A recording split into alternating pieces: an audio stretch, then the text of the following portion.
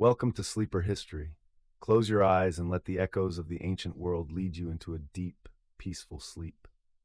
Chapter 1: The Primordial Void and the Rise of Zeus. Before name, before order. Hear now, as if gathered at the ear of the first dawn, the story of beginnings. A time when even the notion of time slumbered, when the very air hung heavy with unshaped possibility. There was first a widening absence, a yawningness that was not yet described by any tongue, because tongues had no place to rest. In the silence that is proper only to what has no neighbor, there opened a hollow so absolute that it was itself the parent of all that was later called origin. The poets and the ancients give it a name, chaos, but that name is not a thing. It is a condition, a raw aperture. To speak of chaos is to speak of the unbounded interval before the loom began to move, the matrix in which being and not being faced one another in a nakedness of potential. From chaos, so the traditional songs insist, arose the great slow-breathing presences that would lay the frame of cosmos. They did not come with a trumpet or decree. They came as resistless intimations. Gaia, the vast and patient earth, rose, a fertility of substance and the first home. She was not merely land, she was the idea of ground itself, the bedrock of being, broad-breathed and bearing within her the memory of all seeds and bones. She spread herself into deep valley and towering ridge, into black loam and the fine dust that would later know the tread of gods and mortals. Beside and within Gaia, close and sometimes almost indistinguishable in the myth-maker's hesitation, there lay Tartarus, the deep and gloomy pit, a chasm stretching far beneath the feet of the newborn world, a place of darkness and of weights, an antithesis to the uplift of Gaia. Other presences took shape in that quiet. Eros, the sweet and dangerous mover whose force is attraction and the compulsion towards union, and from the interstices, Nyx and Erebus, night and shadow, who would weave their own tapestries into fate. In that slow making, Gaia, who is both mother and stable realm, brought forth Uranus, the sky, vaulted and blue and hard, a domed canopy to shelter and press upon her. Uranus was not a mere piece of weather. He was the first encompassing roof, the firmament that could be invoked as fatherhood itself. He made the stars their home and held them in a discipline of light. Gaia and Uranus are thus the first conjugal pair in the shape of cosmos. They touch and bind, the broad upholding mother and the distant encircling father. They are both one and apart, like the surface of a sea and the sky above it, intimately conjoined yet separated by a luminous, endless space. Scene 2, the union and the births. Observe, with patience, the household that forms around that pair.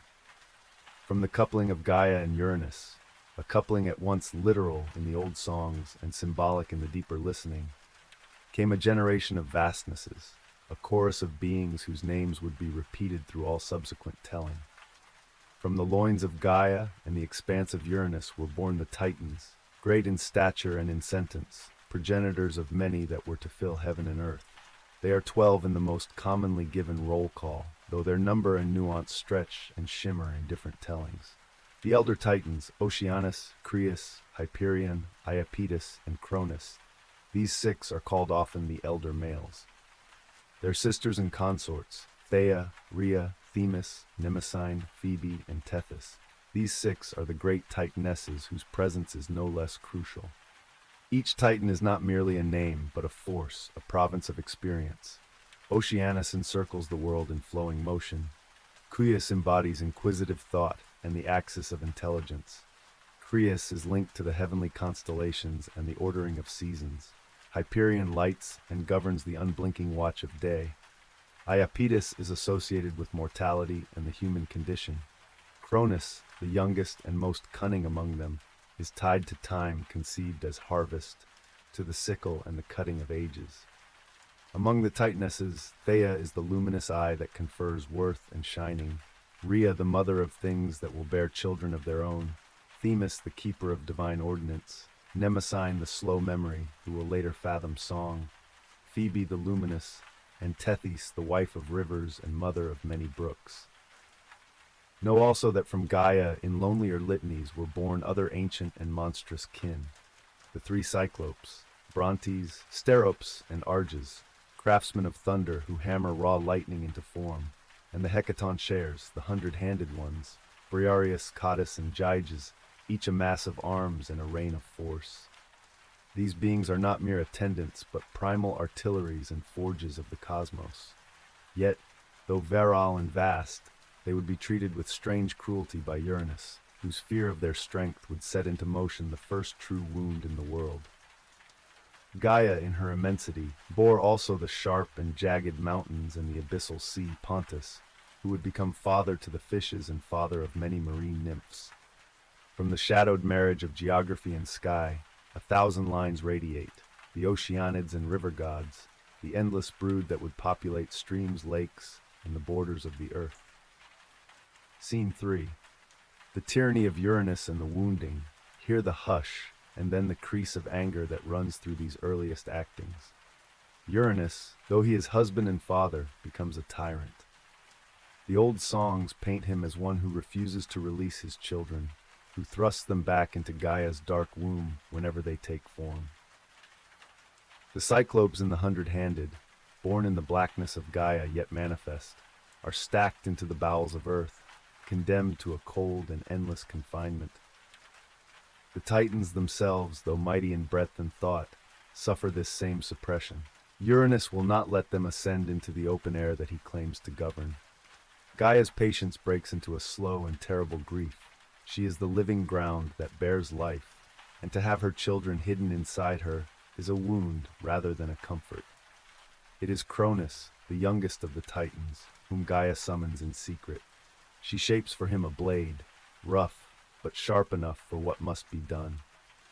With counsel and a mother's cunning, she persuades him to lie in ambush and to cut away the thing that denies life its freedom. The deed is performed under the shroud of night. Uranus, in the intimacy of his dome, is castrated by his son. The severing is an utter overturning of the world's first order. From the wound and from the blood that falls upon Gaia are born new terrors and new luminaries, both monstrous and beautiful. The Erinyes, the Furies, those avenging spirits who pursue perjurers and wrongdoers, are said to rise from the gore. So too are the Meliae, the ash tree nymphs, sprung from that violent sap. The severed genitals of Uranus cast into the seething sea give rise in the foaming surf to a new being, Aphrodite, the goddess who will make desire and union the realm's most complicated art. Thus cruelty begat chastisement, and wound begat beauty. The cosmos learns that creation may also be pain. Uranus, defeated, is flung down and left unthroned. In the vacuum of his absence, the earth herself, Gaia, fashions a new order. But the pain of suppression cannot be redressed without cost. The Cyclopes and the hundred-handed, though freed in spirit by Gaia's plan, remain hidden. Cronus's ascent to rule is as much a consequence of cunning as of justice. He becomes the new sovereign, the lord of the ages, but the seeds of later strife are sown in the soil of that very succession. Scene 4. Cronus's reign and the wrenching of children. Cronus takes his place as ruler of the cosmos, a king of harvest and of the slow seasons. He marries his sister Rhea, she who is gentle in her fixedness, who will become the mother of later gods who will themselves define stories. Under Cronus, a new era opens, sowing and reaping, the calculation of time by the number of harvests. But Cronus is not gentle in his rule. In a reflection of his father's terror, and perhaps forewarned by the sagacity of prophecy, Cronus hears a dread that he will be overthrown by his own child, as he had overthrown his father. The fear that plucks at his heart is not a trivial anxiety, but a dread that seems to have a hunger of its own. To guard against this prophesied overthrow, Cronus takes the monstrous measure of swallowing each of his offspring the moment they are born. Thus, as Rhea bears Hestia, Demeter, Hera, Hades, and Poseidon, each infant is taken into Cronus's mouth and drawn into his belly, into even deeper darkness than that from which Uranus had once confined his brood. Rhea, whose grief is as vast as Gaia's patience, endures this sequence until at last there arrives the child whom she resolves to save, Zeus. She hides him in the concealed places of the earth, in a cave of the Cretans, in the folds of mountains, and gives Cronus instead a stone wrapped in swaddling cloth, which he swallows in foolish triumph. Thus the child's survival depends upon the cunning of the mother and the complicity of the old earth. Zeus is secreted away into a world of nurture and of potential. He is suckled by the divine goat and guarded by Curetes, those fierce dancing warriors whose clanging shields drown the infant's cries and so maintain his concealment. Scene 5. The upbringing of Zeus and the slow becoming. There is a long, slow apprenticeship in which the hidden child grows. In these years, Zeus receives not only nourishment but counsel. He learns the languages of sky and of law. He learns the measure of rod and of voice. Different tellings place his upbringing upon different shoulders. Some say Ammon or Adamantian nymphs. Others decree the secret care of Gaia or of Rhea herself. But in all the voices is the same insistence. Zeus grows with a mind sharpened by knowledge of the wrongs done, by the taste of loss, and by the hunger for rightful dominion. He listens to the old songs that his mother whispers to him, the songs that recount the wrongs of his father and grandfather. In the dark of his fostering place, he learns strategy, he learns the leverage of promise and of fire.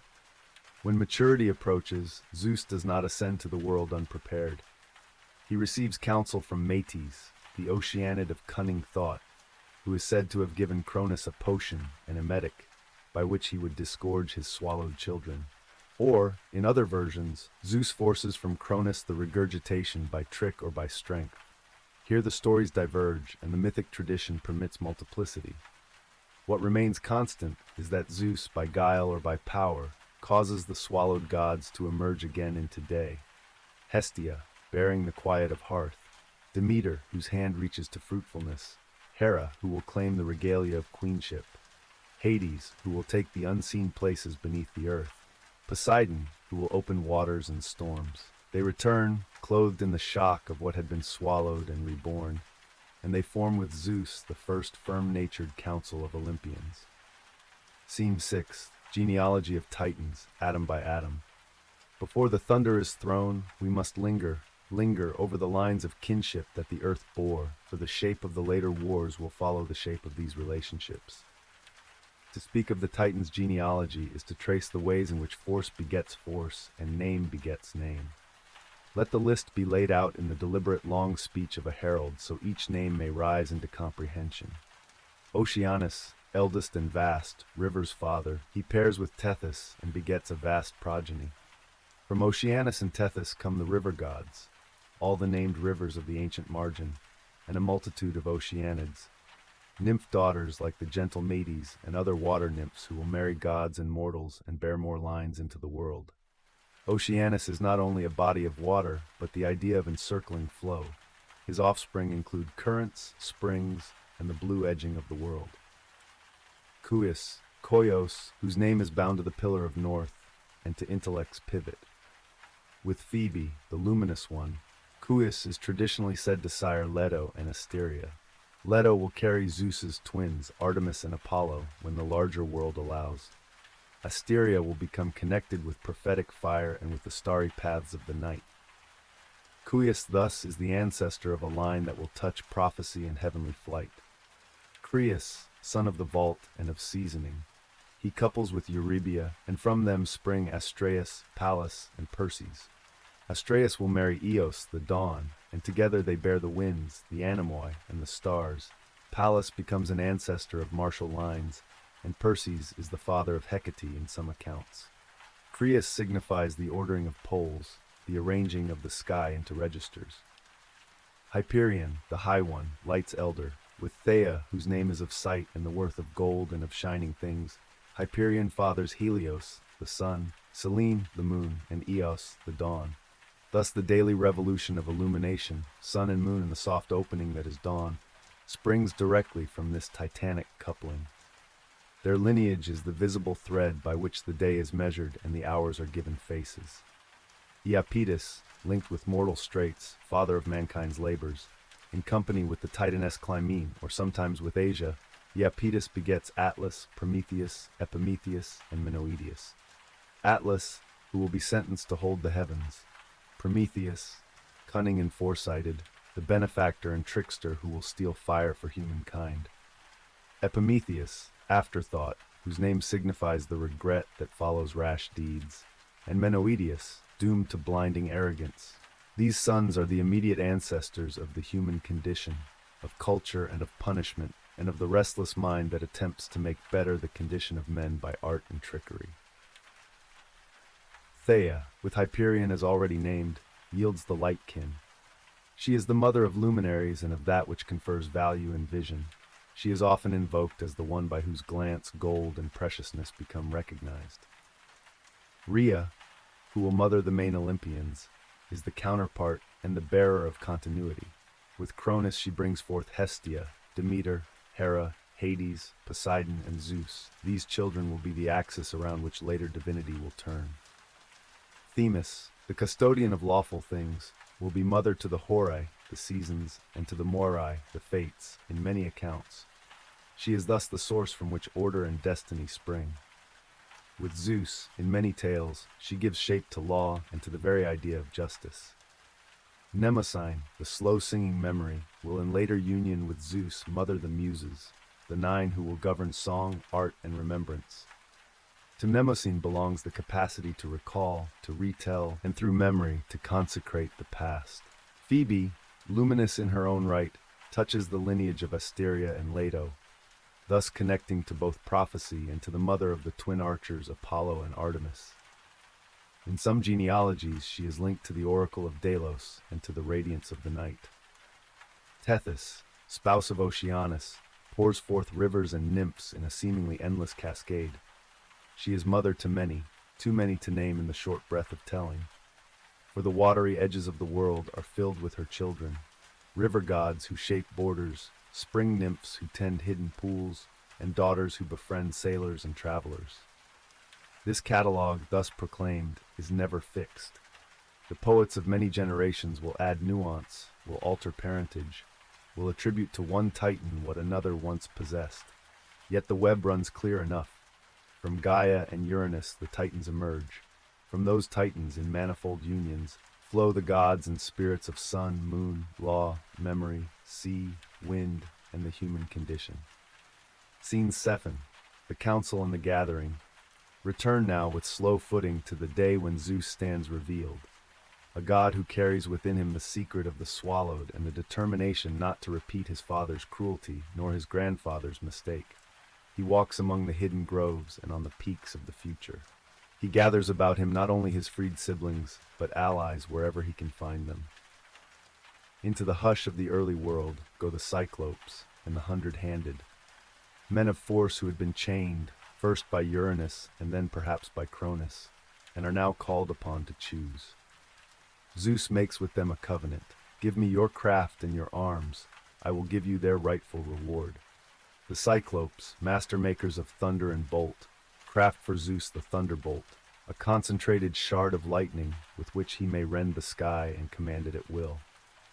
For Poseidon they forge the trident, a forked weapon whose thrust can split the sea and shatter the earth's furrows. For Hades they fashion the helm of darkness, which cloaks its wearer in stealth. Thus the primordial smiths give the gods their emblematic weapons.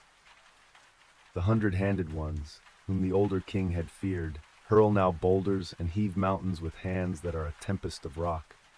They become the heavy artillery of Zeus's army, a force that will batter the Titans' ranks and unmake the fortifications built by Titan thought. So prepared, Zeus summons his newly gathered kin upon the broad expanse of visible earth, to the place where mountain meets the plain, and where the sky's vault is at last to be fought for. Scene 8, Titanomachy begins. The first clash, there is a hush like the inhalation of the world before a storm, a long moment in which the grass holds its breath and the sea waits at its lip. Then the battle opens. It is called the Titanomachy, the War of Titans, and it is a conflict that is more than a strife of bodies. It is a contest of orders, of legitimacy, of the right to govern the shape of things. For 10 long years, so say the ancient chronologies, the earth resounds with the clash of these primeval powers. Imagine the theater. Titans vast as hills, their voices like avalanches, stand upon raised rocks. Mountains that had once been patient rise like wrinkled brows to arm themselves. Across the plain advance the younger gods. Zeus, hurled about with thunder.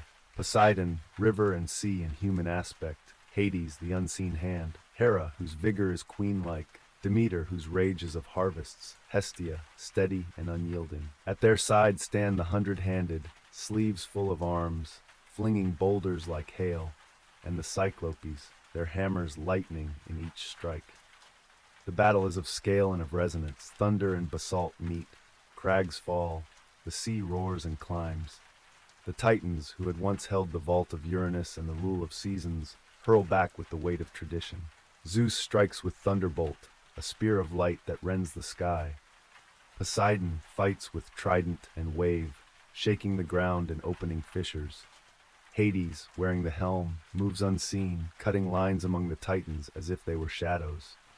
The earth herself groans and shifts under the forces, and in one telling, Zeus even frees the imprisoned 100-handed and Cyclopes definitively, setting them to the work of crafting weapons and of pummeling the Titans into disarray.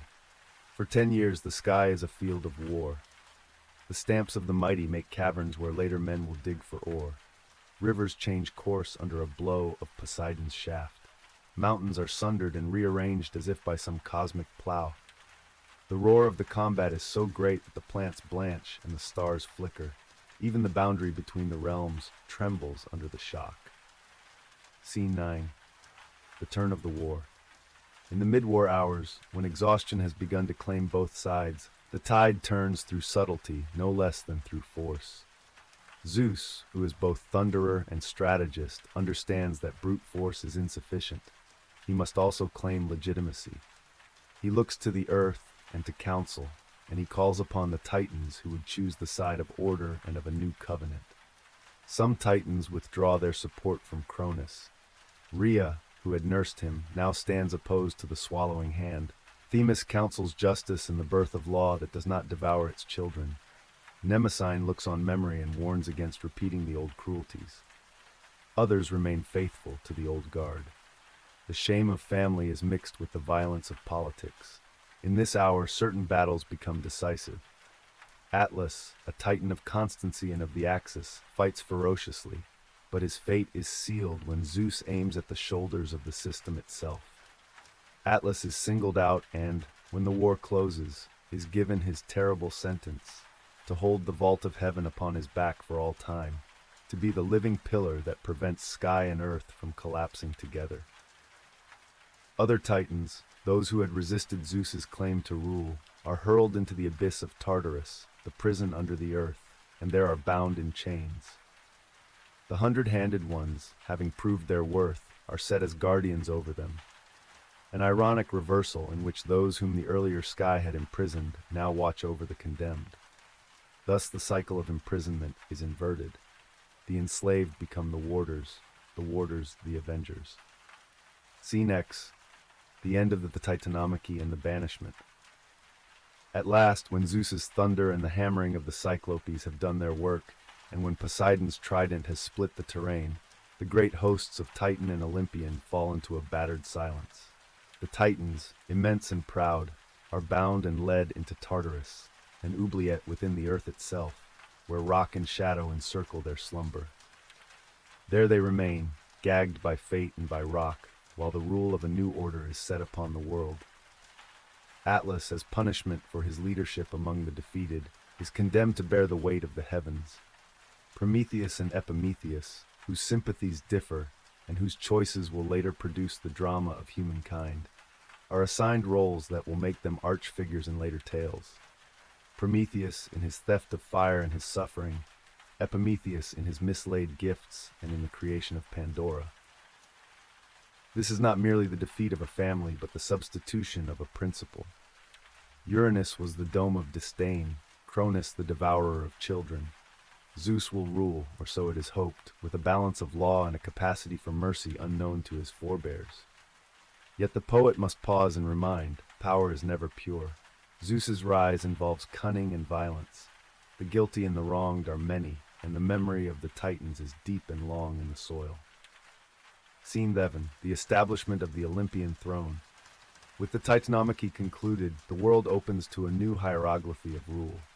Zeus sets his throne upon Olympus, a high seat from which the winds in the sky can be governed and the thunder can be thrown. The abode of the gods becomes a place of ordered ritual and of councils. It is not yet the domestic garden of later dramatists, but a royal seat where statutes are made and decrees are spoken. The division of realms among the three brothers, Zeus, Poseidon, Hades, is in many ways emblematic rather than forensic.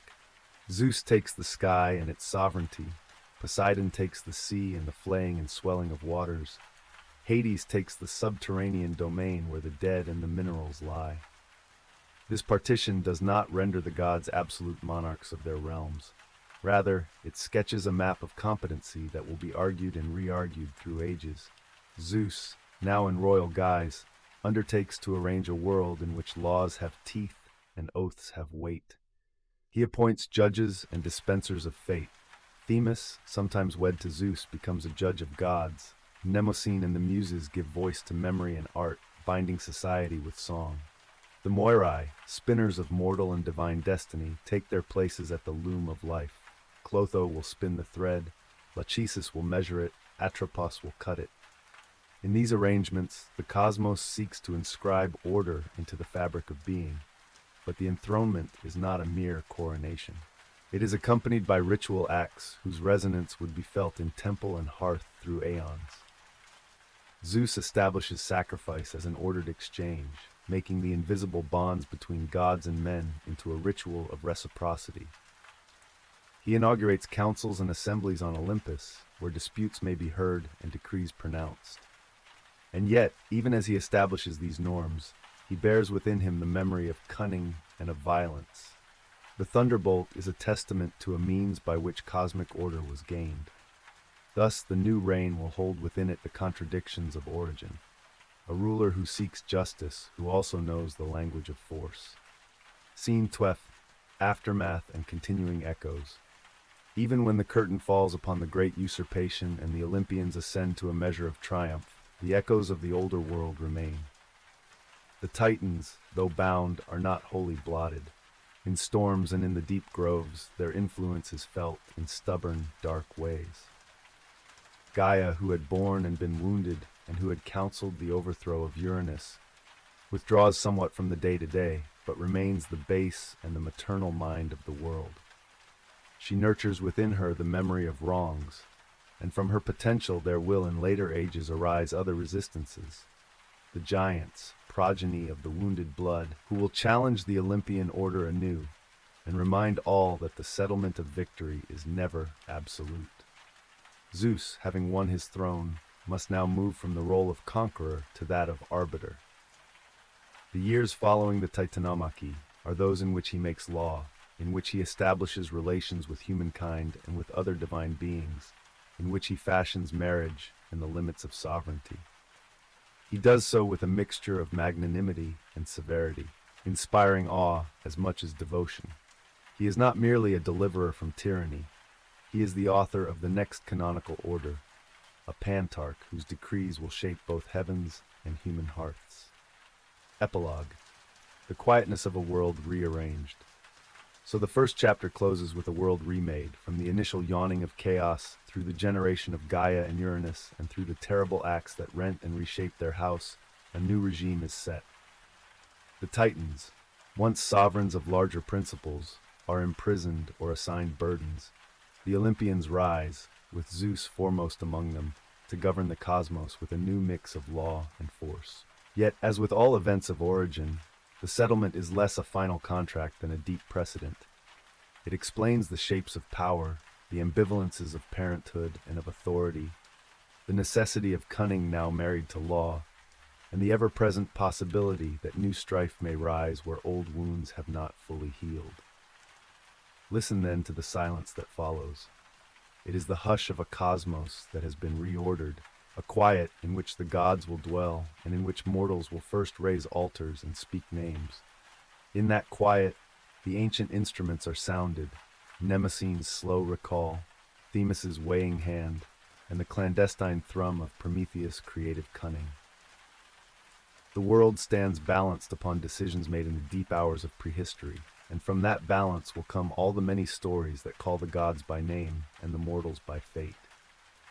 Thus ends this first slow, detailed musicking of beginnings, the primordial void and the rise of Zeus, an origin that is also a warning, a promise, and a law. Chapter 2: Zeus, the sovereign of the ether and king of gods, prelude to a king's day. In the hour before the first light seeps into the pale ridged clouds that crown Olympus, there is a steadier and more absolute hush than any mortal ear can know. Even the stars seem to take a breath and hold it. Even the vast circuits of sea and plain quiet themselves as if to listen. It is in that long, suspended interval that the mind may approach Zeus, not as a tale's headline or a litany of epithets, but as a sovereign who embodies a sky's manner of thinking, who rules by a mixture of law, storm, cunning, and the ancient, slow memory of lineage. To speak of Zeus is to speak of a ruling principle that is at once physical, symbolic, legal, erotic, tempestuous, and domestic. He is the apex of a family, and the measure by which the family's wrongs are to be rectified or repeated. This chapter opens as a slow portrait and proceeds through scenes that dwell upon the weather of his mood, the objects that signify his authority, the terrible justice he enforces, the monstrous foes he smites, the unions he contracts and their meaning for the world, and finally, the daily cadence of his reign upon the peak of Olympus. Scene 1. The dominion of the ether. To understand Zeus, begin with the ether. It is not enough to say sky, for that would be to reduce the sovereign to an object. The ether of Zeus is an active domain, a polity of heights and currents. It is the space between, the intermediary that binds the high and the low. It is the moving region where weather, omen, and will meet. Zeus reigns over this region as one who holds the last word of assemblage. The clouds are his counsel, the horizon his margin of deliberation. When clouds assemble, they are not merely meteorological accretions. They are the consoles of his mood, the drapery in front of his face when he conceals thought. Lightning is not simply physics, it is the flensing of intention into a visible sign. The sovereignty of Zeus is dual. He commands the broad and general, the law that binds cities, the solemn enforcement of oath and the reciprocity of xenia, the sacred law of hospitality, and he also commands the intimate and immediate, the bolt that splits a king's chariot, the storm that breaks a fleet. He is thus both the general's marshal and the intimate overseer of a household's wronged guest. The ether that he governs has both the sweep of state and the tightness of hearth, and he moves between these because the order of things in the ancient mind is not compartmentalized as modern minds demand.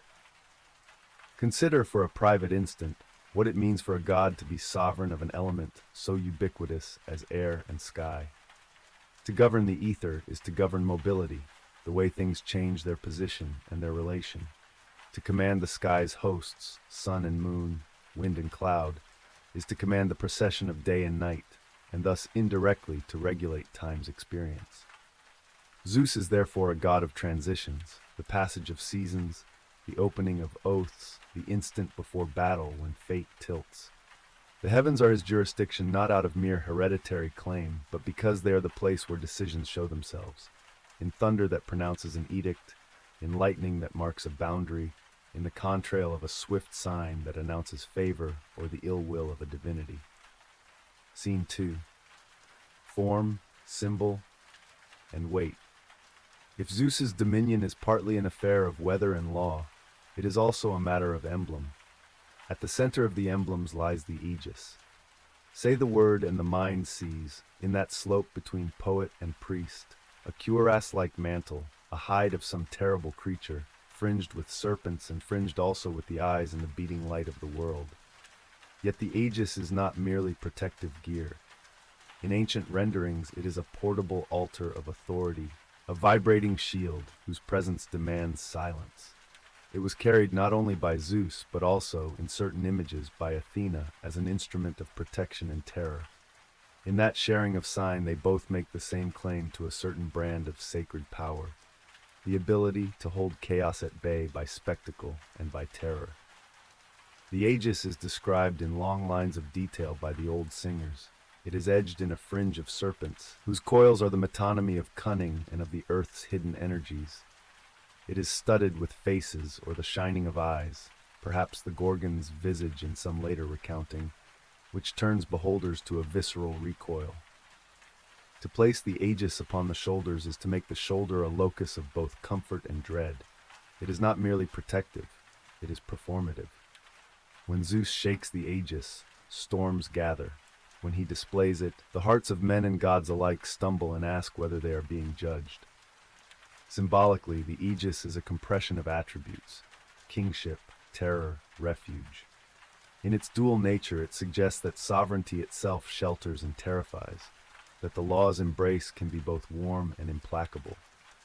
It is a thing of texture as well, described by poets as a skin or a net of the divine, the kind of object that, when held, sends tremors into the world. Such objects in myth are not mere accoutrements. They are persons in their own right, and the Aegis as a relic carries with it the past weight of Gaia's blood, of the early world's terrible things. It is, therefore, a handhold upon which memory and thunder converge.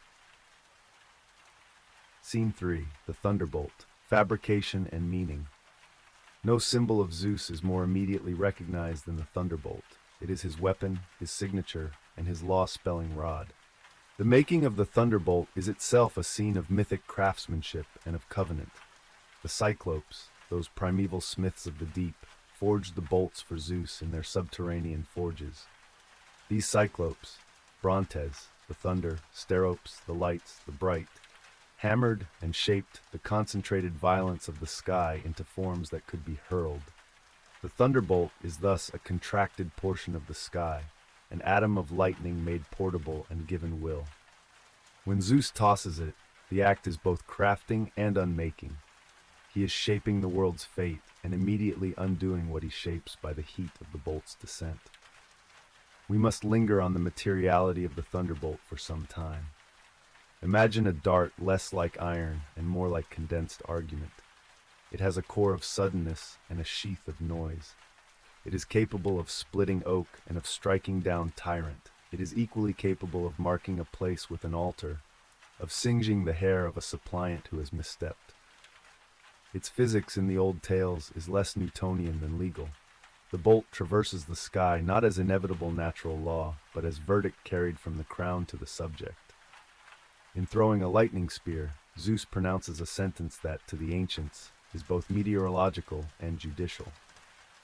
The thunder that accompanies it is the applause and the recorded echo of the decision. The bolt is also, importantly, an instrument of creation. It can set fire to the fields that then regenerate, drawing life from the old sacrifice of the green. In this paradox lies Zeus's characteristic ambivalence. He is a destroyer of and a begetter. He smites to create new political economies. He burns to force lesson and change. The thunderbolt is thus a compression of his manner, abrupt, decisive, often terrifying, and always significant. Scene 4. Xenia, the guest love, the rule, and the sword. To the people who loved law as much as they feared the sky, Zeus is the guarantor of Xenia. Xenia is hardly an abstract category. It is the cloth and cadence of hospitality. To give a stranger food and shelter, to accept a guest's gift, to exchange oaths that bind man to man, city to city. In the old speech, there is scarcely a political system without the currency of hospitality. To fail in hospitality is to open a wound through which violence may sooner seep into the polity. Thus, Zeus Xenios, Zeus of the guest friendship, becomes the enforcer of this norm. To invoke his name at a table is to place the table under the protection of a god whose punishment is immediate and whose vengeance is swift. Observe a case. Men who murder their guest in order to take goods are said to invite the wrath of Zeus. The god is no remote theoretician of law, but a house guardian whose lightning may split the roof of an offending hall. The tales that remind the listener of Zeus's role in Xenia are not merely moralizing, but constitutional. They say that the city itself is built upon a minimum of trust. When Odyssean guests and hosts meet, the standards of Xenia decide whether the world will experience chaos or order. In many stories, Hospitality is linked with reciprocity and the exchange of tokens, a cloak, a cup, and these tokens become evidence before Zeus. The god's justice is thus not only punitive but evidentiary. He reads tokens like a judge reads documents. Yet Zeus's role in Xenia reveals another tension. His enforcement is absolute, but the gods themselves are not immune to the seduction of pleasure. Zeus, in many tales, violates hospitality through his own amorous wanderings, and thus his enforcement becomes complicated by his personal actions. The tension between lawgiver and lover, between guarantor and corrupter, forms one of Zeus's central contradictions. It is essential to the mythic dramatist's interest in him. A sovereign who enforces hospitality while sometimes violating it becomes the mirror in which we read our own frailties and the structure of power. Scene Fuff, divine justice, law, oath, and punishment. Linked with Xenia is Zeus's larger function as enforcer of justice. He is the upholder of oaths, the punisher of perjury, the avenger of sacrilege. In the cosmic order, oaths are not human contingencies but the glue that holds gods and men together. To swear by Zeus, that is, to call upon him as witness, is to place the oath in the cosmic ledger. When that oath is broken, the ledger must be balanced. Zeus's justice has many faces. Sometimes it is swift and devastating. Lightning strikes, a house collapses, a king goes mad. At other times it is slow and modeled on patterns of shame and exile. The guilty may lose their city, may wander, may fall into a pattern of misfortune that serves as their correction. Zeus's penal logic is rarely retributive only. It is often educative. He punishes to restore a moral architecture, to make outrage unsustainable. Nevertheless, the scale of his punishment can be disproportionate. Even a small infraction may render a giant retribution that shapes history. That is because Zeus sees the structure of society as integral. To permit small breaches is to invite large collapses. The old poets place his justice within a political metaphor. To allow a breach in oath is to allow the city's foundation to crumble. There is also a ritual angle. Justice under Zeus requires ritual acts of purification and atonement. Before returning to one's hearth and full social standing, one must perform rites. The offended party must be compensated. The gods must be propitiated by sacrifice. Zeus's altar and his flank of priests are thus integral to the functioning of justice. His jurisprudence is enacted, not written in dry codes. It is performed on altars and in the exchange of gifts and curses. Scene the 6th, the battle with Typhon, the sky torn and the world remade. If Zeus's reign is domed by law and signified by thunder, the threat that would have undone the cosmos must be given a scene, the monstrous Typhon. He is the worm of the deep and the storm of the nethermost dark. He is the last great challenge to Zeus's sovereignty. A fury of many heads, each serpentine, whose roar is a chorus of annihilation. Born from the earth and the void's last rebellion, cast in some accounts as the child of Gaia and Tartarus, or of Gaia and the remnants of castration's blood, Typhon is the will of the earth to undo the new order. In him, the old grievances of Gaia, the outrage at the binding of her children, reconstitute into a single catastrophic force. The battle between Zeus and Typhon is not merely a duel, but a worldwide convulsion. Typhon's roar unseats mountains, his coils wrap the horizon. He is the elemental attempt to overturn the vault itself, to push back the sky. In the old songs, the fight is drawn out in viscera. Zeus, battle-glorious, hurls thunderbolts. Typhon answers with winds that cut like knives and with fire that mutters from his mouths. Their struggle rends the pastures and scatters the deep. At one point in the war, Typhon tears away Zeus's sinews, a motif of supreme horror, and the god becomes maimed in a manner analogous to his grandfather Uranus's wounding. But this wound becomes a narrative pivot.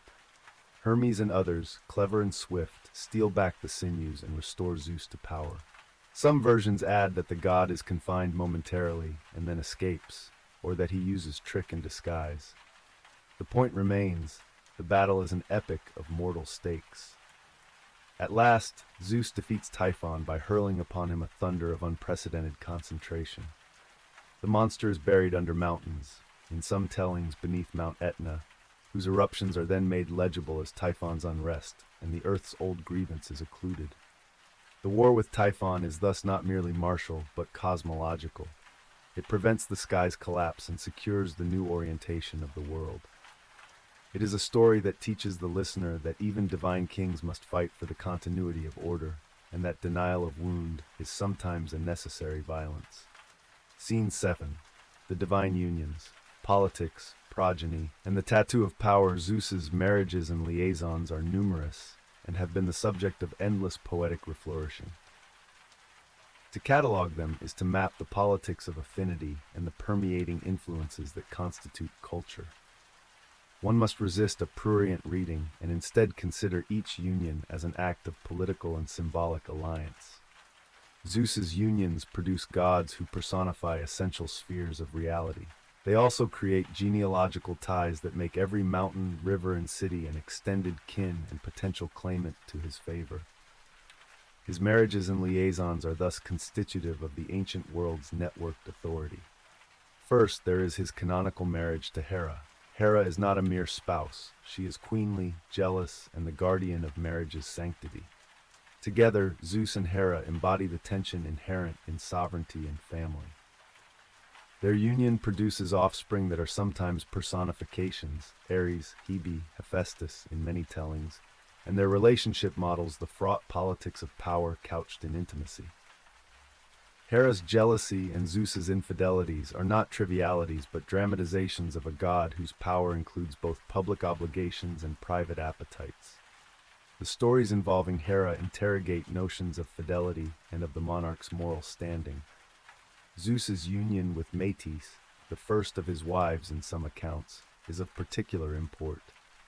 Metis is the personification of cunning intelligence, and the prophecy that she will bear a son that will overthrow Zeus leads him to swallow her. From his head later, Athena, the goddess of wisdom, strategy, and crafts, is born in armor. This act, like other mythic acts of swallowing and disgorging, is symbolic of a sovereign internalizing counsel at the cost of incorporating and suppressing the female voice. That Athena is born not of womb, but of the head signals a strange hybridity. Wisdom as an instrument of the ruler, deployed on the exterior as defense and arbitration. Another union of political significance is with Mnemosyne. From this union, the Muses are born. They are the sources of song and memory, and therefore the foundation for cultural continuity. That they issue from Zeus and the mother of memory says something about the king's claim upon cultural narrative. The sovereign must house the past, or else the past will subvert him. Apollo and Artemis, born of Leto, herself a descendant of Titans, position Zeus as mingling deeply with the lines of prophecy and hunt. Each liaison, with Eurynome, with Dione, with Maia, with Semele, with Alcmene, produces gods or semi-divine heroes that tie disparate lineages and regions into the archipelago of Olympus's influence. The mythic significance of these unions must be emphasized. They are not mere erotic episodes. They function as treaties. The child of Zeus and a nymph is a bond between Olympus and the mountain range. The child of Zeus and a Titaness is a reconciliatory token. The child of Zeus and a mortal is a charter by which a city or a dynasty can claim divine favor and thus political legitimacy. In myth, lineage is law. Progeny authorize new political claims. Zeus's fertility is therefore a political instrument, and his loves are diplomatic when seen through that lens. Scene 8. The daily rhythm of Olympus, from dawn's quiet to council's clamor. What is a day in the life of a god-king whose nature is both the sudden thunder and the slow juridical deliberation? Move slowly with me across the hours upon Olympus. Dawn. The gods stir. Hermes is the first to run errands. A wind bends, and the first birds cross the air. Zeus lifts his head, and with it, the eastern sky seems to sharpen. There is a percolation of light and of requests that pour upward, offerings from mortals, rumors of breach, the first petitions of the day. Before his throne stands a table of tokens, garlands, bowls, small votive objects, each an embodied prayer. The god reads them with the mind of a magistrate and the appetite of a sovereign. Mid-morning, council convenes. The gods assemble on raised terraces. There are formalities. Themis speaks of law, Athena of strategy, Hera of household and polity, Apollo of prophecy. Zeus presides, and his gestures determine which matters are to be debated and which will be commanded. He hears mortal complaints, he weighs the intergod wrangles, and he passes sentences. The cadence of his voice is both meteor and measure. It can be caustic, it can be indulgent. The council is not a parliament. It is a weighted assembly in which Zeus's will is structural, yet must be articulated and justified to hold the consent of those who remain powerful in the domains of earth and sea. Afternoon. Zeus moves to other affairs, the checking of omens, the reading of entrails, the listening to the press of fate as it moves through sacrifice. He accepts supplications, sometimes transforms himself into the favored shape for the supplicant, and sometimes chooses to punish. This part of his day is the executive administration, the dispensing of mercy and law. Evening. There are entertainments and the human-scale rituals, feasts, dances, and the weaving of stories. Zeus's presence at the feast is necessary because it sanctifies the gathering. Wine is poured, odes are sung, and the muses provide memory. The king's laughter, when it comes, can be a benevolent thunder. Hera watches him with the queenly eye, sometimes scowling, sometimes playing. Night. The palace quiets, but not entirely. Zeus keeps a watch, for wrongs occur under the cover of darkness. The god's nocturnal vigilance is what keeps oaths from being violated. From his high vantage, the king watches the world like a subject watches a flock, not always in detail, but sensitive to any rupture that will require his thunder to reassert order.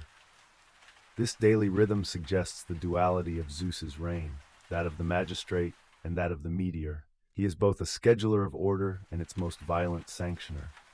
It is an administration that demands both ritual and readiness to strike. Thus, the everyday on Olympus is not idle. It is a perpetual calibration of mercy and authority. Scene 9. The King's Paradox. Protector, seducer, judge. A careful thought must be afforded to the paradox at the center of Zeus's being. He is the protector of guests, of oaths, of laws. Yet he is a seducer who repeatedly violates those same laws by his passions. He is the judge who enforces hospitality and fidelity, but also the god who deceives wives and mortals for his own pleasure. In this lie a commentary upon authority. The sovereign must be above certain constraints, but is nevertheless subject to the passions and energies that make him human, or at least anthropomorphic. The myths do not flinch in showing Zeus's failings. They make him fallible in ways that amplifies his complexity. To narrate the god without his contradictions would be to render mere caricature. The paradox also furnishes cultural pedagogy. Zeus's transgressions are instructive. They show what the ruler can do and the hazards of unbridled appetite. They remind audiences that law, when detached from accountability, may become caprice. Thus, the figure of Zeus both legitimizes authority and circumscribes it by exposing the cost of its abuses. Scene X. The ongoing repercussions of sovereignty. Having narrated his dominion over sky and symbol, having retold his battle with Typhon and catalogued his unions, and having traced the daily rhythm by which he tends and enforces rule, one must mark the after-effects. Zeus's rule establishes a template for order and for its resistance. His thunder becomes the last recourse for kings who seek cosmological imprimatur. His aegis becomes a motif for protection that is also intimidation. His marriages foster webs of political affiliation that will ripple across city-states and mountain clans. At the same time, the world remembers the cost. The Titans remain as subterranean murmurs. Gaia's ancient complaint is never wholly silent. The memory of the violence that secured Zeus's rule is a presence in the mythic imagination. It is invoked in moments of revolt and in the sorrow of those who lose under the king's thunderbolt. The mythic world thus becomes a stage on which law, force, and memory continually negotiate. Coda. The quiet that follows the thunder. At the final declination of this long hour, when the bolts have been hurled and the councils have adjourned, when the aegis rests upon its hook and the gods return to private conversation, there is a silence at once consoling and charged. Zeus sits upon his peak and looks outward. He is a ruler who is the sum of many contradictions, the upholder of law and the violator of it, the enforcer of hospitality who seduces brides, the arbiter who must sometimes use brutal force to preserve the very order he preaches. In that paradox is the ancient world's most unsettled insight, that sovereignty is always a balance between terror and beneficence, and that the sky's gift of thunder is also the sky's obligation to shelter. The quiet that follows is not emptiness. It is an afterword of presence, the sense that the world is governed and that it is also fragile, and that the story of Zeus will be told and retold as long as men and gods choose to speak.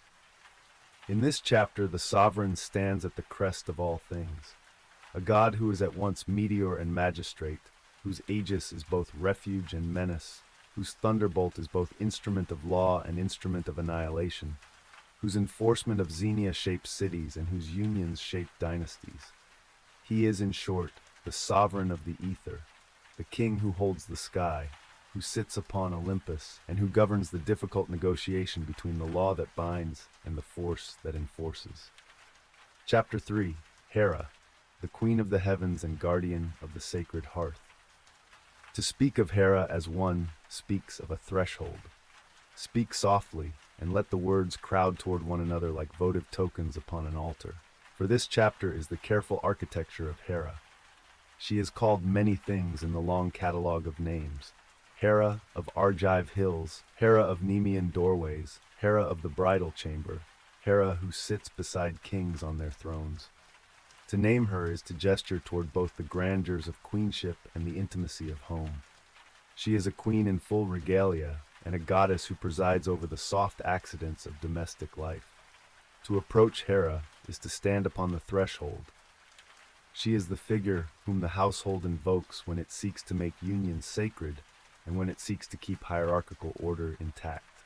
She is the guardian not merely of marriage as a private contract, but of marriage as the social scaffold upon which cities and dynasties hang. This chapter will weave a long, patient path through Hera's origins in the older world, her care under Oceanus and Tethys amid the understated splendors of Titanic maternity, the slow, 300-year courtship that will finally bind her to Zeus, the divine wedding in the Garden of the Hesperides with its ritual and pageant, the elaboration of Hera's role across the spectrum from domestic guardian to political adjudicator, her fierce rivalries with Zeus's other children and mortal lovers, especially the long, antagonistic dramas surrounding Heracles and Io, and finally her strategic maneuvers during the Trojan War that show her as a political actor as much as a guardian of home. The style is intentionally slow and immersive. Each scene will be given room to breathe, to let small images accrete into atmosphere, and to let Hera's personhood emerge as more than a single glare or a single act of jealousy. Scene 1. Hera's origins. Under the tide, Oceanus, Tethys, and the long nursing of a Titaness. Before she is called bride or queen, before her is sewn the robe of matrimonial sovereignty, Hera rests in the net of a wider maternal order. In some traditions, she is the daughter of Cronus and Rhea, one of the 6 children said to have been swallowed and later disgorged by Cronus. But there is also a strand of older telling in which Titanic waters nurse the young goddess. I invite the listener now into that long and watery nurture. Imagine the place where the world is edged by the flowing frame of Oceanus, a gulf that encircles the earth, transparent and languid, whose daughters, the Oceanids, are innumerable as bubbles. It is here, in the slow-voiced hush of tidal motion, that Tethys, ancient mother of streams and of the many waters, collects the children who are to be midwives to later goddesses. To be under Tethys's care is to learn the patience of rivers, the patience with which you gather and keep small things until they become a current. Hera, in these tellings, is placed into that care. The Oceanids teach her the manners of loops and of circlets, the subtle drag of water that holds an island in place, and the quiet power of a current that shapes a coastline. She learns the names of every spring and every river mouth. She learns the etiquette of shores where sailors leave votive bowls, and she learns to read the music of tides as one reads the movement of a courtly protocol. This tutelage is not merely hydrographic, it is political.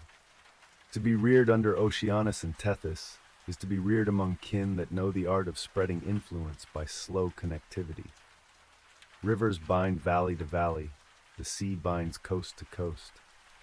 Hera's sensibility, her devotion to the binding of households and the sanctification of the guest, is therefore taught to her in the slow classroom of water. From the fluid patience of Tethys, she derives an unshakable conviction that social bonds are like currents, easily disrupted by crude force, but recoverable through steady ritual. The Oceanids teach her too that power may be quiet, and that dominion is often enacted in margins, by the provision of water, by the naming of springs, by the offering of small, steady gifts. Being anointed by these waters makes Hera an administrator of all margins, the threshold, the doorway, the household's gate. Under Tethys's care, Hera learns the lexicon of homes and of cities, but also the vocabulary of small binding acts, the laying of a hand upon a child's head, the tying of knot in a wedding veil, the arrangement of a meal that sanctifies guests. These are her first tutors. They give her the habits and the patience that will one day make her not only the queen who sits beside Zeus, but the goddess who watches the hearth and the marriage bed. In those early, watery years, she absorbs the knowledge that the great political fabric of the world is sewn by small household stitches. Scene 2. The courtship of Zeus, 300 years in tenderness and cunning. The courtship that binds Hera to Zeus is not a brief parry of arrows and bronze, but a long 300-year unfolding of strategy, ritual, and reciprocal gift-giving. To narrate it requires not a single bright gesture, but the patient survey of a season that is, in myth, centuries. The courtship is not merely personal. It is an event in which the political bearings of heaven are negotiated and where alliances are built to last beyond a single lifetime. At first, Zeus, a god of the sky, quick with thunder and with a compass of aims, casts his glance upon Hera. But a glance between such beings is never without pressure. Hera, who has been taught subtlety by tide and threshold, meets the glance and tests it. Their courtship proceeds through the regulation of marriage as a contract. Gifts are exchanged not merely as tokens, but as articles of alliance. Zeus sends heralds bearing the fruits of the earth, lambs with delicate wool from Arcadia, gold spun into patterns, and an urn of honey smoked with thyme. Hera sends in return tokens of domestic power, a braid of hair, a small embroidered veil, the key to a storeroom that in myth is never empty. Each gift is marked and witnessed by lesser gods. Each gift is reciprocated with attention. Their courtship is overseen by Themis and Mnemosyne, who ensure the contracts are witnessed and remembered. A marriage in this world is not an intimate but a public arrangement, requiring witnesses that can swear to oaths for a generation. For 100 years they exchange vows, for another 100 the rituals grow more intimate, with feasts where Homeric times are rehearsed, and where the young gods learn the music that will become the songs of Olympus. In the library of memory that is Mnemosyne's keeping, every pledge is recorded. For some 290 years, the courtship is a slow horizontal line drawn across space. Alliances are sealed with the bride's kin and with cities who hope to claim favor. Hera's name is thus widely spread. Shrines are raised in hillside villages, and priests are installed to keep her feast days in quiet corners of the world. The final century of the 300-year courtship is a space of consummation, of ritual unbinding, in which a series of tests affirm that this marriage will not be fragile. Zeus must show, in that last century, that he is as capable of domestic constancy as he is of meteoric rage. Hera, in her final decade of engagement, requires from Zeus a public renunciation of certain arbitrary claims and a pledge that the marital law will be enforced upon the mortals and the gods alike. He gives, in public and in secret. He vows to uphold women's sanctity in the ceremonial rites of marriage, to defend the sanctity of the hearth, and to sustain the rule of law that makes households into social units that will outlast single lifetimes. Whether Zeus can be counted upon to keep such vows is the drama of decades to come, but the point here is procedural. Their marriage is not an accident, but a long negotiation in which both participants rehearse and constitute the very idea of matrimonial sovereignty. The slow nature of this courtship marks Hera not as a passive bride, but as an architect of alliances. She is a negotiator who knows the arithmetic of gifts and of oaths. She is a ruler who knows that a marriage's legitimacy depends not on passion alone, but upon the witness of the polity. In her, the domestic and the political fuse. Scene 3. The divine wedding at the Garden of the Hesperides, a pageant slow as honey. The wedding who seals the 300-year courtship takes place in a place of perpetual lowering light, the Garden of the Hesperides, where the trees hum gold and the air is heavy with fruit's slow, fatal gift. This garden, given to the guardianship of nymphs, and sometimes to Atlas, is a land of twilight and of late light, an appropriate place to marry meaning to mystery. The description of the wedding is long and deliberate, for it is not only a personal union, but a covenant between the reigning cosmic orders. Picture first the approach, processions that gather from the edges of the world. From the east come the chariots of Helios's kin. From the sea come triremes with flowers trailing in the wake. The wind brings with it the music of flutes and the low-throttled hum of a chorus of nymphs. The Hesperides, themselves daughters of evening, weave garlands of gold leaves and place them upon the brows of the gods who attend. The air is scented with pomegranate and with the salt that clings to the skin of sailors who have traveled for the sight of it. The guests are many. Titans who have bent to new governance, nymphs and river gods who bring their tributary gifts, and mortals of note who serve as representatives of the cities that wish to place themselves under Hera's protection. The ritual proceeds as a slow liturgy. First, there is the offering.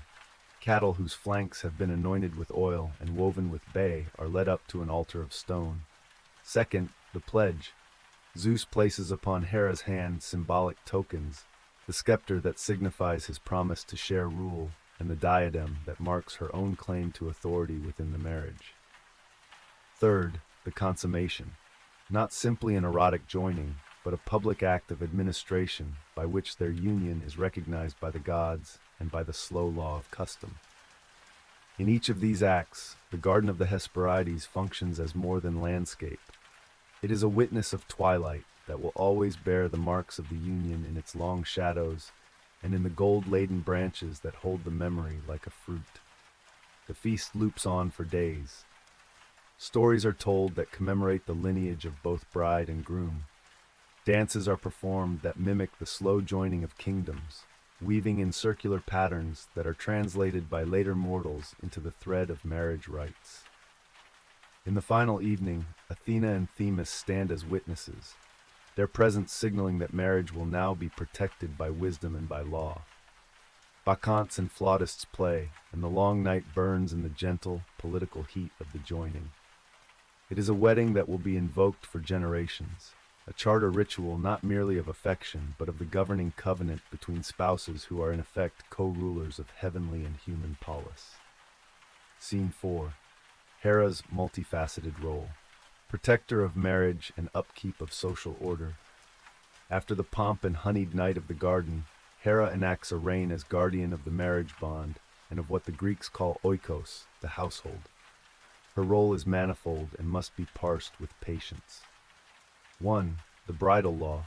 She is the goddess of nuptials and of the sacredness of the marriage bed. When a couple is joined, especially among those who call upon the Olympian names, a token is given to Hera. The tokens become evidence of covenant. They are taken to altars and kept as pledges that the marriage will be honored. In some rites, the first act happens under Hera's name. The veil is lifted, the bride's hair is bound, and gifts are exchanged in the goddess's presence. By these materialities, Hera inscribes the marriage into both religious and social circuits. 2. The protector of wifely status. Hera watches over the rights and statuses of women as defined by domestic law and ritual. She stands against certain abuses, or at least she is invoked in the neighborhood of complaint. A woman who is wronged calls upon Hera's name as if calling upon a queen to hear her case. As protector of women in the institutional sense, Hera is thereby a figure who legitimates both complaint and the ritual means of redress. 3. The arbitrator of dynastic continuity. Hera's function extends to the political reproduction of households. Children who are born under her sanctity are not merely family members, they are heirs whose legitimacy bears the stamp of divine sanction. Kings who trace their lineages back to Hera's favor can advertise stability.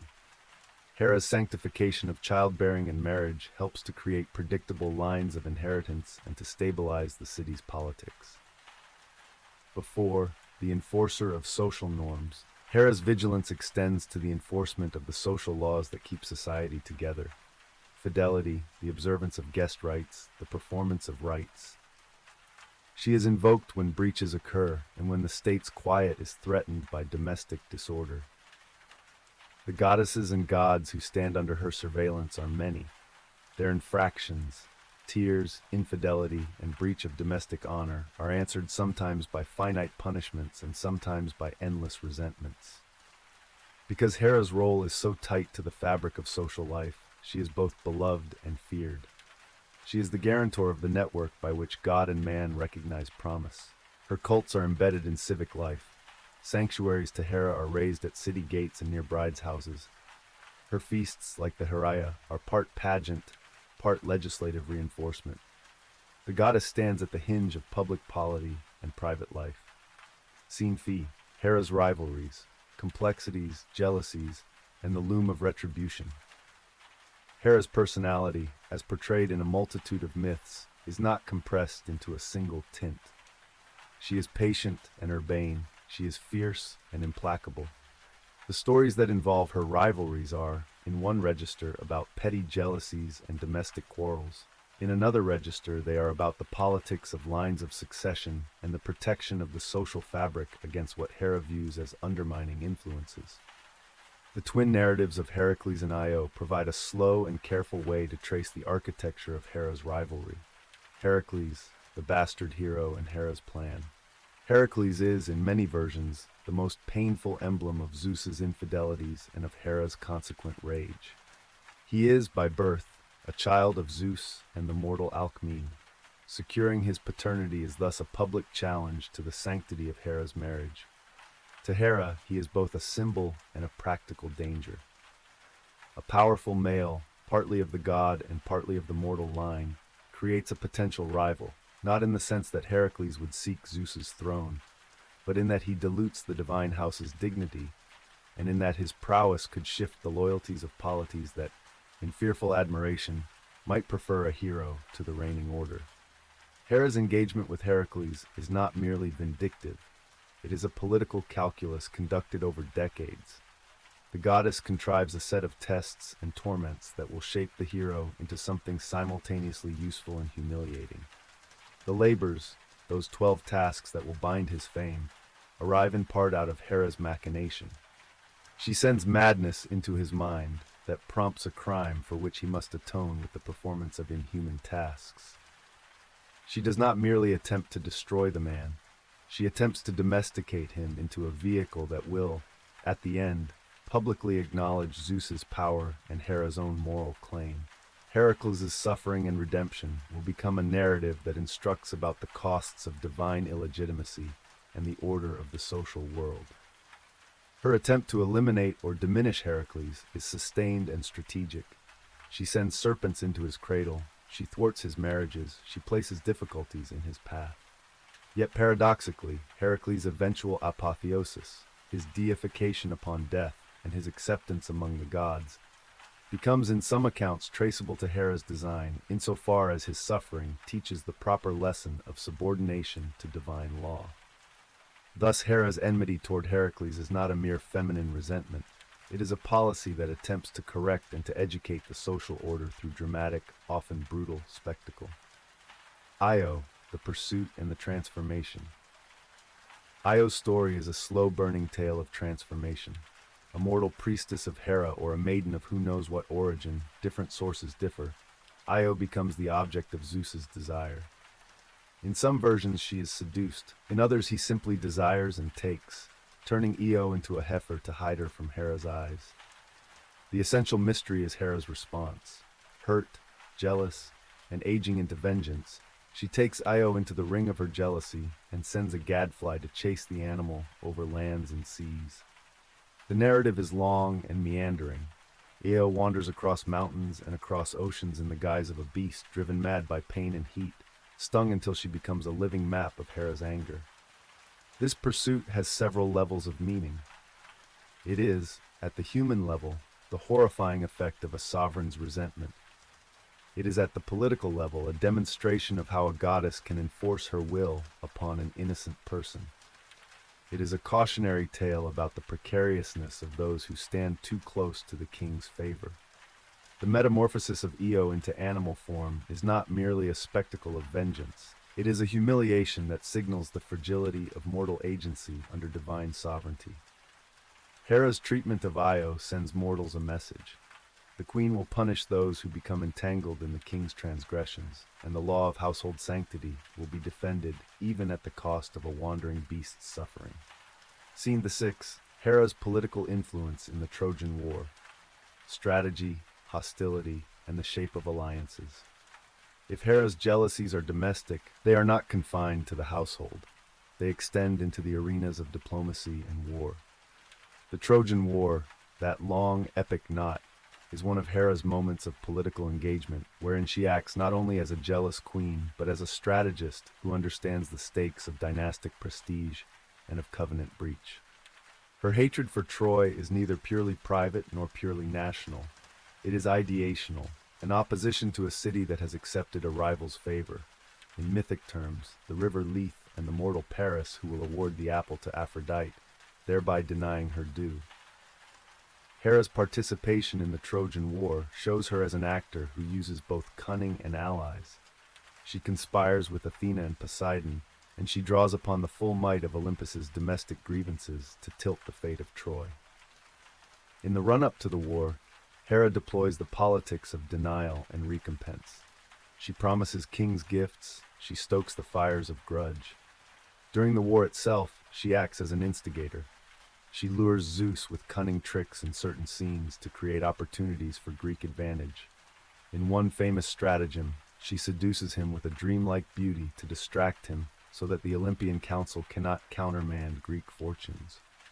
In other scenes, she opens or closes sanctuaries, blesses armies, and sends omens that shape generals' decisions. Her intervention is not merely emotive, it is tactical.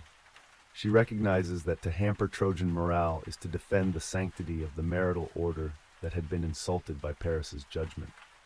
Hera's interventions in the war illustrate that her guardianship of the domestic is seamlessly political.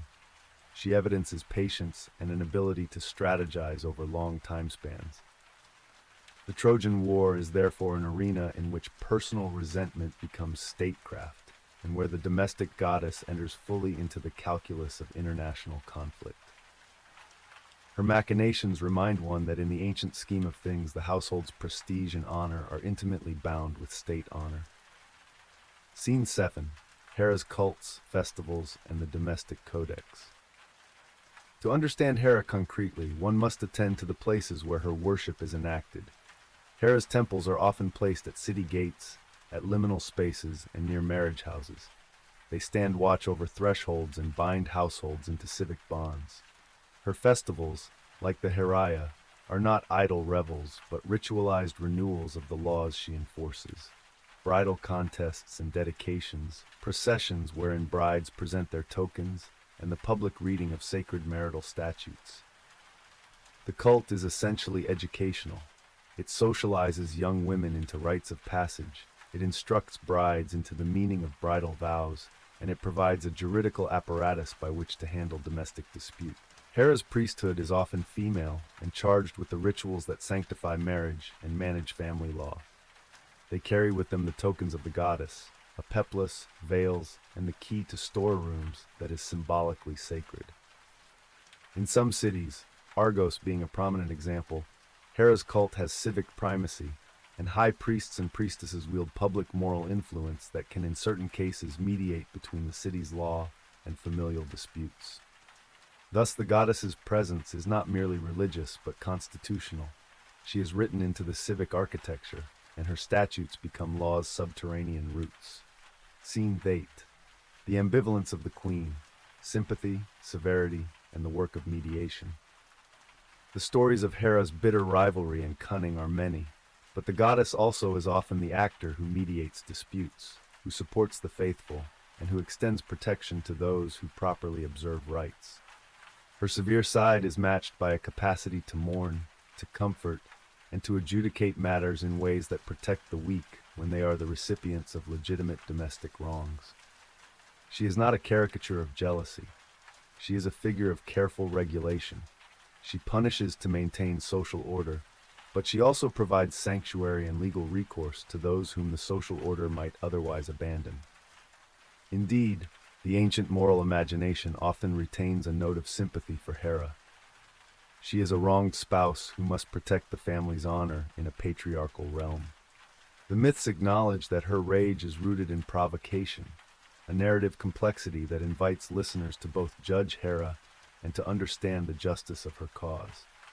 In many popular tellings, the moral is not simply that divine jealousy is villainous. Rather, Hera's actions demonstrate the costs and necessities of guarding what binds society together. Scene 9. Hera's long shadow. Dynastic politics and feminine sovereignty. Hera's influence cannot be limited to a single epoch. She is the goddess whose name echoes through royal houses and whose festival days mark the civic calendar.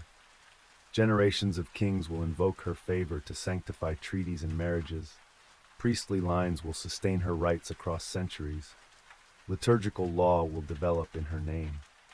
Her guardianship will become the theological backbone for attitudes about marriage, for laws of inheritance, and for the ancient sense that the home is not private, but public in its religious significance. Her presence in myths as both a jealous wife and a guardian of law generates a kind of archetype, that of the woman whose domestic authority refashions public norms. Hera's story is thus not merely a tale of angry queenship. It is the foundational narrative for thinking about feminine sovereignty and the domestic polity's politics. She is, in many ways, the institutional voice that gave honorability to the household's quiet labor and that demanded that the state recognize the sanctity of such labor through law and ritual. Scene X. The Queen's quiet. Redemption, reflection, and the ties that bind end, as the sun lowers on the long pageant, in a quiet that is not the end, but a retuning. To think of Hera in closing is to think of the domestic's gravity, weddings, births, feasts, complaints, and the small things that make a city continue beyond a single life. Hera's work is ongoing. Her jealousies, her tempests, her wisdom, and her authority are part of the world's scaffolding. She guards the door while also commanding the throne. She is both midwife and queen. To linger finally upon her is to understand that her anger and her love are congruent. She is anger at the violation of covenant, and she is love for what the covenant produces. Durable families, stable cities, a world in which oaths bind and altars are sacred. Her jealousies are dark weather that clear the air of complacency. Her blessings are the mud and seed by which dynasties grow. She is therefore neither wholly one note nor only wrath. She is a complex guardian whose slow patience is as essential to the polity as the thunderbolt is to the mountain. Epilogue. The threshold remains. When the hour of telling ends and the tokens are replaced upon the shrine, the threshold remains. Hera, who is queen and guardian, stands upon it. She watches who enters and who leaves. She advises when weddings are proposed. She exacts when vows are broken.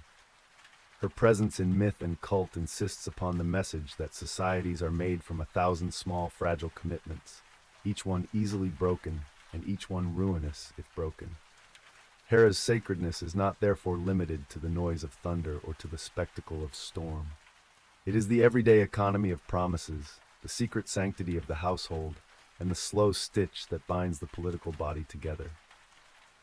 In the long hush after these accounts, let the listener feel the weight of her vigilance, not merely the rattle of anger, but the quiet, slow labor by which she keeps the world's hearth aflame. Chapter 4. Poseidon, the sovereign of the abyss and the earth-shaker scene. I. Where salt and stone meet, Listen, as one would listen to the long, measured breathing of a shore at the junction of seasons. The sound that rises from the boundary between sea and land is not a mere noise. It is a conversation between matter and yearning. Salt tastes the lips of the earth there. Wind draws a thin veil over the shingle. It is at this border that Poseidon is most present. Not simply a god of the open water, nor merely a god of the far-off storm, but an agency of contact. That stubborn juncture where the sea presses on the land and the land answers in a groan. He is born from the same lineage that composes the layered wounds of the first world. He carries within him the memory of every thrown rock and of every reef that refused a ship. In the old songs, Poseidon is both the deep's sovereignty and the earth's judder. To invoke him is to call the place where water knocks against the threshold of the human. Scene 2. Lineage. From Cronus's belly to the salt, wet air. One must trace the slow genealogy in order to feel the weight of Poseidon's name. He is of the house that began with Gaia's long sigh and Uranus's enclosing sky. A child of Cronus and Rhea, a sibling of Zeus and Hades, of Demeter, Hestia, and Hera.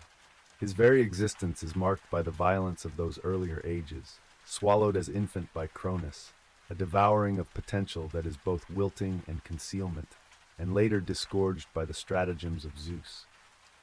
In the mythic recollection, the image remains painful and miraculous. Cronus's belly as a cavern of swallowed gods, and then the rite of release by which Zeus, or by counsel of Metis and of Gaia, forces the old king to disgorge.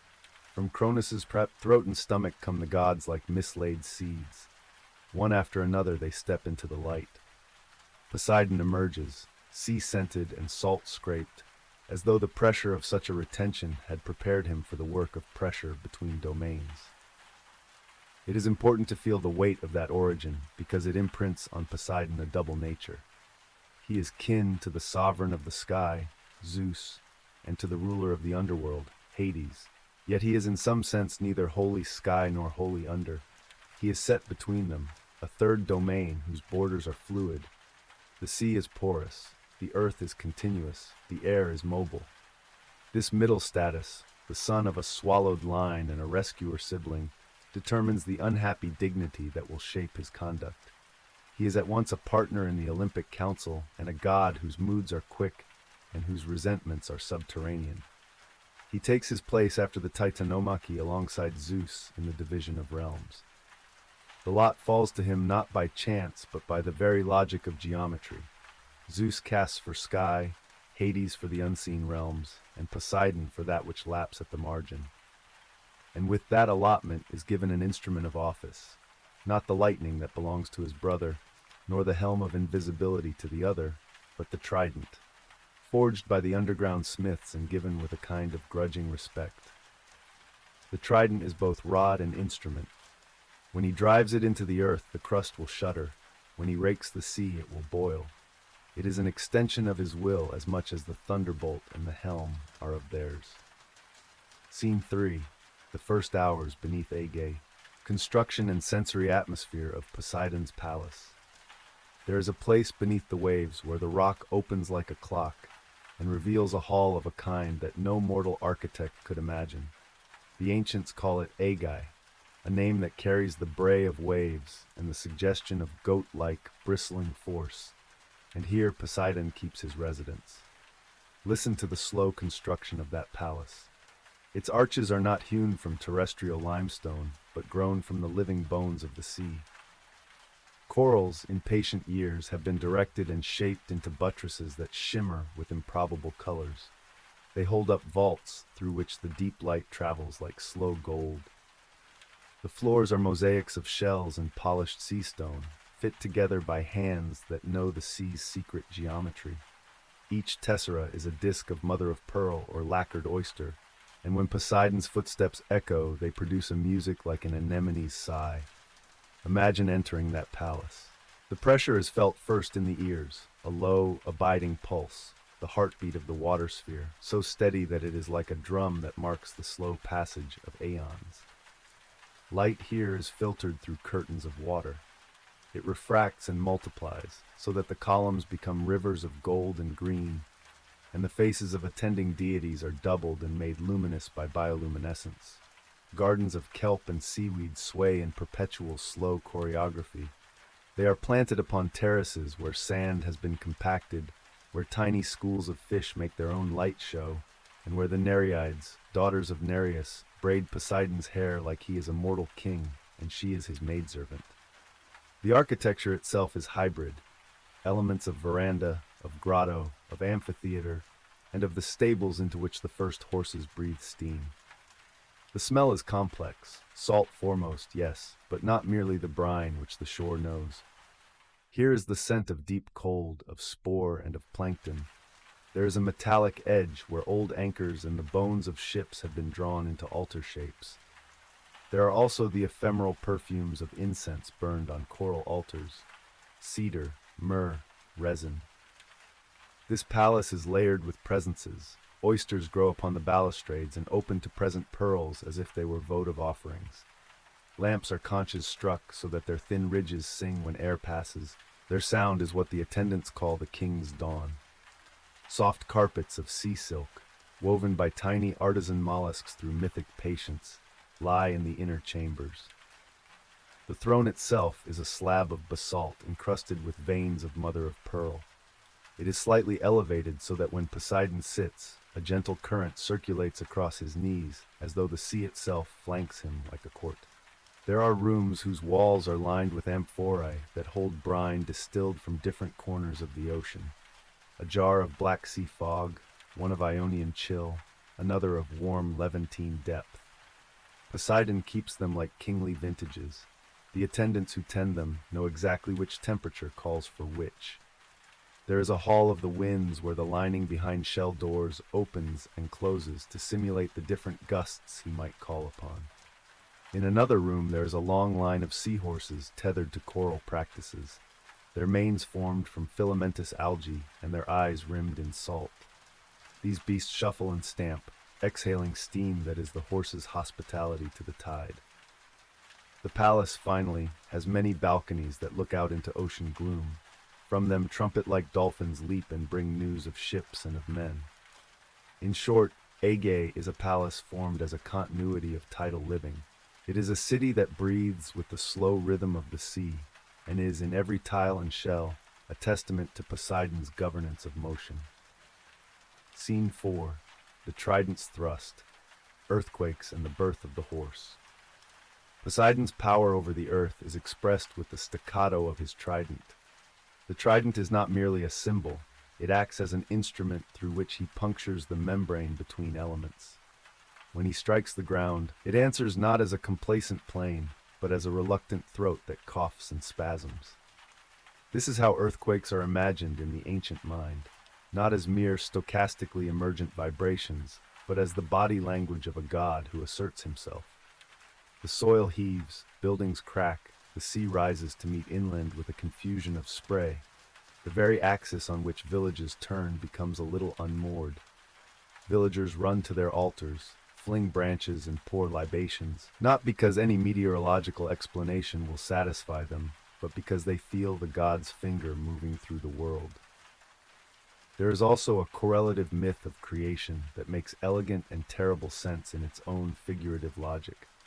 From one of these strikes, a thrust of trident into the stubborn soil, came the first horse. Poseidon desired to give to mankind a beast that would personify speed and temper, the animal that could draw chariots and serve men in war. To create such a creature, he drove the trident into the earth, and then drew it back. From that fissure sprang a great breathing thing, hooves of iron-split sand, flank littered with salt spray, mane dripping as if from a surf. The horse's first neigh, as ancient tellers delight in painting, was like the sound of surf meeting cliff, a noise at once joyful and wild. It stamped and pawed and sent a small spray of sea spray into the air, even though it stood on dry land. The ancient singers use this moment to teach a kind of metaphor. The horse is the sea's child given a terrestrial form. Its speed derives from waves, its restlessness from tides, and its spirit carries the brine of the deep. To ride a horse is, in this manner, to mount a piece of Poseidon's temper, To break a horse is to attempt to master a portion of the sea's mood. This narrative about the horse is not only an origin story for an animal, but a sign of Poseidon's dual investment. He is not merely of the water, but of motion more generally. Horses are vectors of war and of civilization. They pull plows, they drag carriages, they cast the thunder of hooves across fields as a new kind of thunder. Poseidon's gift of the horse carries with it the ambivalence of the sea, the capacity to carry and to overwhelm. In the hands of kings, horses complicate politics. They speed armies, they change the balance of forces, they make dynasties mobile. Thus, when Poseidon gives the horse, he is giving an instrument of both culture and chaos. Scene 5. The contest with Athena. Athenian soil, salt springs, and olive wood. There is a single contest of patronage that roots deep into Poseidon's temper and is narrated in a compact, tellable way. The dispute over the city of Athens. The scene is at once urban and cosmic. The twist of Logos and the force of Trident meet on the Acropolis. The city is to be granted a patron deity, a guardian who will bind it to the divine. Poseidon arrives with all the grandeur we have been following. A procession of waves curling into the harbor, horses pawing stones, the sea throwing up a pale spray that washes the porticos. He thrusts his trident into the ground at the Acropolis. The blow produces a salt spring, a well whose water is bitter and sea-scented. In some renderings, the thrust produces also the first horse, grazing on the Acropolis crest, poised as if to claim eminence. The horse is both a gift and a trial. It is speed and it is risk. The salt spring is an obvious sign of maritime power. To the citizenry, the salt spring's gift is a boast. Trade and ships will prosper. Athens will be bound to the sea's fortunes. Opposite him stands Athena, whose gifts are of a different grammar. She plants and gestures and makes the olive tree appear, a slow-growing, patient offering that will provide oil, fruit, fiber, a tree whose shade will save the city's women and whose produce will underwrite their economy. Where Poseidon's gift is flash and movement, Athena's is slow and stabilizing. The contest is judged by the city's people, in some tellings by its king, in others by a council of elders, and Athena's olive is chosen. The reasons are practical. Athens will derive a long-term economic base from olive oil, and the tree is a motif of endurance. It promises to feed and to fuel a civic life. Poseidon's gift, though grand, is ephemeral in its immediate usefulness. The water is salty. The horse is a delicate thing that may be of war, but will also demand forage. The citizenry chooses the olive, and Athena's name is given to the city. Poseidon receives the verdict with a fury that shades into earthquaking. He is not merely a petulant god. He is a deity who feels himself slighted in the most public way. The choice is both a denial of his method and an insult to his dignity. In his wrath, he smites the ground, and in certain mythic variants, his anger takes on practical forms. He raises floods in the plain, wells choke with brackishness, and the earth trembles in warning thump. He withdraws for a time, and his withdrawal affects commerce and storms upon the harbors. The tale is not, however, purely punitive. In many subsequent rituals, Athena and Poseidon are both worshipped in Athens. Their shrines cohabit the Acropolis, and the city learns to navigate between sea and olive. The two influences shape not only the city's economy, but its ethos, a mixture of courage, naval skill, and agricultural patience. The rivalry, therefore, becomes a foundational myth that teaches the Athenians how to balance warlike mobility and civic preservation. Scene the 6. Troy's Great Wall. Labor, covenant, and betrayal. Poseidon's relationship with the mortal polity is nowhere more sharply rendered than in the story of the walls of Troy and of Laomedon's broken promise. To render this scene in full is to watch a god perform the craft of labor and then be met by human ingratitude. In the old telling, Troy's founder Laomedon, fearing the city's vulnerability, commissions both Apollo and Poseidon to construct a defensive wall of unmatched strength. The two gods, who are not known for bricklaying in their usual function, take on the artisan's mantle for compensation. In this particular mythic frame, gods will perform labor when appropriately contracted. The gods enter into economies with mortals, and those economies have moral weight. Picture the building. Poseidon comes with his trident and his tidal force as a kind of hydraulic engineer. He causes the sea to lift stones from the depths and deposit them upon the shore. He directs currents so that quarry workmen, manned by demigods and by the lesser craftspeople, can drag great sarcens into place. Apollo lends skill from the domain of the sun. Mortar is mixed and dried in sun-baked formations. Lines are measured by eye and by music. The rhythm of the chisel is moderated by a god who understands proportion and beauty. Together they lift the stones, set them true, and construct a wall so carefully articulated that it resists ordinary siege and the vagaries of storm. Laomedon, greedy or fearful of paying the promised recompense, refuses to grant the gods their due. He keeps the promised wages and hides the gold and the gifts. To the gods, such ingratitude is an offense that is both personal and civic. It is an affront to the principle by which gods and men exchange labor and luck. In answer to this betrayal, Poseidon sends punishments that are both theatrical and relentless. He produces a sea monster, a thing enormous and echoless, with a hunger peculiar to watery revenge. The monster devastates the coasts, devours the flocks, and rattles at the very walls it had helped to erect. Apollo, too, sends a plague upon the city that dries up cattle, rattles childbirths, and spoils the earth. Laomedon, in frightened bargaining, announces that he will deliver his daughter Hesione to the beast unless some brave soul interposes. Thus the door opens for a later mortal hero, Heracles, to enter the scene and to slay the monster for a price. Poseidon's wrath here is complex. He is not merely capricious, he is enforcing an ancient economy of obligation. The building of the wall becomes a parable. Those who enlist divine labor must remember to honor their compact. The sense of betrayal leaves the god with a scar that will make him especially watchful of Troy's fate. The city is for him forever marked by both his labors and its ingratitude. Even when later events shift and heroes sack Troy for other reasons, the memory of Laomedon's broken promise remains in Poseidon's anger like a stone lodged in the throat. It will shape his alliances and his hospitality toward the Trojans and their neighbors.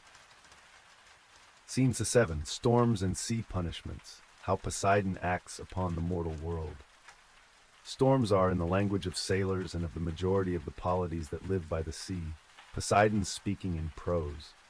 They are not only meteorological phenomena, they are the god's language when he needs to instruct, to punish, or to express favor. A storm's aesthetics, the blackening of funnel clouds, the sudden inversion of a horizon into a gray blade, the tearing of a sail into pasta streams, are the forms in which Poseidon's will writes itself upon the mortal sphere. Imagine a fleet crossing the Ionian and then being caught in a sudden agitation. The sky becomes a pocked black, the sea mounts its shoulders, and frightened sailors find themselves at the mercy of the god's attention. They will call upon Poseidon by name, offering a wine-slicked ox or a handful of barley tied into a wreath, because in his economy ritual is currency. If he is moved by piety, he will moderate the storm. The winds will slacken, the ship will ride, and the sailors will live to tell their children of the god's mercy. If he is moved by wrath or by affront, he will smash hulls on reefs, will drive the prow of a vessel into a shoal, will send sharks or sea beasts to seal the fate of a trespassing ship. He is also, in a more ambiguous light, a god of corridors. He creates both peril and providence, and sailors of ancient coasts learn to negotiate his favor with a variety of rites. They throw the first of their catch upon an altar before a voyage. They bind horses' teeth in a knotted charm. They mark their ships with the carved visage of the trident. Poseidon's relationship with storms is also importantly moralized in the myths. He punishes kings who are unjust, he harasses captains who are arrogant, and he supports mariners who have shown him respect. Odysseus's long wanderings are the canonical expression of this moralized storm. When Odysseus blinds Polyphemus, Poseidon's son, the god takes the injury personally. What follows is a decade of storms and receding homecomings. He sends wind to scatter the ship. He diverts courses to islands. He softens the luck of the hero who otherwise would have returned unscathed. The tragedy of that saga is that his wrath is precise and targeted. It is the punishment over a long amortization that matches the scale of the offense. The storms in such narratives become education by pain. They teach humility, or sometimes they demonstrate the hardness of the gods. Scene 8. A god among gods, Poseidon's place in the Olympian council. Poseidon is often cast as a god of few words and quick action. His position among the Olympians is hardly peripheral. He sits at council with Zeus and with other gods, and he is invested with both privileges and resentments. As a brother of Zeus, he is close to the throne, yet often jealous of its prerogatives. He will press on territorial questions on which shores should belong to which city, and on the rights of mariners. He is not always the voice of moderation. His proposals are sometimes violent, tuned to direct, physical solution rather than to the subtlety of law. In disputes with other gods, he is sometimes the god who insists upon a remedy by force. To him, a wrong often has the answer of a trident strike rather than the judge's writ. Yet he is also central to the administration of temples, to the provisioning of cities with ports, and to the rights that make sea trade possible. He is thus simultaneously a god of raw reactivity and of structural governance. Poseidon's alliances within Olympus are pragmatic. He is frequently aligned with Athena on matters of warfare and with Hera on the sanctity of households when their interests align. He is sometimes pitted against Zeus when the latter's decisions touch too keenly upon seas and ports. He also relates to the underworld in ambivalent ways. Many of the chthonic deities feel kinship with the sea because it is the great subterranean externality. Thus Poseidon can be friend or rival to gods of the earth. His shudders cause volcanoes and sink islands, and his mood can, for a season, make the underworld more accessible. Scene 9. The divine mortal contract, shrines, sacrifices, and the ritual economy. Poseidon's interactions with mortals are not merely dramatic acts in the myths. They are institutionalized in cult practice and in the topography of the Mediterranean world. Temples to Poseidon stand on promontories where the salt wind is a choral instrument. Priests of his cult are often men who understand the sea, navigators, fishermen, and masters of harbors. The rites they conduct are both simple and elaborate. The simplest offering is a handful of barley or the tip of the ketch burnt upon an altar. More elaborate rites include the dedicatory sacrifice of a horse. In some practice, an offering that is chthonic and that links Poseidon's equine aspect to sacrifice. Sacred processions walk out to promontories. They bind garlands of shells around columns, and they throw votive models of ships into bays. These acts are the currency of an ongoing negotiation. Poseidon will grant safe passage to those who honor him in these small and repeated ways. He will not easily forgive a slight that is public and that demonstrates ingratitude. This relationship is not simply one of fear. Sailors who prosper, merchants who multiply their cargoes, city-states whose harbors flourish, all feel that to be under Poseidon's favor is to have the tides arranged kindly. Cities grant him altars and festivals in return. The god's cult is thus woven into the local political economy. In this mutuality, the god becomes an active participant in the shaping of human fortune, not only as a storm giver, but as an economic patron. Scene X. The sea's hidden politics, tides of memory, and the long wrath. Poseidon's wrath, once roused, is not a morning temper. It is a sedimentary force. The sea remembers. The stories of broken promises, of Laomedon's deceit, of the denial at Athens, or of Polyphemus' suffering, do not merely produce episodic storms. They produce long-standing grudge lines. In the mythic imagination, such grudges matter. They explain the patterns of weather and of political alliances in ways that modern causality might refuse, but that ancient polity embraces. A city that has slighted Poseidon cannot expect instant catastrophe only. It may expect subtle, generational difficulties. The harbor may silt up unexpectedly, ships may misnavigate, or the local wells may turn brackish. These are the small, accumulative signifiers of divine displeasure. At the same time, Poseidon's moods can be bridled by art and by ritual practice. To propitiate him is to learn to shape ritual with impeccable attention. Offerings must be timely, vows must be explicit, gifts must be proportionate. The sea is thus both a storehouse of memory and a ledger that measures the fidelity of human promises. The ocean preserves, as stones preserve shells, the record of a people's behavior. Poseidon reads that record as a judge who is peculiarly sensitive to the weight of broken words. Scene 7.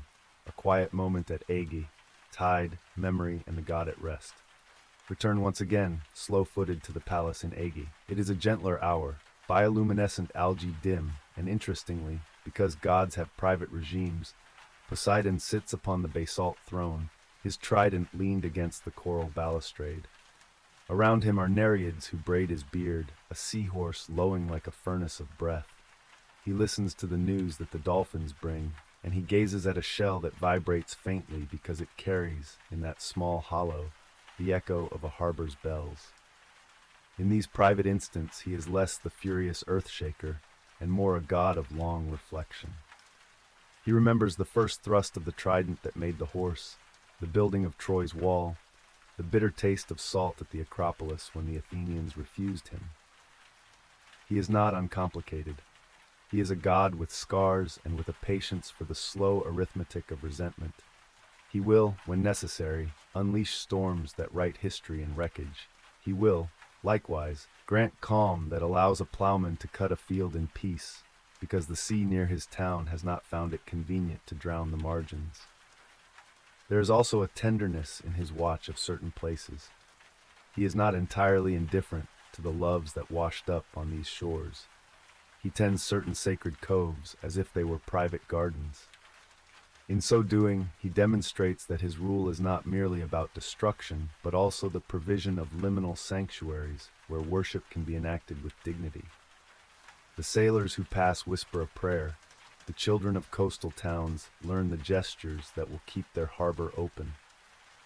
Poseidon, in his quieter hours, acquires the demeanor of an old master who has seen the costs of passion and who understands the necessity of the small regularities that preserve a people. Scene 12, the sound a wave makes breaking on stone, the world after the tempest. Do not finish this telling with a tidy lesson. Instead, end with the sound itself. Imagine a wave, full of memory and salt, moving forward and breaking upon stone. It is a sound composed of many overtones. It is the voice of Poseidon in the present tense, not only a force to be propitiated, not only a source of monstrous treachery, but a constant actor in the world's processes. The wave's crest is bright, its trough is dark. It carries flotsam and memory, and it leaves a residue upon the rock that can be read by the attentive. Poseidon's identity, son of a swallowed generation, lord of the waterline, shaper of brine-born horses, constructor and punishers of walls, master of storms and earthquakes, is assembled out of those waves. He is not merely sovereign of an abyss. He is sovereign of a border, which is to say he is a god who governs meeting places. In the slow air that follows the breaking wave, hear the world's new arrangement. A set of alliances, a catalogue of promises, a set of cults that prey on cliff and promontory, and the memory that a god who commands both sea and earth will always be in the business of disrupting what men take for granted. Allow the final long note to linger. The sound of surf against stone is a long argument that never concludes. Poseidon listens as the world argues with itself, and sometimes he answers with the trident. Chapter 5. Demeter, the giver of grain and the cycle of seasons. Invocation. Of quiet harvests and the slow weight of bread. Come closer now and let the voice fall low as the hushed rustle of stalks before the scythe. We will move slowly, for this chapter is the chronicle of Demeter. Not only her genealogy and her function as the providential hand that compels earth to yield bread, but the long tragedy that unstitched the order of seasons from her breast, and the slow work of rites and mysteries that stitched it back together again. Demeter's story is a full-bodied thing. It is as much the scent of freshly turned soil, the taste of first grain, the quiet domestic liturgy before the hearth, as it is the stern underground law that binds life with death. Her voice is the voice of yield and of withholding, of plenty made available and of grief that refuses to be soothed. Listen to the long cadence, her lineage, the abduction of Persephone into the underworld, her wearied wandering disguised as an old woman, her sojourn at Eleusis, and her attempt to make Demophoon immortal in sacred flame, the foundation of the Eleusinian mysteries, and the eventual cosmic settlement that divides the year. All these are scenes that must be unspooled with patience and detail, without summary and with an insistence upon texture. Scene word, lineage. From the first earth to the goddess of grain begin, as the poets always began, with the old and wide breath of Gaia. From Gaia and Uranus, from the stubborn body of earth and the capacious dome of sky, came a generation of presences, the Titans and Titanesses, the forces that would make the later world legible. Among these daughters of the first age stood Rhea and her offspring. Among her children, Demeter appears as a figure of slow accretion and of practice. She is sometimes spoken of as daughter of Cronus and Rhea, that lawful lineage by which the second generation of gods claim succession, but to say simply daughter is to flatten her. Demeter is the embodiment of agricultural wisdom. Seed and the lesson of seasons are in her hand. Her name carries the feel of the fertile soil, Geme, and the maternal figure, Meter. And in that name, the ancient mind placed the slow covenant between earth and those who eat of it. Demeter's siblings include the main Olympians, Hestia, Hera, Hades, Poseidon, and Zeus. Yet she is not merely a sister among others, she possesses an office of provision. She teaches mortals the art of sowing, of storing, and of turning raw grain into bread. In countless fragments of the mythic repertory, she is given epithets that specify aspects of agricultural life. Thesmophoros, the lawbringer of the fields, Chloe, green-shooted, and Ceto, the stored grain. Each epithet is a facet of domain. She gives rule to the field and to the festival. She is both law and nourishment. The ancient mind did not imagine grain as a mere botanical occurrence. Cereal cultivation is a cultural technology. It requires planning, storage, knowledge transmitted across generations, and ritual to secure favor. Demeter's role is thus civilizational. To teach agriculture is to found settlements, to birth towns, and to produce the public time of harvest festivals. She is the slow technologist who converts the earth's random bounty into an economy that has habit and measure. Her story, therefore, is not only maternal but constitutional. Scene 2. Persephone, the girl in the meadow. Persephone, Persephassa to some tongues, is Demeter's daughter. She is at once the brightness in the fields and the child who will be lost. Describe her with an eye that lingers. She wanders at first among the consorts of the earth, the nymphs, the maidens of mountain springs, picking flowers in a meadow that smells of thyme and crushed mint. The grass there is not merely green, it is a tactile carpet of countless small lives. Her hands touch each bloom with a curious, reverent care. The ancient songs describe the flowers, crocuses like kindled gold, the first anemones like the flush of dawn, and Narcissus, dangerously beautiful, who will cost her a fate. Persephone's laughter is the measure of the earth's fruitfulness. Where she treads, the grain grows straight, and the young shoots know the shelter of warmth. She is a figure whose lightness hides the weight of what will come. She is both bride of spring and prophetic emblem of the cycle that will bind above and below. This tenderness of depiction must be slow in pace so that you feel the difference between a field with Persephone and a field without her. In the presence of Persephone, the world is ability. In her absence, the world contracts. Her name, lostness, and return will be the hinge upon which seasons swing. Scene 3. Hades' descent. The earth opens, the chariot arrives. Now attend to the hour that unthreads the pattern of ordinary practice. Hades, who governs the subterranean realm, is not merely a remote functionary of death. He is a potent lord whose court is deep and whose desires can rearrange the visible world. He sees Persephone in that meadow. The precise moment of abduction is often rendered with an emphasis on inevitability. A pitoti opens. The earth gives way like a slow responding mouth, and from that nettled aperture emerges a chariot drawn by 4 black steeds and driven by the shadow-bodied Hades. The horse's hooves do not strike the same rhythm as the field's creatures. They echo like distant thunder, the sound of a subterranean kingdom asserting itself upon the surface. The abduction itself is an act that binds the above to the below in a brute, irrevocable fashion. Hades seizes Persephone, whether by force, by arrangement, or by the compulsion of the chthonic desire, and drags her down through roots and loam into the underworld. The exactness of that descent is portrayed with sensory brutality. The sunlight becomes thinner, leaves heave up like waves and then fall back, insects go silent, the air in the place of the abduction tastes of iron and old resin. This is the moment in which Demeter's life tilts. The deed is the first arrow, the aftermath will be the long, aching wound. Scene 4. Demeter's grief, a mother's wandering and the earth's hunger. When Demeter discovers her daughter is gone, her grief is not a single cry, but a long, repeated rhythm of searching that will, in myth, be measured in years. She sets out across the visible world, and in her wandering she puts on the attire of someone who wishes to be unrecognized.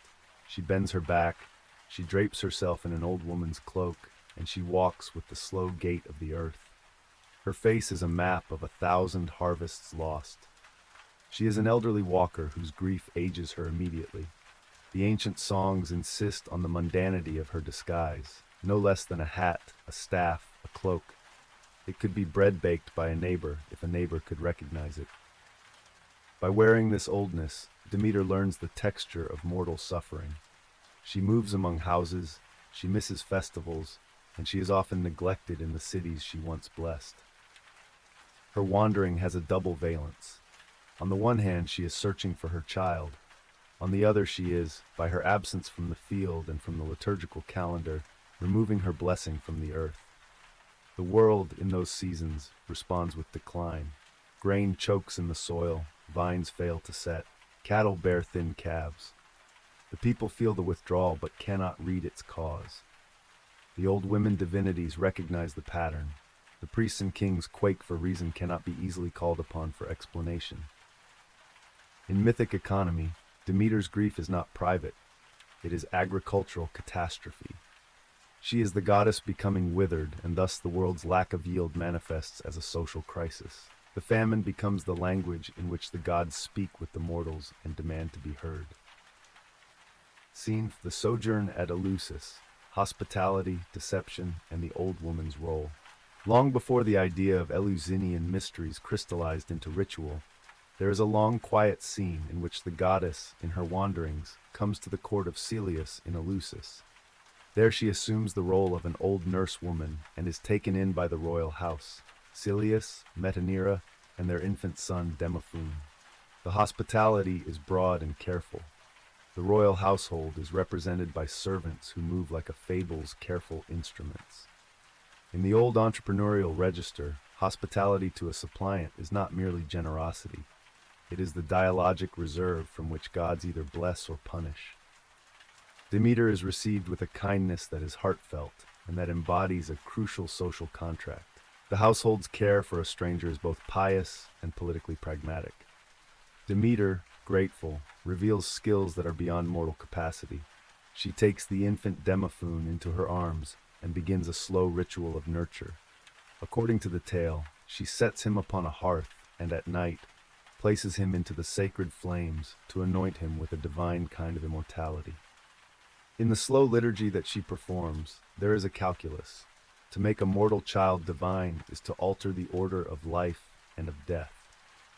Some variants say she anoints the boy with ambrosia and breathes into him the spirit that makes for longevity.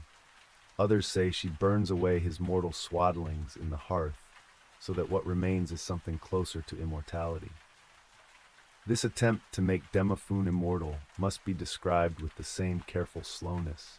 The fire is not a casual element, but a sacred instrument, and the ritual's secrecy is its weight. It is meant to be concealed from the mortal mother whose human prudence would misunderstand it. But deception is fragile. In the telling that the poets prefer Metaneira, the queen wakes in the dark and sees what seems to her as the burning of her child in the hearth. Her maternal panic breaks the ritual's secrecy. She screams. She interrupts the liturgy. She binds the infant away from the flame. The ritual fails, for the divine ordinance required absolute secrecy. Demeter, revealed and angered at the interruption, discloses her nature. She rebukes the household for meddling, curses the land, then later relents, and puts forth the foundations of what will become the Eleusinian rites. The story thereby encodes the ethic. The human cannot with ease cross into the divine by clumsy interposition. The gods require ritual precision. Scene 6. The attempted immortalization, fire, breath, and the boundary of mortality. Pause now to linger over the attempted immortalization itself. The ancient poets were intentionally ambiguous about its mechanics. To depict it is to step carefully, as into a consecrated field. Demeter's intention is to remove the element of decay from Demophoon's being. She does not so much wish to render him wholly part god, as to preserve him from certain death. In the ritual, she offers ambrosia and nectar, ancient substances that in the mythic chemistry are tableware for the immortal. She anoints him with honey and breathes divine breath into his nostrils. In some versions, she places him within the hearth and intends to burn away the mortal elements. The fire is not one of destruction but of transmutation. The old cosmology allows for the hearth fire to be a vehicle for making trans-species shifts. Yet mortality resists. The infant's mother, the human warmth that is also the human law, cannot tolerate the sight of her child being treated in that way. She breaks the rule. At the point of interruption, in some versions, Demeter reveals both a righteous anger and a tempered compassion. She scolds the household, but she also lifts the curse later, or reconfigures it to be a sacred covenant. The attempt has not been wholly annulled by the mother's interruption. Its imprint remains. The failed act is formative. It marks the royal house of Eleusis, especially bound to Demeter. It sets the stage for the future rites that will become the Eleusinian mysteries. The rite's failure is not merely a personal defeat. It becomes the seed of a public ritual that will, paradoxically, make the boundary between life and death into the object of a communal and initiatory wisdom. The transgression of secrecy teaches the mortal's lesson, and the goddess's change of heart founds a new set of practices rather than simple satiation of grief. Scene 7. The Eleusinian Mysteries, from mystery to covenant. From within that private failure, the public begins. The Eleusinian Mysteries are not a single performance, but a slow, multi-layered initiation that will, in later centuries, draw initiates from across the Greek world. They are a bridge between the private hearth and the communal altar. They encode the answer to the question that Demeter's grief raises. How can mortals live amid the alternating gifts of life and the necessary law of death? The mysteries provide ritual knowledge that is not propositional in the ordinary sense, but is instead operative, a sequence of signs, symbols, dramatizations, and enactments through which the initiate participates in the death and return of Persephone, and thereby glimpses a form of continuity between mortal life and the nether world. To describe the mysteries in their ancient specificity is to be required to hold silence about certain secret things. The very name, mysteries, implies that their most essential content is not to be paraded in public. Yet the large outline may be given with care. Initiates, after purification rituals and the observance of fasting and preparation, attend processions from Athens to Eleusis. They witness dramatic enactments of Demeter's search. They drink the Kikeon, a sacred potion that opens the possibility of trance or of altered perception. They are bound by oaths not to reveal the rites, and they re-enter the world with knowledge that tempers their fear of death. The effect is social and psychological.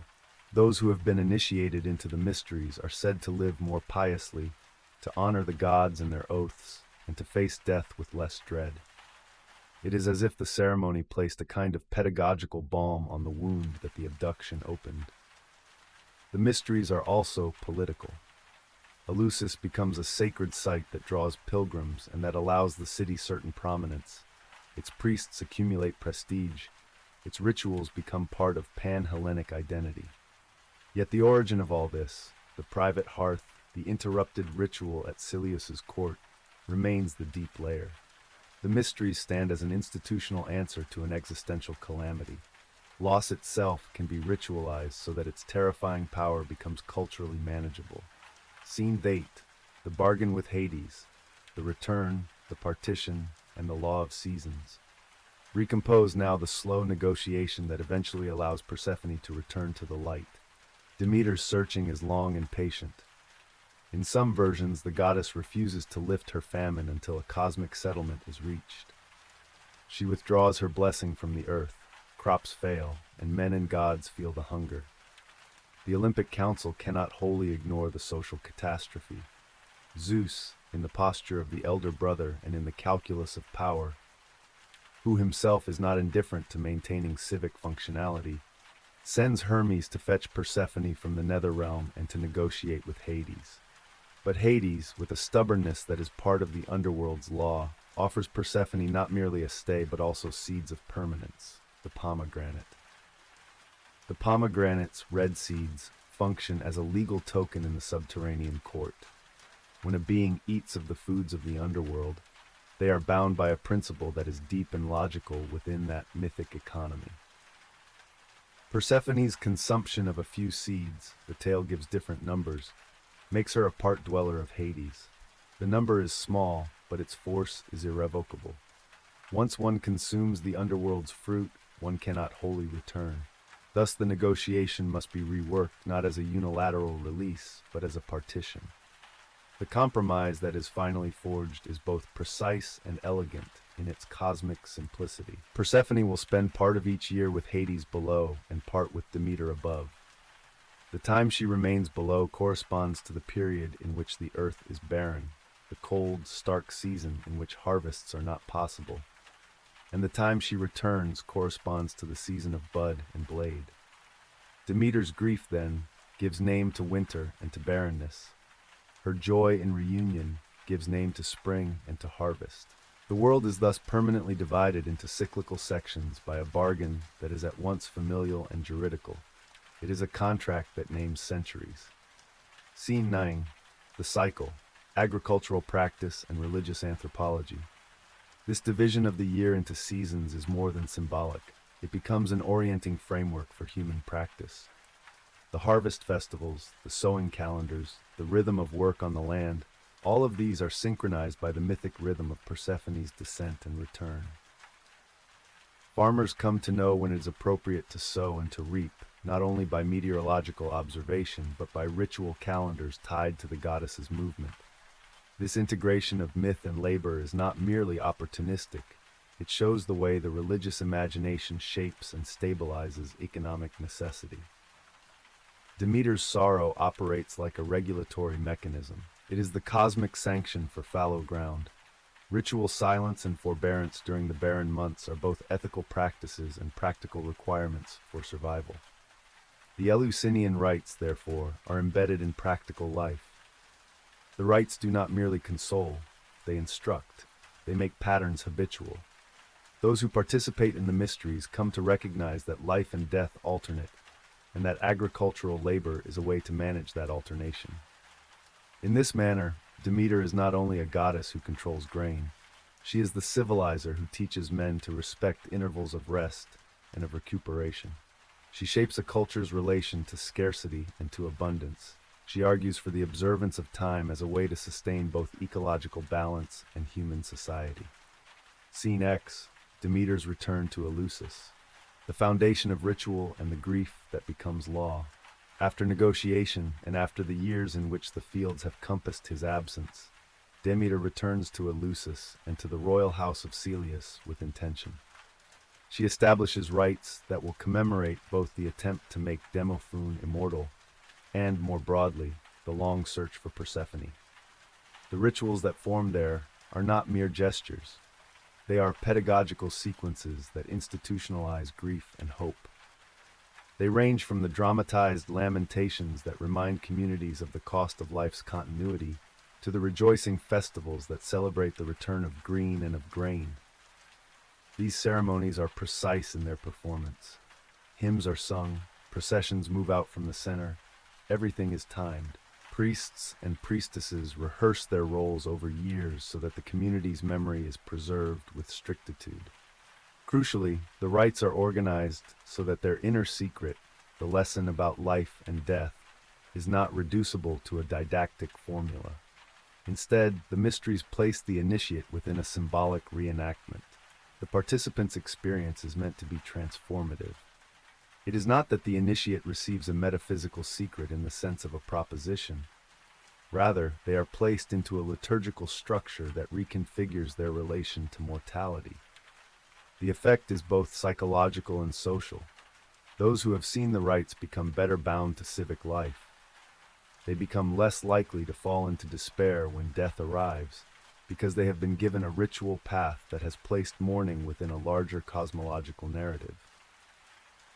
Scene de Seth, the permanent division of the year, law, joy, and the long quiet of harvest.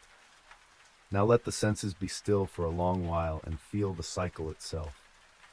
The law forged by the grudging bargain between Hades and Demeter is not an abstract clause, but a bodily calendar that inscribes the world. When Persephone withdraws below, the goddess of the fields withdraws as well. Down come the leaves and the earth rests. Men cover their seeds and remember.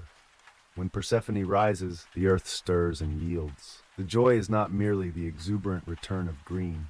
It is the recognition that loss is not absolute, that desire can recur, and that ritual can make cyclical patterns bearable. Demeter's cycle is not a story of final victory. It is an economy of alternation. The permanent division of the year is thus not a punishment for mortals, but a fundamental text by which human life is aligned with cosmic rhythms. Scene 12, the slow language of bread, domestic liturgy and moral order. The goddess's primary stock in trade is bread. Bread is not merely a dish, it is a social agreement. The preparation of bread, the milling of grain, the kneading of dough, the rising and the baking, is a sequence of tasks that has ritual inflection in a society that recognizes Demeter's authority. The domestic liturgy that surrounds bread is full of small gestures.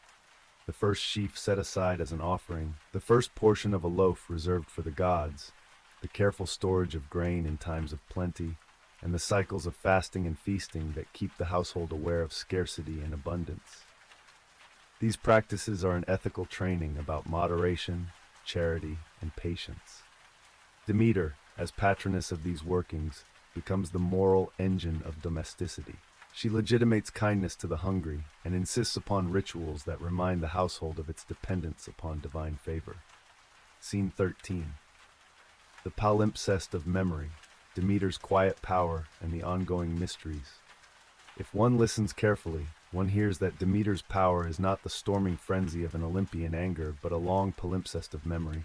Fields tilled and untilled, rites observed and forgotten, grains sprouted and saved. That long memory is the basis for social resilience. Societies that remember their rituals store not merely food, but the techniques and the solidarity necessary to survive famine. The Eleusinian mysteries, the ritual hearth, the offering of bread to the dead, these are not ineffable curiosities, but the technology of civic survival. Demeter's quietness is a kind of strength that the ancient world leaned on. She is, in the end, a goddess of law. She binds the seasons into a rule and transforms grief into a pedagogy. In this steady labor, her story unfolds. Scene 14, the divine negotiation that makes the seasons. Do not ask for a tidy conclusion. The bargain that divides the year is itself the mobilization of love and law, of pain and of ritual. A daughter vanishes into the underworld. Her mother withholds the earth's yield. Gods and mortals bargain. A compromise is made that is cosmic in its reach. The resulting seasons are not mere climate, but a social theory enacted annually. Demeter's grief and joy are not private states. They become the calendars and the liturgies that organize human labor, civic obligation, and the art of dying. The Eleusinian rites, the slow passage of festivals, the long practices of bread making and storage, all arise as parts of this solution. Let the final image be a field in early spring, when the first green has come back across the soil. Listen to the slow rustle of shoots and know that they are moving under the blessing of a goddess whose sorrow and whose return made such growth possible. Understood this way, Demeter's narrative is not merely a mythic story about a mother and her lost child. It is the long social contract by which a people learn to take the earth's yield seriously, to observe time, and to shape rites that give a human answer to death's inevitability. She is the giver of grain and the keeper of seasons. Her grief makes the winter, her joy makes the harvest. Athena, the gray-eyed goddess of wisdom and strategy. Scene 1, the threshold of a headspace. Hear first the hush that prefaces her birth, an inward hush, an intelligence folded like linen in the dark. The old songs speak of Métis, counsel and cunning given a name, moving within the rounded rooms of the gods' private councils. They speak of Zeus, whose crown sits heavy with the labor of rulership, who bears in him the memory of swallowed counsels and the ache of succession. They tell that Zeus, in exercise of sovereign precaution, had taken counsel into his own person. He had swallowed Métis, as one swallows a cure or a danger, in order to forestall a prophecy that a child of hers would supplant him. What follows from that swallowing is not an ending, but a tense gestation. Inside the Thunderer's mind, a thinking grows, a pressure builds, an inner counsel that refuses to remain purely digestive. In the hush of that inward space, the world tilts and prepares for a birth that is itself a new kind of articulation, a thinking that will be armed, a wisdom that will be militant. It is not a birth to be recorded in the ordinary terms of midwifery. There is no soft room for a babe. Instead, there is a skull, a vault of bone and sky, and within it the slow percussion of a wisdom accumulating like a pearl. A headache becomes the signal. Hymns slip down a god's throat and gather upon his brow. Then, and here the poet slows to note the audible paradox, there is a cleaving sound, like the cracking of ice in a wintergreen sea, and from Zeus's head comes a daughter in full armor, the armored one, the spear-bearing mind, the gray-eyed. She has no swaddling cloth nor a whispered lullaby. She emerges with helmet flashing, aegis hung across her shoulders, shield on one arm and spear in the other, with the long, slow-swinging gown of a virgin goddess and the quick mind of the strategist. Her name is Athena. She is the embodied script of reason, set to the movement of war and craft. The world, in that instant, is given an intelligence that both pities and dissects. Scene 2, the gray eyes, what the glance means. There is a name, Glaucopis, that clings to her in many sayings, gray-eyed, owl-eyed, bright-eyed. Names are not merely ornaments in these older songs, they index function. Gray is not an absence of color, but the color of tempered light, dawn between dark and day, the color of the sea when wind holds it in a lean. Her eyes are the eyes of measurement, of judgment. They do not kindle like the fever of Aphrodite's stare, nor roll like Ares' eager hunger. They register with cool attention. When she looks upon a battlefield, she does not see only blood and the flecks of muscle. She sees angles, supply lines, the placement of reserves. When she looks in a city, she sees where walls will need reinforcement, which port will bring the most ships. Her gaze is the long-range instrument of thought. It measures risk, it imagines sequences. The owl, silent, watchful, nocturnal, becomes her emblem. For those who watch, to see an owl is to be reminded that while day carries obvious projects, the night hosts the quieter labors of repair and of planning. The owl is a creature that watches without interfering until the decisive moment. Like Athena, it is the symbol of a reasoning that waits until the precise instant to act. Her gray eyes thus index a style of rulership, calm, cruel to error, implacable about craft, and patient in counsel. They signal that wisdom is not merely a possession but a posture, a habit of looking that privileges order and the making of durable responses. Scene 3. The Aegis, shell and fury as protective function. Observe now the Aegis. In the old tongues it is spoken of with an almost shivering reverence as a thing that is more than garment. Some call it a goat skin. Others describe it as a cuirass bristling with serpents and with the face of a gorgon fixed upon it. To touch it is to hold a covenant of terror and protection. When Athena throws the Aegis over an ally's shoulders, the battlefield's morale rearranges as if a bell were rung. Men falter because the sight of the Aegis is the sight of the limit beyond which normal rules do not apply. Here is the paradox that the Aegis enshrines. It is a shelter for those under its protection and an instrument of fear for those beyond it. It is at once refuge and radiating terror. What does the Aegis symbolize in slow thought? First, it is an emblem of legitimate authority. To place it upon the shoulders is to make visible the rule that binds, a visible contract between the ruler and the ruled. Second, it is the compression of awe into texture. The Gorgon's face or the serpent's coils are the image of dread that enforces obedience without words. Third, it is the instrument of transformation. By carrying within it the Gorgon's head, Athena turns terror into instrument. The terror itself becomes protective. This is a characteristic move in her politics. She takes instruments of raw force and refashions them into the shaping apparatuses of civic law, things that can both ward off violence and discipline violence when necessary. The aegis thus occupies a conceptual space, a mother's cloak and a warrior's plastron, a living symbol that tells the city where the boundary of violence may be lawfully kept. When Athena hangs the aegis above the city's gate, she sets a civic norm. The polity is under guarded law and under the conscience of crafted authority. She is not, then, only a goddess of individual cunning, but of the public technology that makes an ordered social life possible. Scene 4. Olive and Plough. The tree that taught a city to live. One cannot speak of Athena without dwelling, at slow length, on the olive. There is a particular story that will be known to anyone who has walked the Acropolis.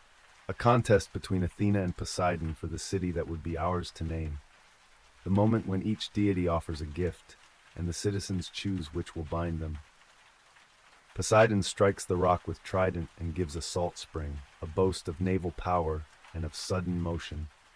Athena plants the olive, a gift that bears fruit and oil and wood and shade. The people choose the olive. They name the city for her. This is not a simple preference for a tender tree over a briny fountain. It is a foundational decision about what sustains a polis. The olive is many things at once. It is food and fuel, trade and worship. Its oil sustains lamps, its fruit feeds, its wood furnishes tools, its press is an economic machine that stores wealth. To accept Athena's olive is to accept an economy of measured abundance and of craft. The olive tree is also the emblem of peace, as much as it is of industry. It asks the city to plant long-term and to value patience. Athena's placement of the olive is thus a political act, as well as a horticultural one. She asserts that the city which will outlast storms and sieges is not only the one with the deepest harbor, but the one that can convert labor into craft, produce into stored wealth, and sun into constant light. The olive becomes both symbol and practice. It is a material teaching that instructs citizens not only how to feed themselves, but how to measure their time. Extensive rituals surround the olive. Priestesses tend groves. The first pressed oil is consecrated to the goddess. No small grove is private in meaning. Each tree is a node in a network under Athena's care. The olive's slow growth is the city's slow building, an insistence that what endures is cultivated by patient hands. Athena, in her gift, offers not merely a foodstuff, but a social technology, a way to hold a community together through measured, sustained labors. Scene 5. The loom, the shuttle, the dew of thread. Athena as patroness of weaving. Athena's domain is not limited to spear and aegis. It enters into the intimate economy of thread and loom. The loom is a device of both utility and meaning, and Athena's patronage over weaving is about more than the production of cloth. Weaving is a discipline of time and patience. It is the art by which chaos is held at bay by repeated measure. Threads are at once matter and metaphor. They hold garments, ropes, tapestries, and measures. They also hold a culture's memory. To teach weaving is to teach order. Consider then the manner in which Athena is depicted at the loom. Calm in posture, hands precise, fingers that measure the shuttle's path, as a general measures a column. She is the guardian of artisanship. Those who spin and sew in her name are not mere makers, but custodians of domestic and civic dignity. The loom teaches lessons about sameness and about variation, about how the same thread can make either shroud or robe. Athena's patronage thus carries an ethical signature. Craft is a mode of good governance when it fosters utility and when it is disciplined by rule. Cloth itself is politically inscribed. The weaving of garments for a city's ceremonial priests, the making of banners, the sewing of veils for brides. All these acts are imbued with Athena's sanction. In a polity that values the visible demonstration of domestic order, the woven artifact is a kind of public text. Athena's oversight of weaving therefore grounds her authority in the daily practices that sustain a culture. Craft is law, and the maintenance of good work is an ethical imperative. The goddess's love for the loom is thus also a love for the slow human practices that constitute civic life. Scene 6. The contest with Arachne, thread, hubris, and the law of punishment. If weaving for Athena is a practice of measured rule, then hubris at that craft is a sacrilege. The story of Arachne is one told in many variations, each insisting upon the same moral. The mortal who elevates her craft into an instrument of defiance against the gods invites transformation. Arachne, a Thracian woman of extraordinary skill, weaves as if she were herself creation and as if the shuttle were an oracle. Her tapestries are flawless. They show scenes in such precision that some beholders weep. Word of her skill reaches the goddess. Arachne's fame blooms into pride. In some accounts she boasts openly that her work surpasses the gods. In others she simply sits confident in skill until Athena takes notice. The contest is arranged with precision, for contests of craft are never merely performative in the old mind. They are juridical. Athena attends in the guise of an old woman, a test in itself, and challenges Arachne to a weave-off. When Arachne refuses the old woman's counsel, Athena reveals herself and the contest begins. The two sit by looms and work. Athena's tapestry depicts the power and decorum of the gods, scenes of rightful rule and the consequences of impiety, set in a pattern that reads as lesson and as claim. Arachne's work, in other tellings, depicts the very scandals of the gods, their rapes, their transformations, their trickery, but she renders them with such sting and with such clarity that the images become indictment. The audience is stirred, both works are flawless, both are powerful. Yet the theme of Arachne's tapestry is what proves lethal. A mortal making visible the gods' misdeeds is read not as truth-telling, but as affront. The contest ends with Athena enraged. She strikes the weaving, or she tears Arachne's loom. Humility is demanded, and in punishment transforms the mortal into a spider, condemning her to weave forever. In the metamorphosis is the mythic law. Talent without reverence is dangerous.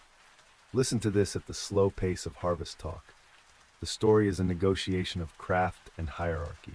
Athena judges not only technical skill, but the moral position of the craftsman.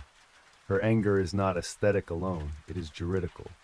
The loom becomes the court where piety and the politics of truth are judged. Arachne's metamorphosis is neither caprice nor blind cruelty in the old rhetoric.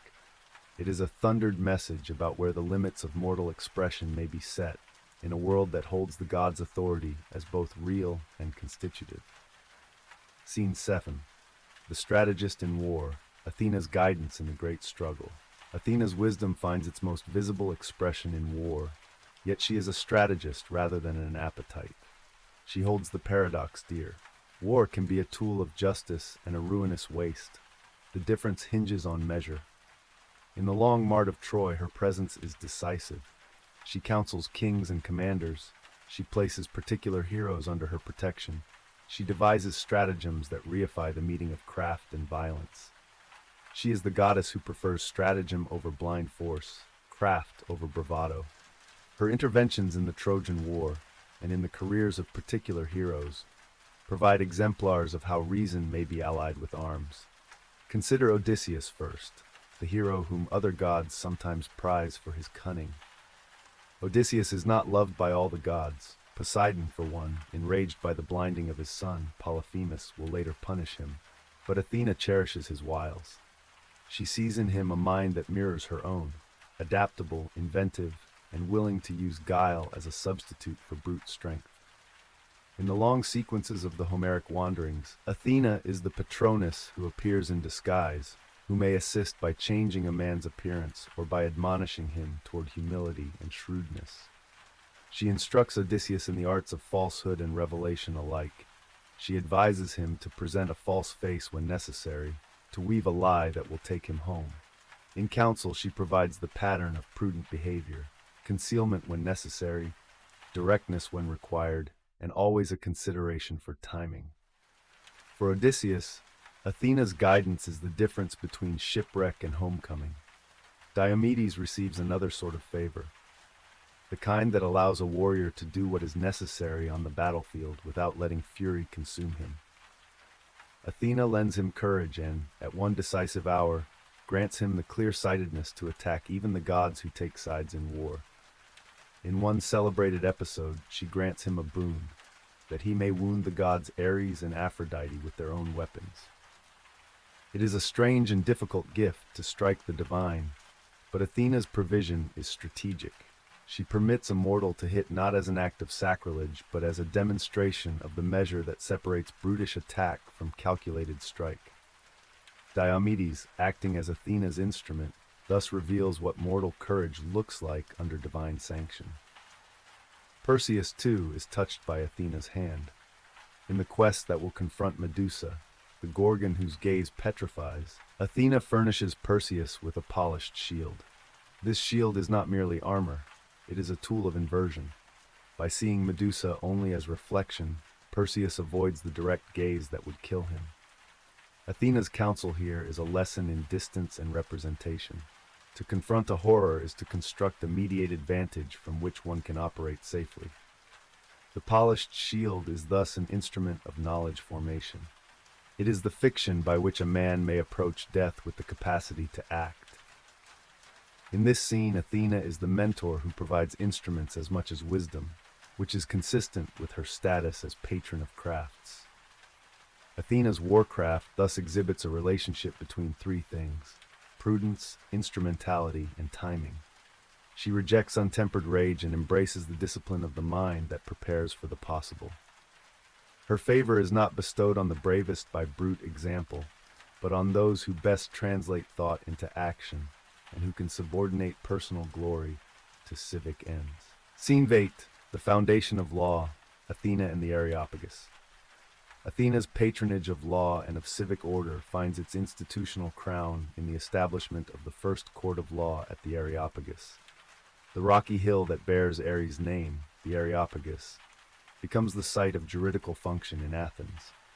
In mythic accounts, the process by which Athena founds such institutions is both dignified and pedagogical. When the cycle of blood feuds and vendettas threatens to unmoor civic life, Athena asserts the need for a forum that translates private retribution into public adjudication. This moment finds its classic dramatization in the trial of Orestes, the son of Agamemnon, who has slain his mother Clytemnestra to avenge his father. The Erinyes, the Furies, pursue him because matricide is the most terrible of family breaches in the old law. The case threatens to tear the city between familial vengeance and civic order. It is Athena who creates a new arrangement. She assembles a council of jurors, she inaugurates the court on the Areopagus, and she acts as its moderator. The trial becomes a legal experiment. Speeches are heard, arguments are marshaled.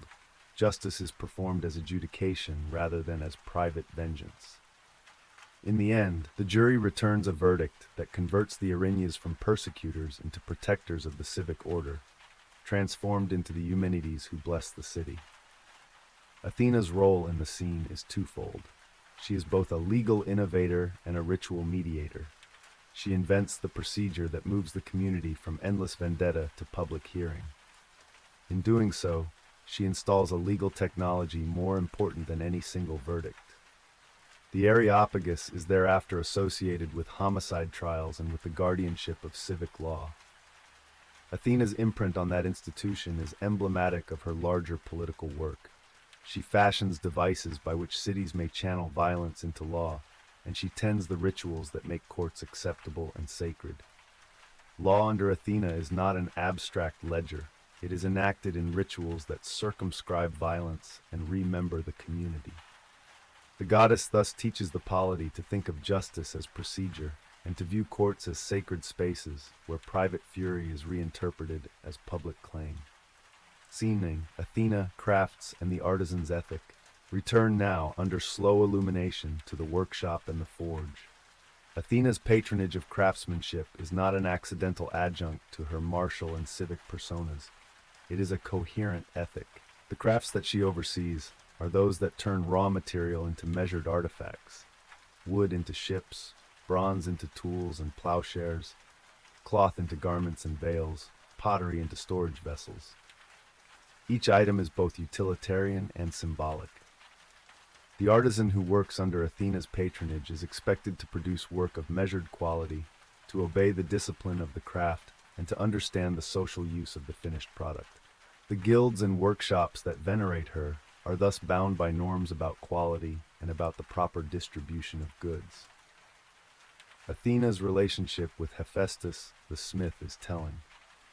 Hephaestus is the god of metallurgy, the more artisanally technical counterpart to Athena's measured oversight. Their cooperation is a mythic articulation of the dichotomy between smith and planner. Hephaestus provides the iron, the heat, and the mechanical excellence. Athena provides the plan, the application, and the social framing. Together they build not only weapons, but the civic instruments that will shape the polis. Their work is not gratuitous.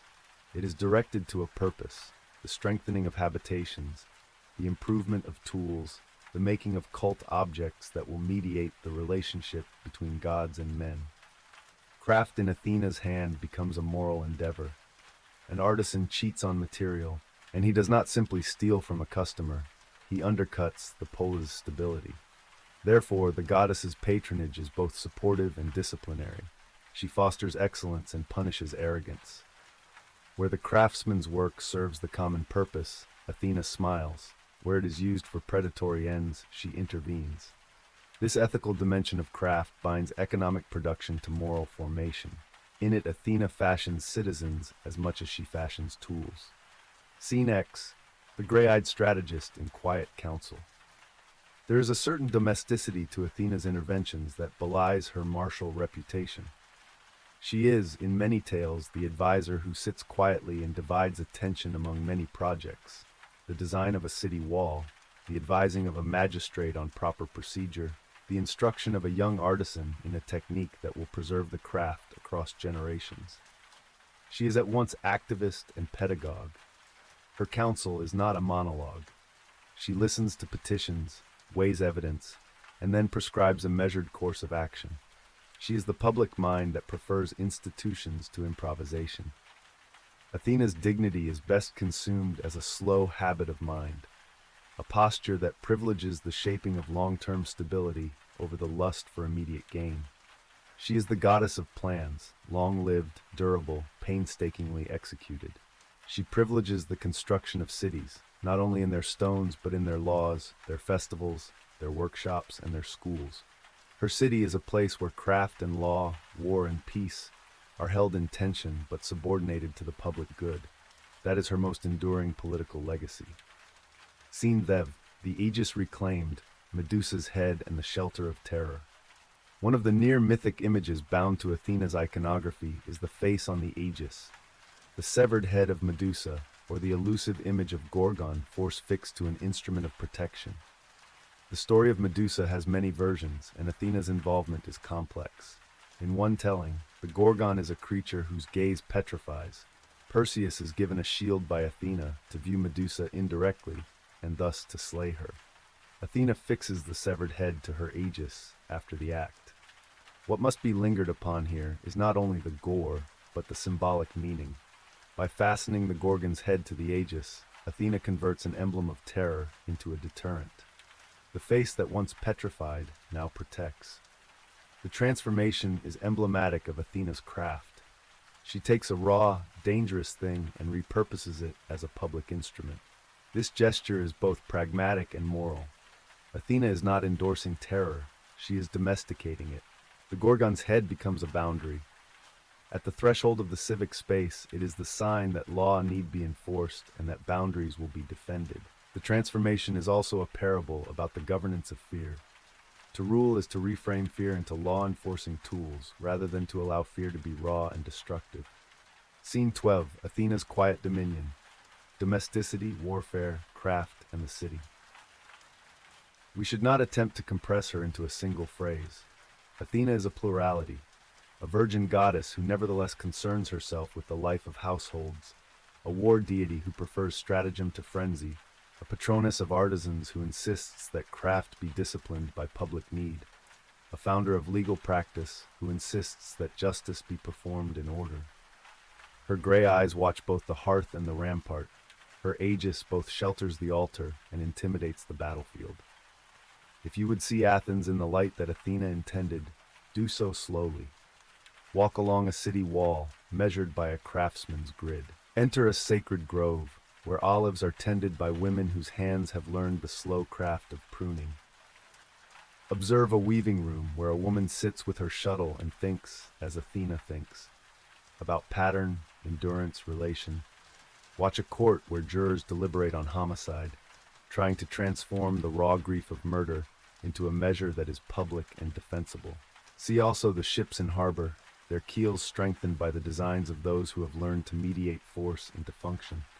In all these things, Athena's hand is present, not as a capricious favor, but as the slow scaffolding of civic life. Final scene. A quiet moment on the Acropolis. Imagine now an evening upon the Acropolis after rites have been concluded. Lamps light the stony paths and the olive trees throw long shadows. Athena sits not far off in the mind's eye, a presence felt rather than seen, and listens to the city breathe. The sounds are domestic, pots being put away, soft talk, the distant rhythm of a harp. She adjusts the aegis over her shoulder not because she expects violence, but because the symbol must always be present, a reminder that order is watched and that craft matters. An old woman walks by with a small woven basket. A youth practices with a spear at the training ground below. A jurist prepares for morning session. Each of these small acts is underwritten by Athena's gift, the measure of planting and plow, the discipline of craft, the rituals that transform grief into law. Her gray eyes, they do not blaze, they hold steady. The goddess born from a head full of counsel has taught many to think consultatively, to make tools with laws in mind, and to value a balance between the violence that secures a border and the craft that builds a city. Her domain has the quiet dignity of ordered things. The example she leaves is not simply an instruction in winning battles, but a long pedagogy in how to govern the soul of a people, with the loom's patience, the shield's firmness, the olive's patience, and the court's law.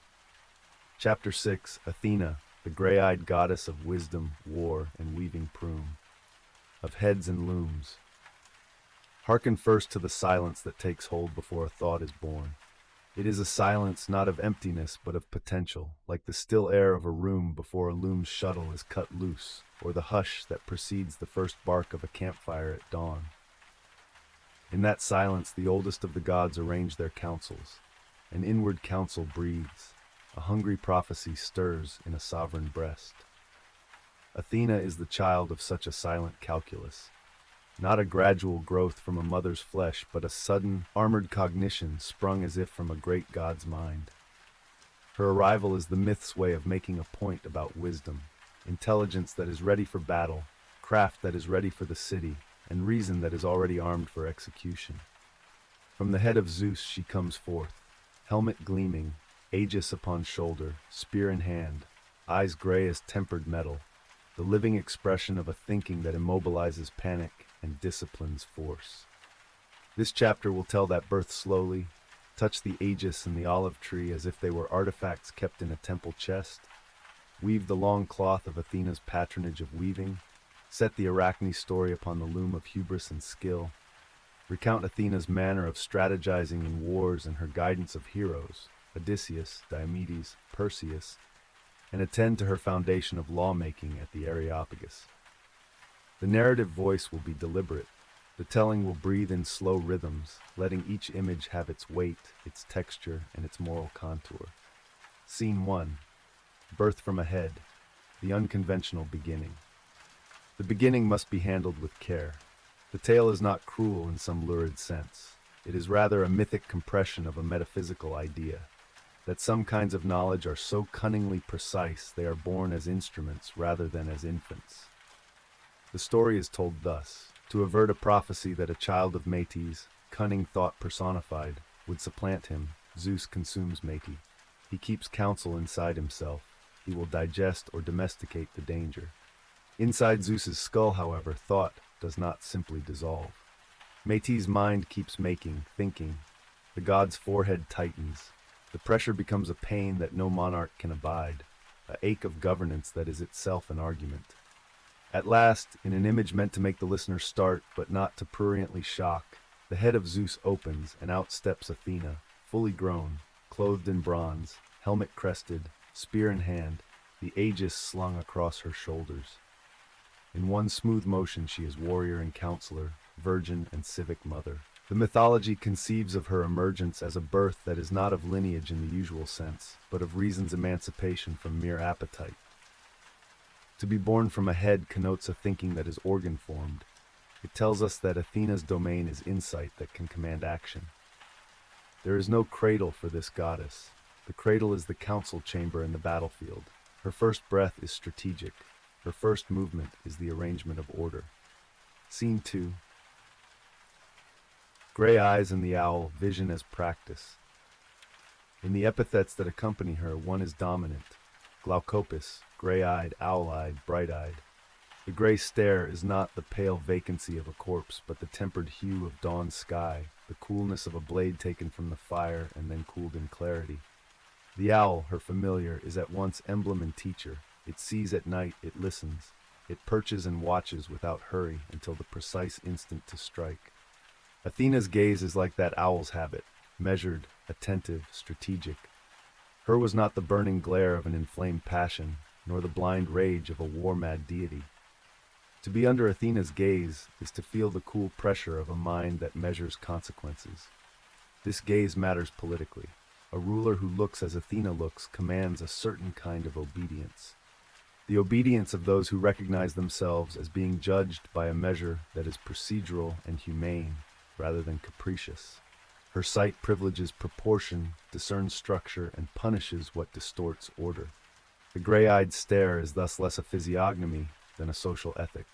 To reason is to look long enough, to weigh, and to act only when the pattern recommends it. Scene 3. The aegis, shield, cloak, and the language of terror made useful.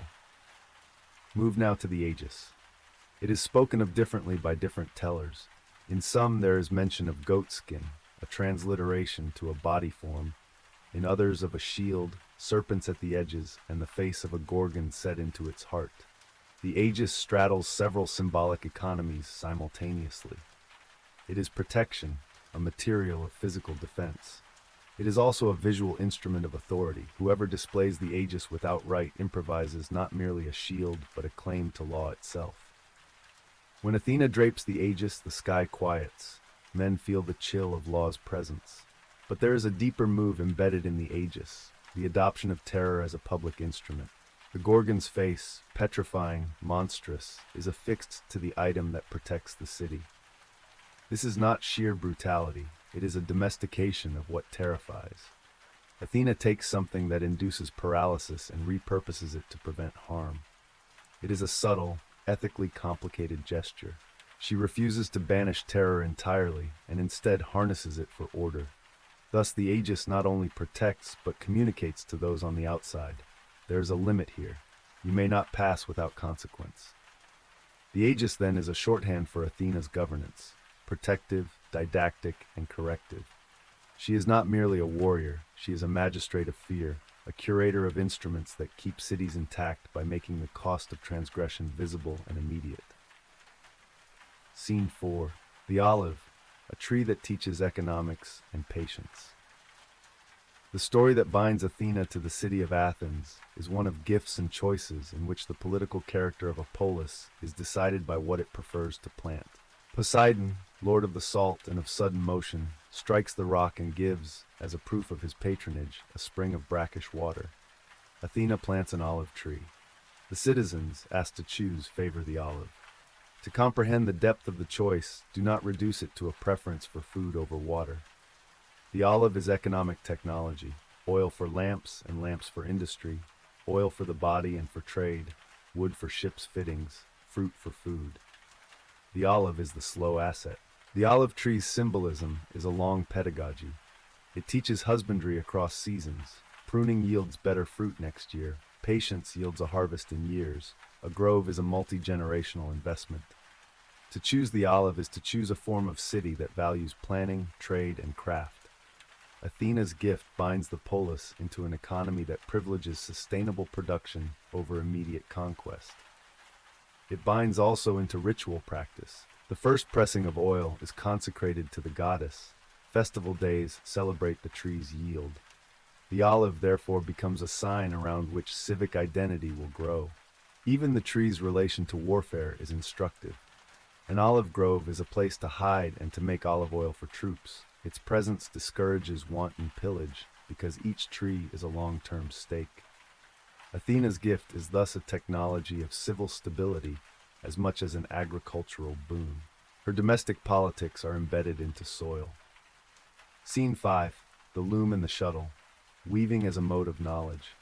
The loom demands attention because it is where Athena's governance of domesticity converges with her role as a civilizing force. Weaving is not mere dressmaking in the old mind. It is an art of patterning time, a method by which the chaos of threads becomes a fabric of ordered life. A woven cloth is a disciplinary object. It requires patience, precision, and the steady movement of hands. The craft teaches rhythms of labor, daily ties, the sequence of seasons, the household's management of resources. To be goddess of weaving is to sanction these norms. Athena's interest in the artisan is not abstract. She patronizes potters and potters' techniques, the making of shields and plows, the drawing up of city plans. Many crafts fall under her attention. She is not the smith who melts metal, that is Hephaestus's realm, but she is the planner to whom the smith looks for the finished design. This relationship is instructive. Craft without plan is mere labor. Plan without craft is empty thought. Athena is the integrator. She fuses the conceptual map to the practical execution. In civic terms, she is the person who says, "We will build a harbor, and these are the measurements, and this is the sequence of tasks." Scene 6. Arachne. Hubris at the loom and transformation. No narrative about Athena's weaving can omit Arachne's tale. It is the moral myth about skill and its limits, about pride, and about the boundary between mortal expression and divine prerogative. Arachne, in the mythic telling, is a woman of unmatched skill. Her fabric sings with color. It renders scenes with such fidelity that spectators are stunned. Yet the very excellence that should bring praise becomes an instrument of hubris when Arachne proclaims herself superior to the goddess who watches over craft. Athena notices. The contest is arranged with ritual gravity. Athena, in disguise, warns. Arachne refuses. Athena reveals herself. The looms are set. Each works, and the tapestries they produce become mirror images of their hearts. Athena's weave is instructive. The gods are shown in their proper order, their beneficences and their enforcement. It is a narrative of civic religion. Arachne's work, in some versions, is a critique. It portrays the gods in the act of deception and seduction, scenes that read like an indictment of divine impunity. The result is a problem. A mortal has not merely matched craft with deity, she has made visible the god's moral failing. The consequence is transformation. Athena destroys the offending work or otherwise demonstrates the goddess's superiority, and Arachne is changed into a spider, condemned in the myth to weave forever. The tale's moral surface is heavy-handed, humility before the gods. Yet its deeper chord is more complex. Arachne's weaving tells truths that the gods would rather leave hidden. Athena's response is not merely punitive but corrective. She converts the mortal's talent into a perpetual craft, the spider's web, while reclaiming the hierarchy. The story thus becomes a parable about the necessity of tempering human critique within the structures of piety and order, while acknowledging the power of skill even when it confronts authority. Scene 7. Strategist. Upon the field, Athena's warcraft. Athena's role in war is distinctive, precisely because it privileges the mind's measured application over rage's raw thrust. She is not a goddess of berserk violence. She is the strategist who instructs when to advance and when to withdraw. She provides tactics, training, and counsel. In the epic horizon, her interventions are decisive. She is the patroness of heroes who will rely more upon wits than upon sheer force. Odysseus is the paradigmatic beneficiary of Athena's care. In him she sees a mind like her own, restless, inventive, cunning in guile as much as in courage. Throughout the Odyssey she appears in disguise, shaping the hero's returns with stratagems and with disguises.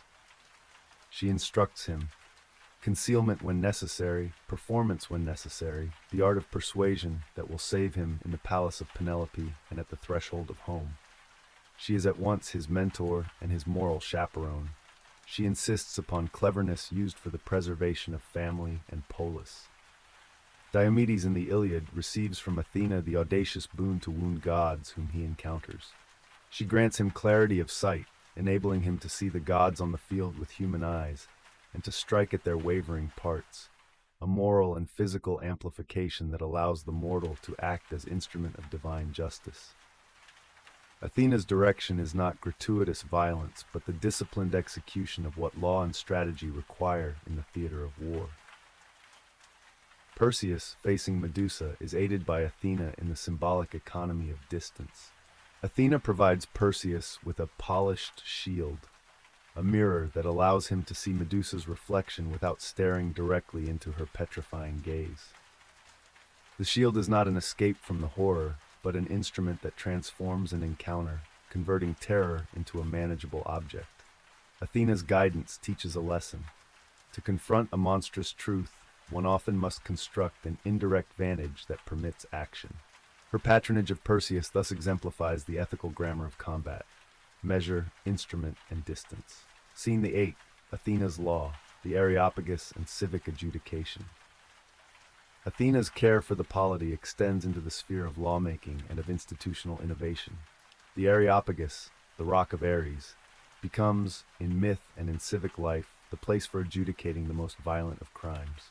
The tale that foregrounds Athena's role in founding juridical practice is the trial of Orestes, a matricide pursued by the Erinyes, a cycle of private vengeance that threatens civic stability.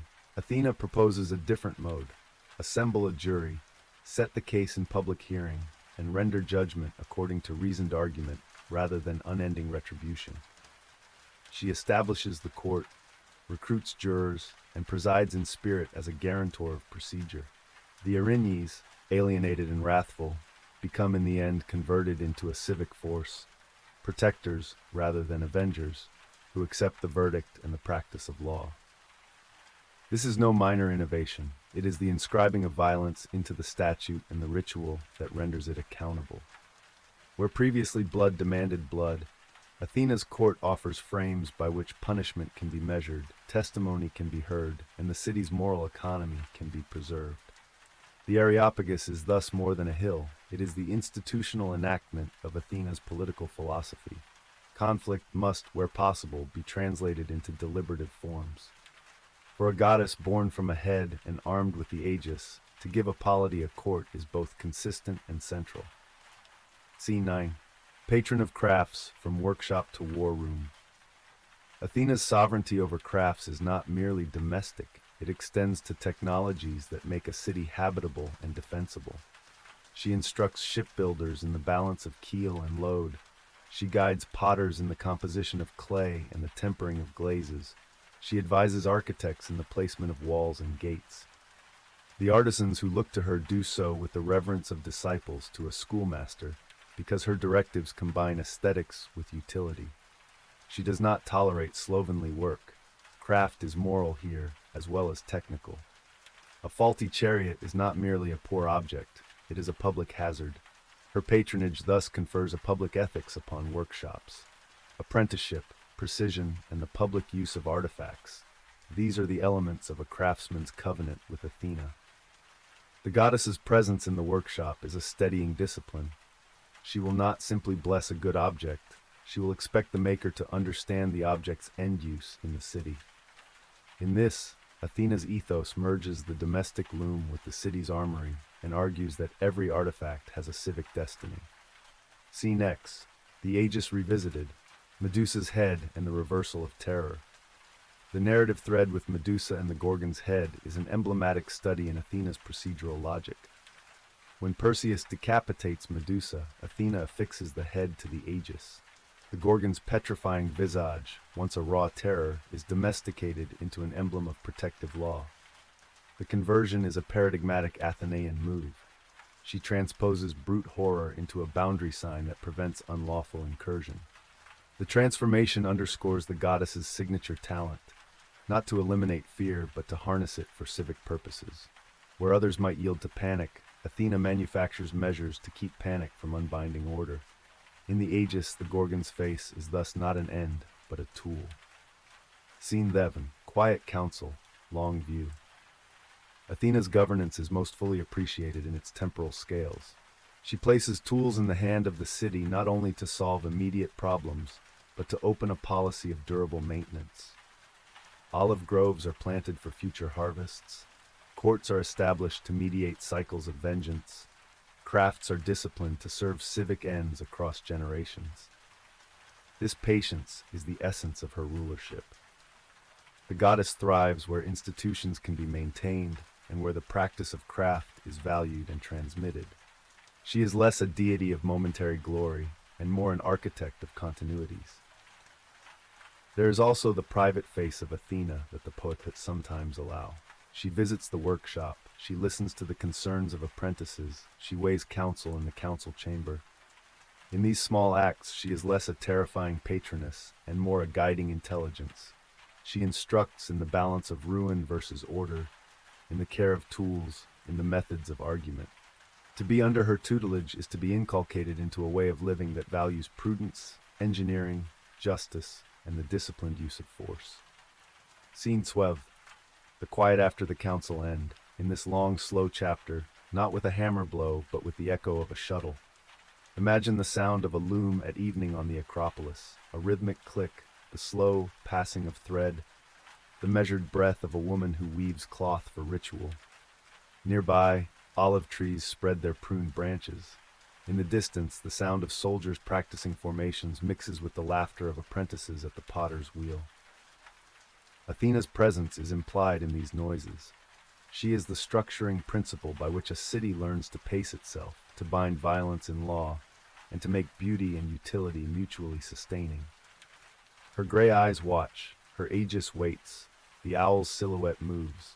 The goddess who was born of a head and whose craft is as much civic as it is combative, continues, in quiet and in action, to teach how thought might be weaponized into just and durable order. Chapter 6. Athena, the gray-eyed goddess of wisdom, war, and weaving scene. The head's secret: listen near and listen long, for this is a birth that is not like others. There is a silence before thinking that is almost a pressure, the sort of pressure that gathers in the forehead when a ruler has had too many counsels, when the weight of future and past hovers in the brow like a weathered stone. In the oldest singing, Zeus, himself the crowned center of rulership, thunder in his hand, law in his mouth, took counsel into his belly. Metis, who is the personified craft of thought and the art of cunning counsel, entered him by design and was swallowed. The act was not merely monstrous, it was a political maneuver. A king who feared the prophecy of displacement chooses to internalize the counsel that might displace him. What follows is a paradox of mind. Swallowed counsel continues to think, and inside Zeus's skull a tempest of thought grows like a seed that insists upon sprouting. The images the poets use are not anatomical but symbolic. A headache, a deep, expanding crack at the crown becomes the threshold of creation. The counselors attempt to relieve the pain. In some tellings, Hephaestus hammers. In some, a rending is effected by Prometheus. In others, the vault of the god's skull is split like a lid.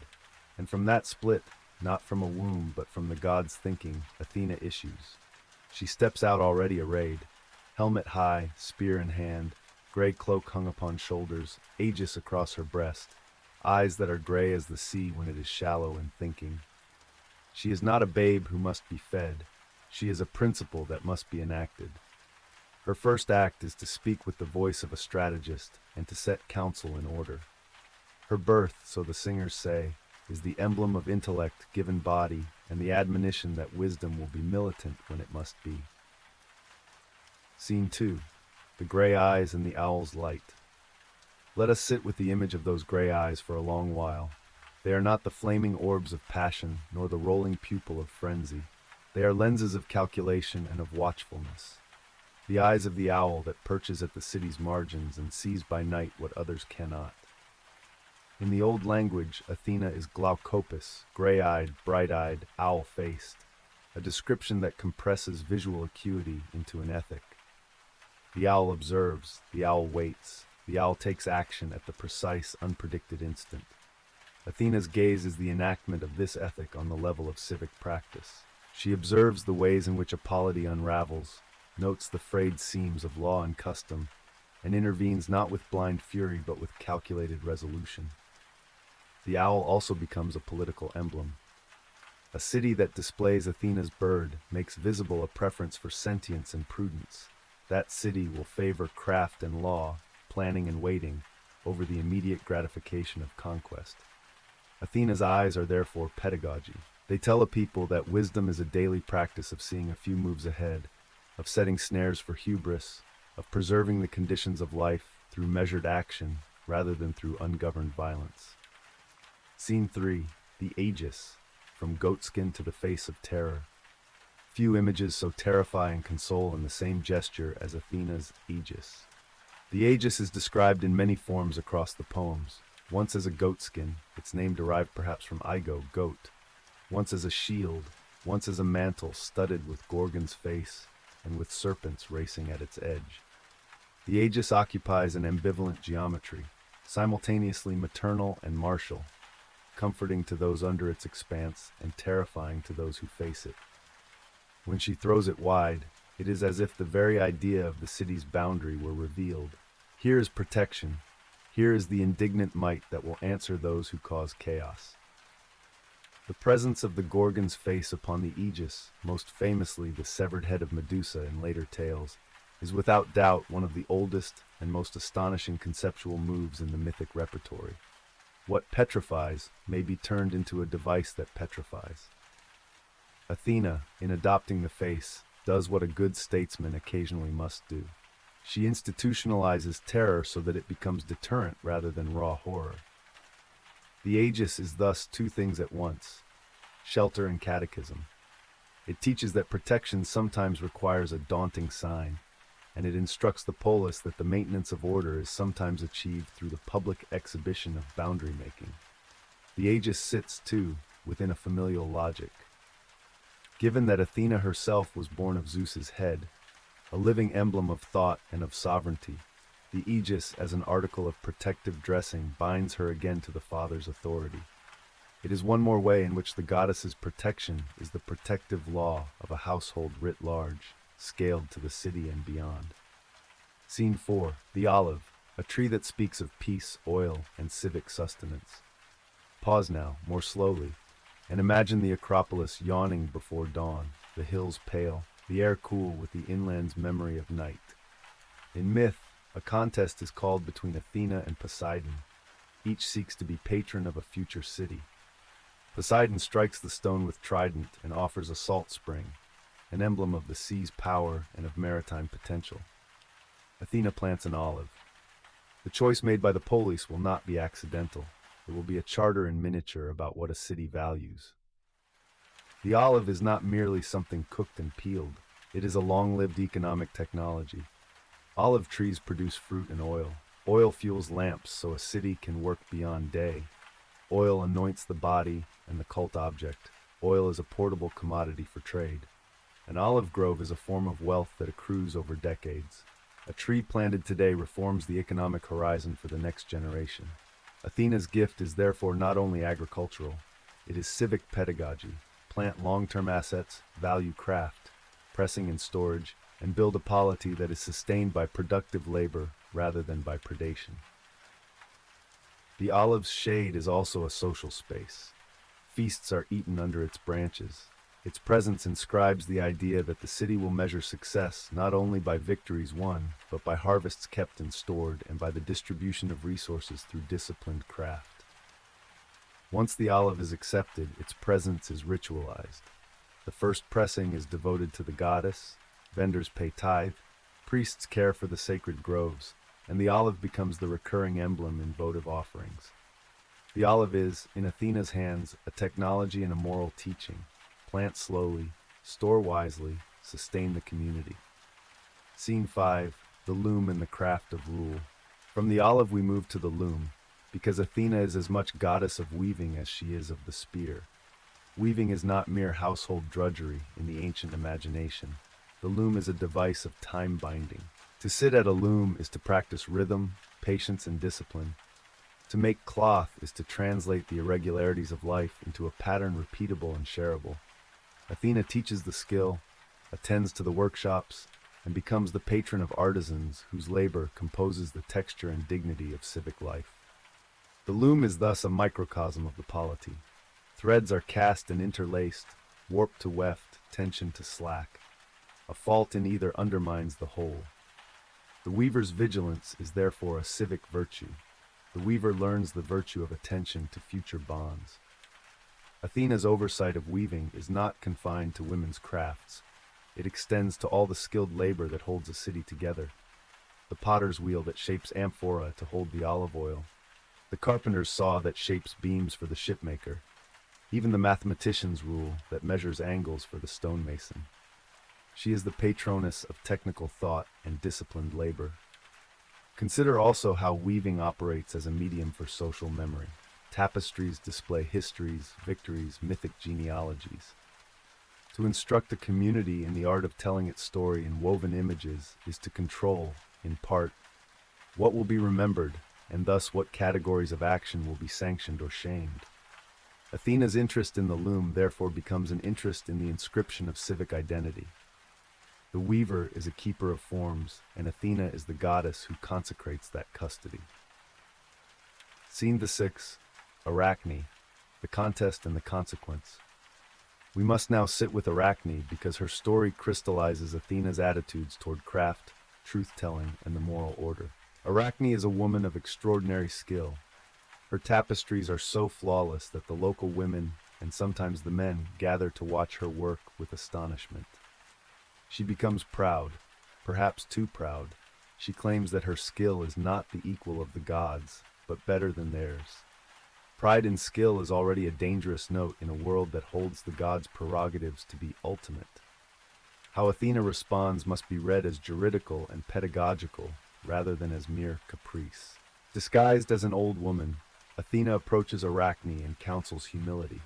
Arachne scorns the counsel and persists in her claim. Athena reveals herself.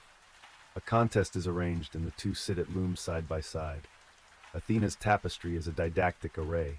Scenes of the gods granting order and punishing hubris, a moralized weave that reads like statute. Arachne's cloth, in some renderings, is different. It does not simply show myths as the gods want them told, but depicts the gods' transgressions, their deceits, their rapes, their disguises used to seduce or to prey on mortals. Her thread shows the gods in truth, not in their idealized robes. The result is a collision of craft and critique. The technical excellence in both works is undeniable. The question becomes ethical. A mortal has not only matched the goddess's craft, she has used it as a medium of exposure. For Athena, this cannot stand. The goddess either destroys the cloth and strikes down the hubris, or, in later, less vindictive tellings, she tears the tapestry and transforms Arachne into a spider, condemned to weave forever. This metamorphosis is not only punishment, it is also an ironic preservation of craft. The mortal continues the weave, but as a small hidden creature rather than as one celebrated among men. The story is not simply about arrogance, it is about the precarious position of the artisan who would expose and shame divine authority. Arachne's tapestry tells truths the gods prefer unsaid. Athena's response recalibrates the social order by converting the teller into an instrument of perpetual, unseen labor. Scene 7. Warfare as technique. Athena's strategic wisdom. Athena's arm is not the arm of blind slaughter, it is the arm of calculation. She is the goddess of stratagem, of formations, of the planning that turns chaos into manageable lines. The old epics pitch her most prominently into the Trojan War, where she stands as patroness of the Greek cause. But her interventions are seldom mere blessing. They are precise calibrations that alter outcomes. Take Odysseus. The hero is called Polymetus, many-minded, and Athena's affinity for him is the natural law of kindred spirits. She guides him through the labyrinth of guile that constitutes his return to Ithaca, advising masks and counsel and the timing of revelation. She tells him when to feign madness, when to lie, when to brave the direct confrontation. For Odysseus, Athena's counsel transforms intellect into survival. She is both mentor and guardian, who supplies both disguise and the moral code that orients his wiles toward the preservation of home and family. She is merciless only when prudence would be compromised. Diomedes in the battlefield receives from Athena a different kind of empowerment, that fierce clarity that allows man to strike at even gods who interpose on the field.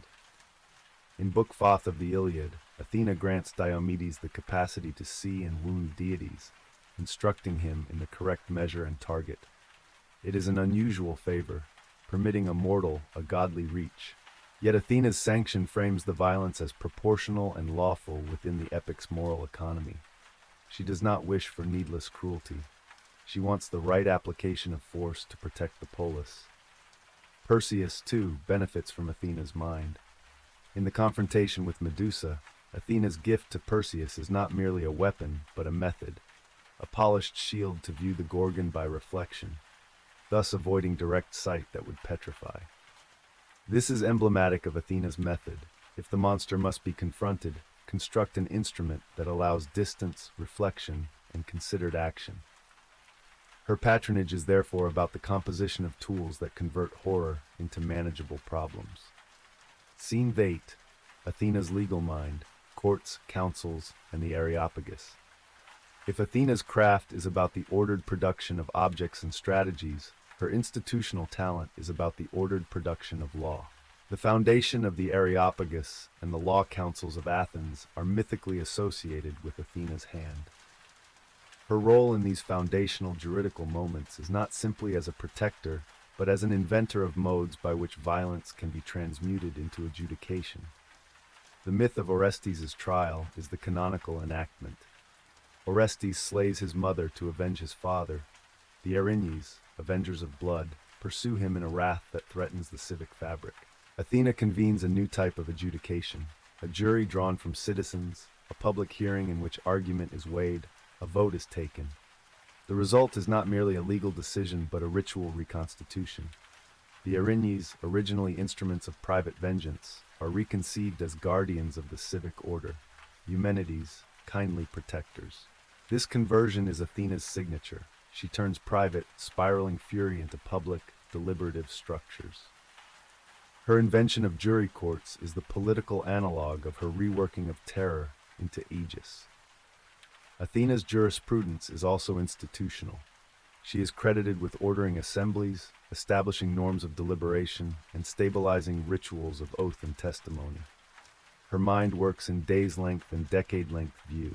She curates law not as transient decree, but as a practice transmitted across generations, a technology of governance like the building of walls. The Areopagus stands as both an altar and a courtroom, a place where the sacred intersects with law and where the goddess's ethic of measured redress is consecrated. Scene 9. The artisan's ethic, tools, workshops, and the public good. Athena's patronage of craft is neither abstract nor elitist. It is the cement of the polis. Her devotees are those who make the amphorae that ferry olive oil, those who make the sails that carry grain, those who make tools that plow and shod horses. She instructs not only in technique, but in the moral frame that anchors craft to the common wheel. The good artisan, under Athena's view, does not craft merely for private profit, but crafts in a way that sustains and beautifies the community. Excellence is thus civic. The goddess's interaction with Hephaestus is instructive. He is the smith, the slow furnace's master, and she is the planner. Between them there is a quiet division of labor, the smith's brute technique, the goddess's pattern. The polity benefits because their cooperation yields not merely weapons, but useful objects of craft that support life. Triremes with measured hulls, bronze votives that stabilize cult life, shields designed to distribute force without letting the warrior collapse into frenzy. Athena insists that craft be applied to ends that increase the polis's resilience. To her, a shod horse that better carries a farmer to market is as holy as a spear that defends a citizen in war. Scene text, the Aegis with the Gorgon's face, terror reformed. We have touched on the Aegis. We must return to one of its most striking details, the adoption of the Gorgon's head. The severed head of Medusa, once a terror whose gaze turned men to stone, is displayed upon Athena's breastplate. This is a metamorphosis not of violence into nothing but of terror into technique, the petrifying image transmuted into the guardian of thresholds. The message is complicated and instructive. By fastening that face to her Aegis, Athena declares that to rule is to domesticate fear. The nightmare might exist, but it will be structured and allocated so that it protects rather than devours. The civic effect is powerful. The presence of the Gorgon's visage over an entrance says, plainly, that this community is defended both by law and by the serious will to enforce its boundaries. Athena's ability to take a horror and make it protean is precisely what marks her as both a strategist and a stateswoman. She knows that the outright elimination of fear is impossible. Instead, she designs ways by which fear becomes a controlled instrument. Scene to Devon, the quiet in which she works. Imagine, finally, a city in which Athena's ethos has been embedded through generations. The shipwrights who consult pattern books and measure hulls to the goddess's ratio. The potters who sign their amphorae and pass down stamps and proportions from father to apprentice. The jurors who confer in a shadowed hall upon homicide, measuring not only law's letter, but its intention. In such a place, Athena's presence is not a constant spectacle of intervention. It is a steady infrastructural fact, the shape of a polity's habits. The goddess's hand is felt in the slow, mundane things, in the pruning of olives so that groves will live across decades, in the calibration of a plummet that ensures a wall will not crumble in winter, in the disciplined apprenticeship by which young citizens learn to bind personal rage within public forms. This is Athena's most humane accomplishment. She makes civic life possible by insisting that power and craft, force and thought, be yoked together in institutions that can endure. She is the goddess who will give laws and shields, who will chasten hubris and preserve art, who will place an owl on a city's standard to remind its people that prudence is a guarding virtue. Final tableau. The goddess on the terrace at dusk. If you would see her, do not look for the flash of a sudden epiphany. Rather, seek the roof of some temple at dusk, when lamps are bowed and the olive leaves make a chorus as the wind runs through them. Imagine Athena standing, not with the fury of a war god, but with the stillness of an architect surveying a city's plan. Her helmet rests nearby, the Aegis hangs like a banner, the owl perches at her shoulder and turns its head with the same slow deliberation that is her mind. She watches as children practice javelin and as old men argue about law at the agora. She hears the looms in the courtyards, the shuttles click, the measured breathing of a woman weaving a ceremonial cloth. She knows the city's seams. She measures. She waits. This is the final evocation to carry forward. Athena is not merely a goddess who favors heroes, nor simply a patroness of the arts. She is the invention of a civic intelligence made divine. A restless, gray-eyed agency that teaches the polity how to make itself by thought and by craft, by discipline and by law. She is the hand that turns terror into boundary, the eye that sees strategy, and the loom that keeps the city's cloth from coming undone. In her is braided the difficult lesson that a people's survival depends upon the slow, patient marriage of wisdom and workmanship. A lesson told in helmets and in hems, in courts and in workshops, in olive groves and on the rough edge of the field. Chapter 6. Athena, the gray-eyed goddess of wisdom, war, and weaving prologue, of births that are minds and minds that are arms. Listen now as to a long-held breath, as to the hush before a loom's shuttle is cut loose or the pause before a general's hand drops the signal. The story of Athena begins not in the small room privacy of a womb, but in the vault of a king's skull. And that origin teaches the essential something about this goddess. She is, from first raising, intelligence given form and immediately given instruments. Zeus, whose rule is thunder and sanction, whose sovereignty is as much a habit as a weapon, once answered a prophecy by swallowing Metis, counsel in person, so that any child of hers that might supplant him could be preempted. To swallow counsel, however, did not make counsel dumb. Inside Zeus's head, Metis' thought went on, and as the pressure mounted, the king's brow split like a rock cracked by frost. From that crack, Athena emerged, not crying, but helmeted, not limp, but spear in hand and aegis across her shoulder, not an infant, but a complete sharp shape. The thinking warrior, the artisan strategist, the juridical mind made visible. This unusual birth is telling. Wisdom, the myth insists, is necessitated to be armored. Reason, too, must sometimes stake the city with force. Athena is the living paradox of a mind that is both a guardian and a technology. Scene 1. The gray eyes, what vision means. Begin with the eyes. Athena is glaucopus, gray-eyed, owl-eyed, keen of sight. The color is not absence, but a tempered light, like dawn over a calm sea or the light on polished bronze. The owl, her constant attendant, is not merely a bird of omen, but an emblem of a sustained practice. Watch, wait, take the moment precisely. Athena's way of seeing is not the rash glare of a god seized by presumption. It is observation disciplined into strategy. When she looks at a field, she measures soil and slope and the strategic points of sunlight. When she looks at a city, she notices gate and granary and the placement of shrines.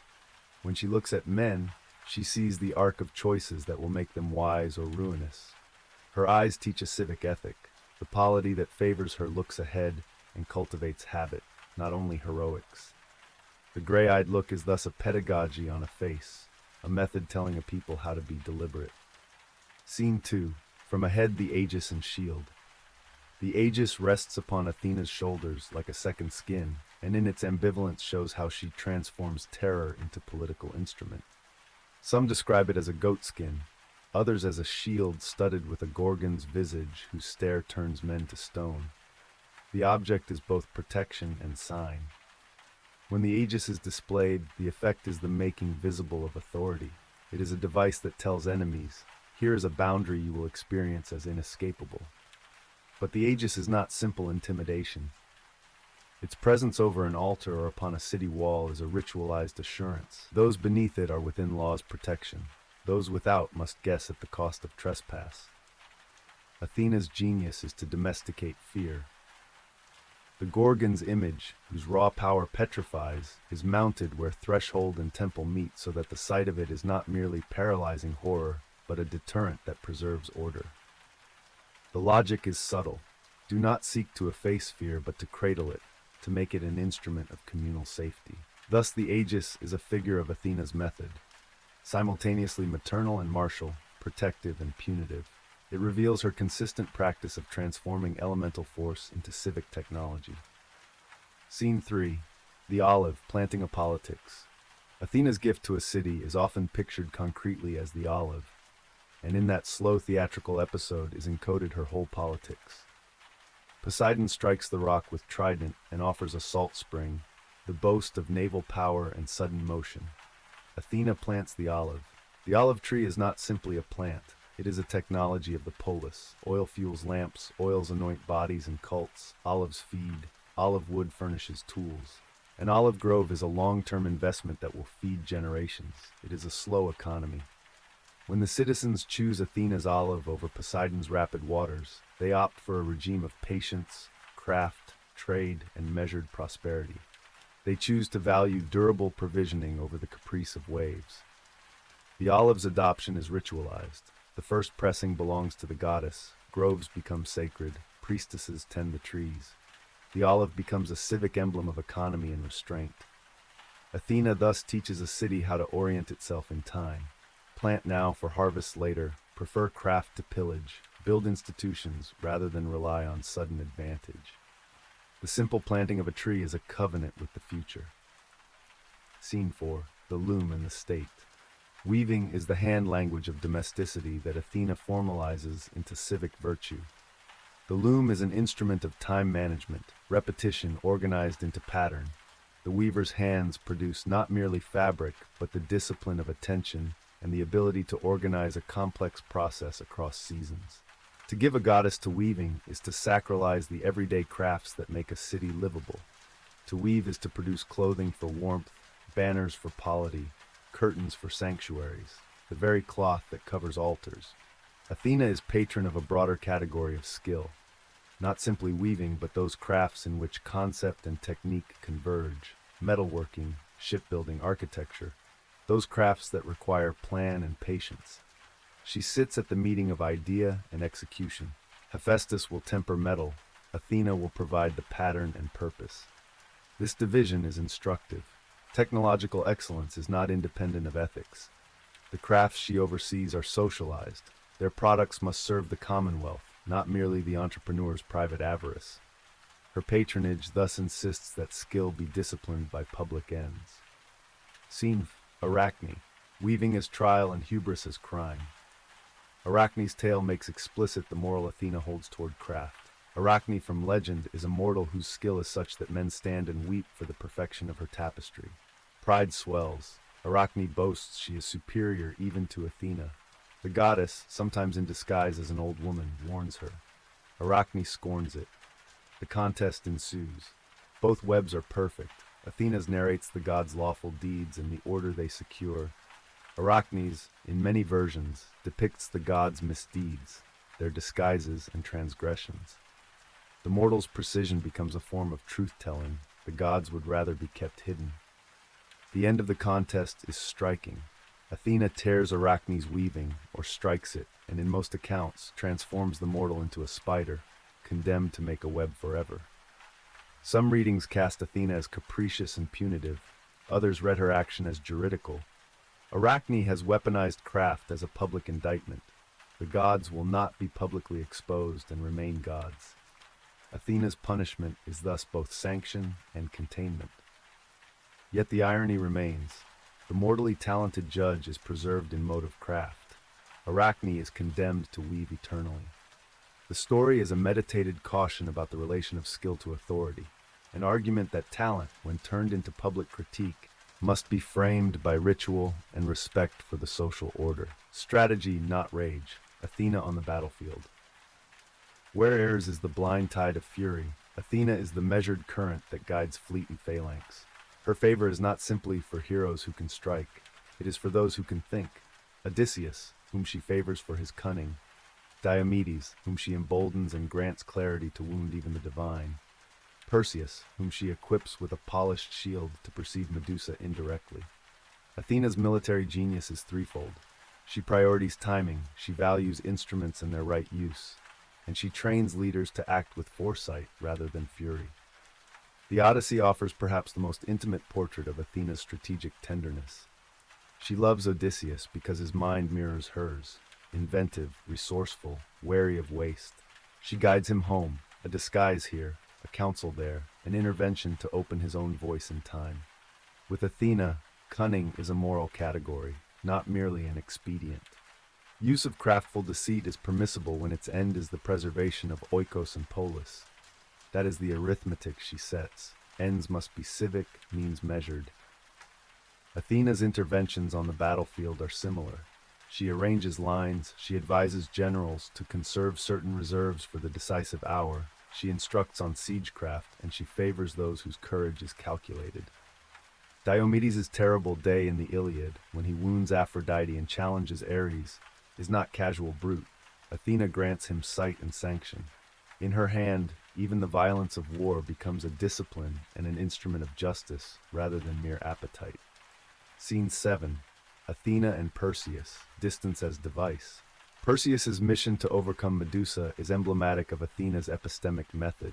One rarely confronts a monster by facing it. One constructs a vantage from which the monster's power is mitigated. Athena gives Perseus a polished shield. By seeing Medusa's reflection rather than the horror itself, Perseus can operate at a remove and thus avoid petrification. The mirror is a metaphor for cognition. Perception mediated by thought allows us to work safely with perilous truths. Athena's gifts are thus both tactical and symbolic. The shield is not only armor but philosophy, act by representation when direct contact kills. Scene 8. Athena as lawgiver. The Areopagus and civic adjudication. Athena's political genius finds one of its most durable expressions in the establishment of the Areopagus and in the institutionalization of civic judgment. The myth of Orestes, pursued by the Erinyes for matricide, culminates in a new juridical order. Athena convenes a trial by jury on the Areopagus, a public forum where argument is heard, votes counted, and a community's binding decisions pronounced. The Erinyes, ancients of blood vengeance, are transformed by process into guardians of law. The old law of throat and revenge is transmuted into institutional deliberation.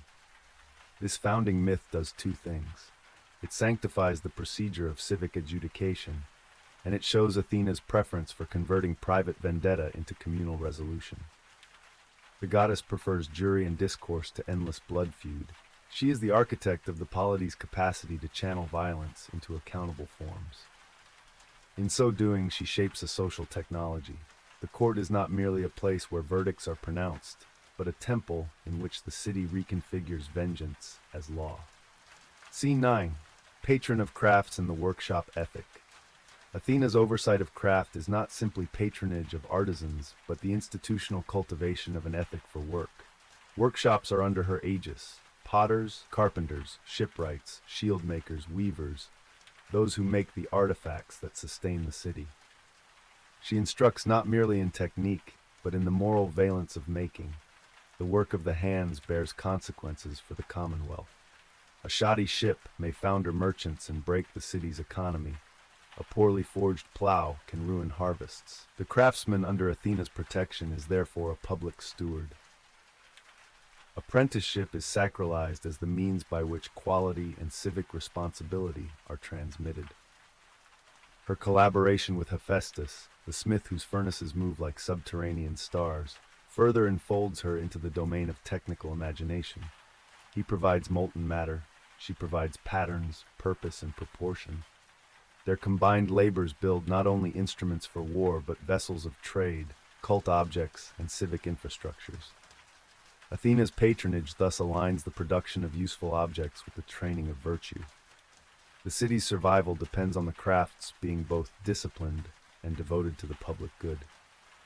Scene X. The Aegis with the Gorgon's face, terror controlled. We return at length to the image of the Aegis bearing the head of Medusa, a startling and paradoxical emblem. Medusa's severed visage petrifies. Athena affixes this face to her armor. The move is not cruelty. It is alchemy, raw terror made into a protective technology. She transforms what would immobilize into a boundary marker, a ward against the unlawful. The Gorgon's head, terrifying as it is, becomes the visible statement. This polis will not be broken by unrestrained violence. There are visible consequences for those who transgress the sacred thresholds. This is Athena's recurring practice. Take a formidable thing and shape it into a civic tool. The lesson is both moral and practical.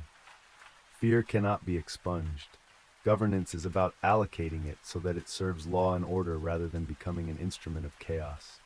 The Aegis is the emblem of a ruled fear, functional and disciplined. Scene to Devon. Quiet works, olive groves, looms, courts. The architecture of habit. To know Athena is to learn the architecture of habit. Her hand touches olive groves, weaving rooms, workshops, court halls. She is the ordering intelligence behind the city that wants to sustain itself through long practices. She instructs how to prune to assure a crop next year, how to teach apprentices so the craft will not die, how to create courts so blood feuds will not consume a lineage. Athena's gifts are slow building, their dividends are generational. She is at once the goddess of the spear and of the spindle, of the shield and of the shuttles. The two are not opposed, they are complementary. This complementarity is what defines the civic order she prefers, practices that produce durable goods and durable institutions. The polity that aligns itself with Athena learns to prize law and craft. It trains citizens in measured action and in the slow labor of making. The goddess favors those who plan, who listen, and who refuse to be seduced by spectacle alone. Scene 12. The calm before the council. Athena at dusk. For a final image, picture Athena at dusk upon the Acropolis. A silhouette against the olive-darkening sky, helmet at her side, and aegis hung like a standard. The owl perches and pivots her head in that same deliberate movement. Nearby, craftsmen close their tools. The looms click in the last light. The law courts adjourn, the jurors going home to meditate upon the day's weighing. Athena watches these slow rituals of civic life. Children practicing their throws, women winding thread for tomorrow's cloth, old men rehearsing statutes for public reading. Her presence is not the flash of the miracle, but the steady hum of order maintained. She is the goddess who insists that wisdom be wearable and usable, a thing that can bind a city through its institutions and stabilize through craft. Her rule is a long teaching about how to think, to make, to adjudicate, and to measure the use of force. She is teaching a polis, through olive, loom, shield, and court, how to endure. Epilogue, no end but an exercise. There is no tidy summation to close with, for Athena's domain is not a single doctrine but a lifelong practice. The cultivation of thought into instruments, the conversion of terror into boundary, the sacralization of craft into civic duty. Her gray eyes and her stern aegis remain with the city, watchful, disciplined, and patient, inviting those within her sway to become themselves, a loom in which the fabric of polity is slowly, carefully woven. Chapter 6. Athena, the gray-eyed goddess of wisdom, war, and weaving prelude, of heads that think and hands that make link. Listen as one listens to the hush that gathers on the rim of a loom before the shuttle slips free, or to the pregnant pause of a commander's hand just before a line is given. Athena's beginning is that kind of hush, not the small room hush of a human birth, but the cavernous pause inside a sovereign head.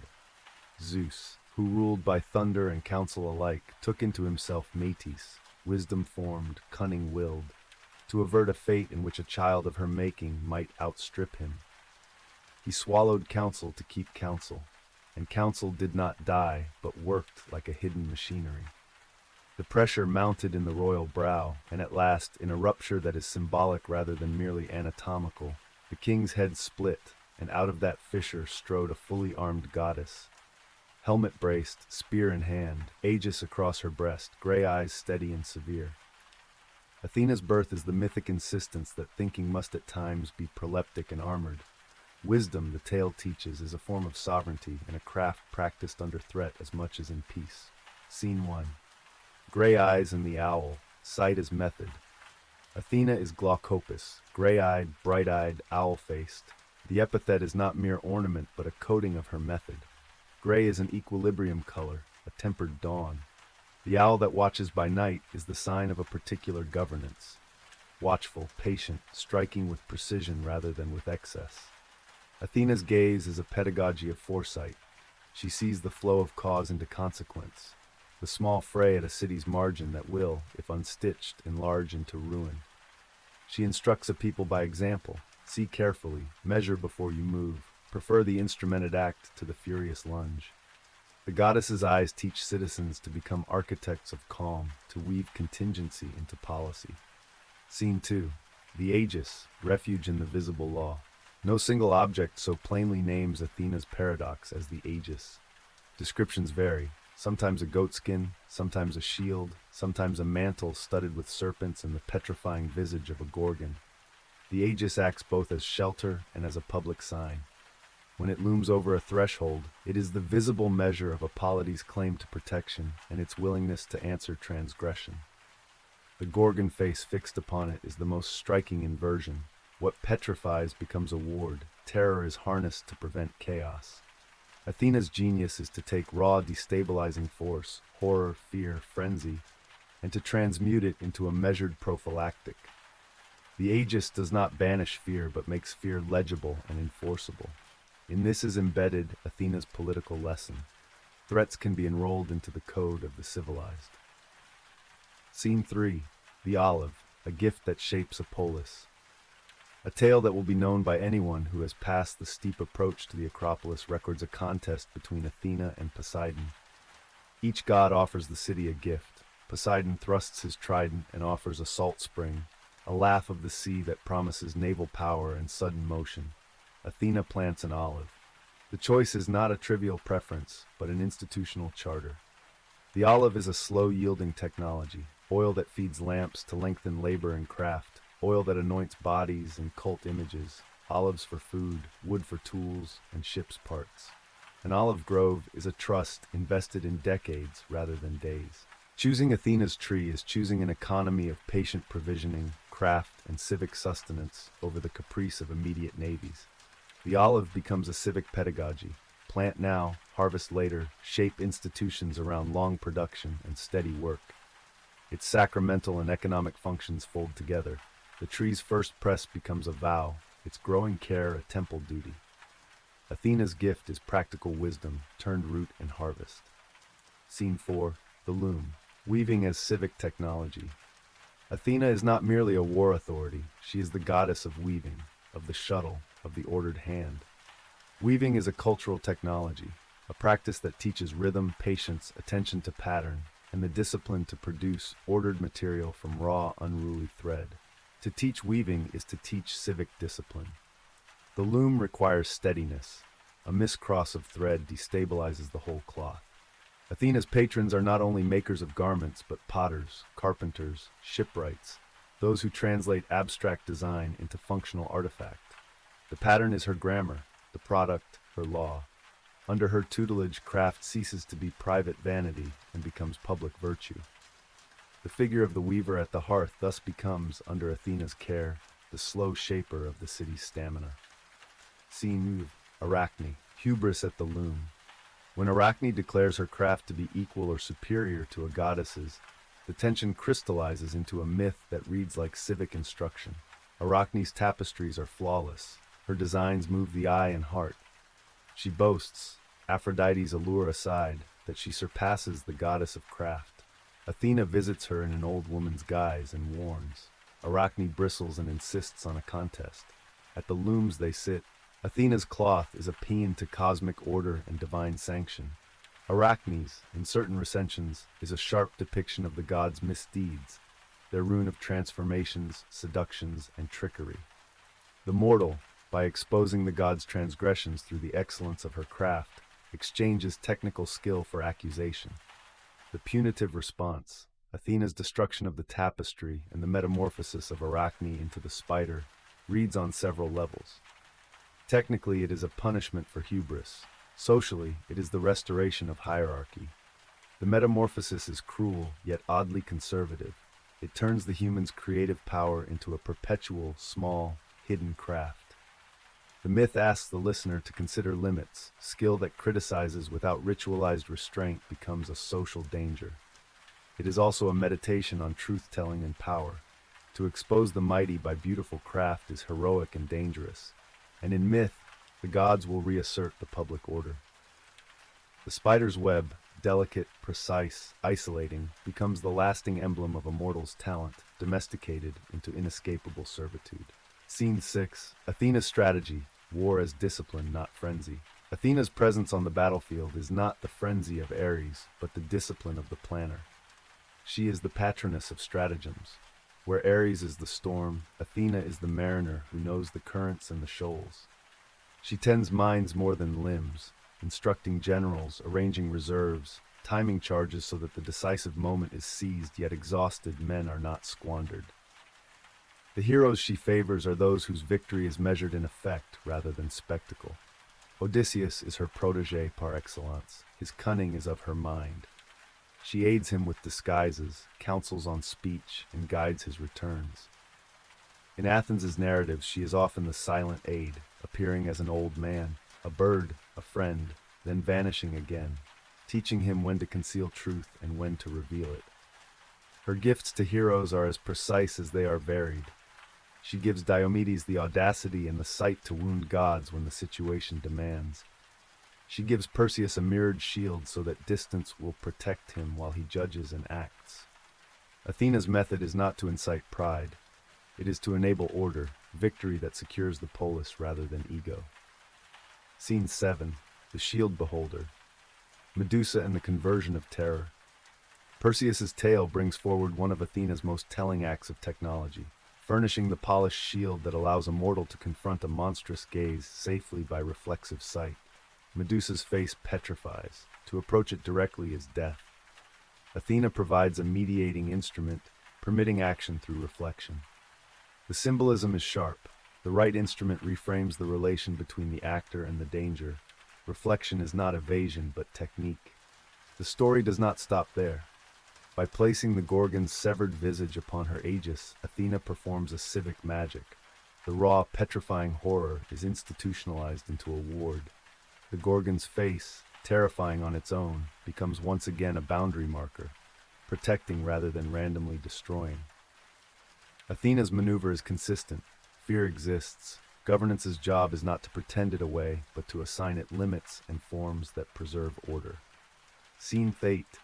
Athena as legislator and the Areopagus. Athena is not merely a sponsor of craftsmen or a martial advisor. She inaugurates juridical practice. The Areopagus, the Hill of Ares, becomes in the stories the site of the earliest homicide tribunals, the place where private vengeance is translated into public judgment. The mythic exemplar is the trial of Orestes, hounded by the Erinyes for matricide. Athena convenes a jury, institutes a deliberative process, and places a civic verdict where earlier revenge cycles could roll unchecked. The Erinyes are converted from private avengers into civic custodians. The Eumenides, the kindly ones, whose role is now to watch over the law rather than to gorge on blood. Athena's founding of a court is an invention of the polity.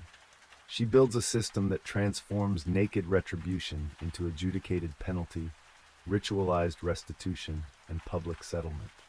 Her jurisprudence is pragmatic. She values procedure, fairness, and the publicness of judgment. She seeks not revenge for the sake of spectacle, but a modality by which a community's hurts can be acknowledged, argued over, and reconciled into repairable terms. Her models of governance are institutions, not charismatic eruptions. The Areopagus is both altar and tribunal, a place where law is enacted by the rituals of listening and counting. Scene 9. Workshop, Forge, and Proportion. The Artisan's Mind. Athena's dominion is manifest in the noise of the workshops, the steady thump of hammers at the smithy, the whir of the potter's wheel, the measured creak of a shipwright's adze. Among artisans, she is a patron of proportion and of the link between form and public use. A measured ship is a city's lifeline. A strong plow is its stomach. A well-made amphora is the vessel of trade. Athena instructs craftsmen not in mere technocratic mastery, but in the civic ethic that their work conveys. A ship that sinks is a civic tragedy. A well-tempered plow is social health. The goddess's interventions point to the inescapable moral calculus. Tools are never neutral. They have purposes and consequences that require prudence. Her partnership with Hephaestus, whose furnaces harness brute material transmutation, articulates a principle fundamental to Athena: weldcraft to plan. Hephaestus provides materia, and Athena supplies design and civic ends. Together they fashion the apparatuses of a state, from bronze trireme fittings to the making of ritual dead objects. Their collaboration seeds cities with instruments that are both functional and symbolic. Scene X. The aegis worn as governance return now to the aegis with its terrifying face. Placed on a chest or thrown over a general's shoulders, it does what law must do. It delineates and it warns. Athena's practice is to configure the public display of power so as to deter disorder without surrendering the polity to constant panic. The Gorgon face is an extreme example, but a telling one. Athena does not eliminate the terrifying, she regulates it. Governance, in her hands, is less the triumph of force than the craft of allocation. Who to affright, why, and with what ritual. Scene 11. The quiet constituencies.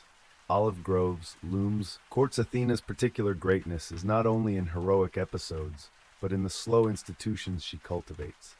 A people trained to prune groves, to guard seed stock, to pass down ritual knowledge, to discipline youth in the arithmetic of craft and the geometry of defense. Her care appears in municipal habits: the weave of a tapestry, the shape of an amphora, the measured adjudication at the Areopagus. These all share a logic. Small standards enforced daily make grand durability possible. Athena's instruction is conservative in the deepest sense of the word.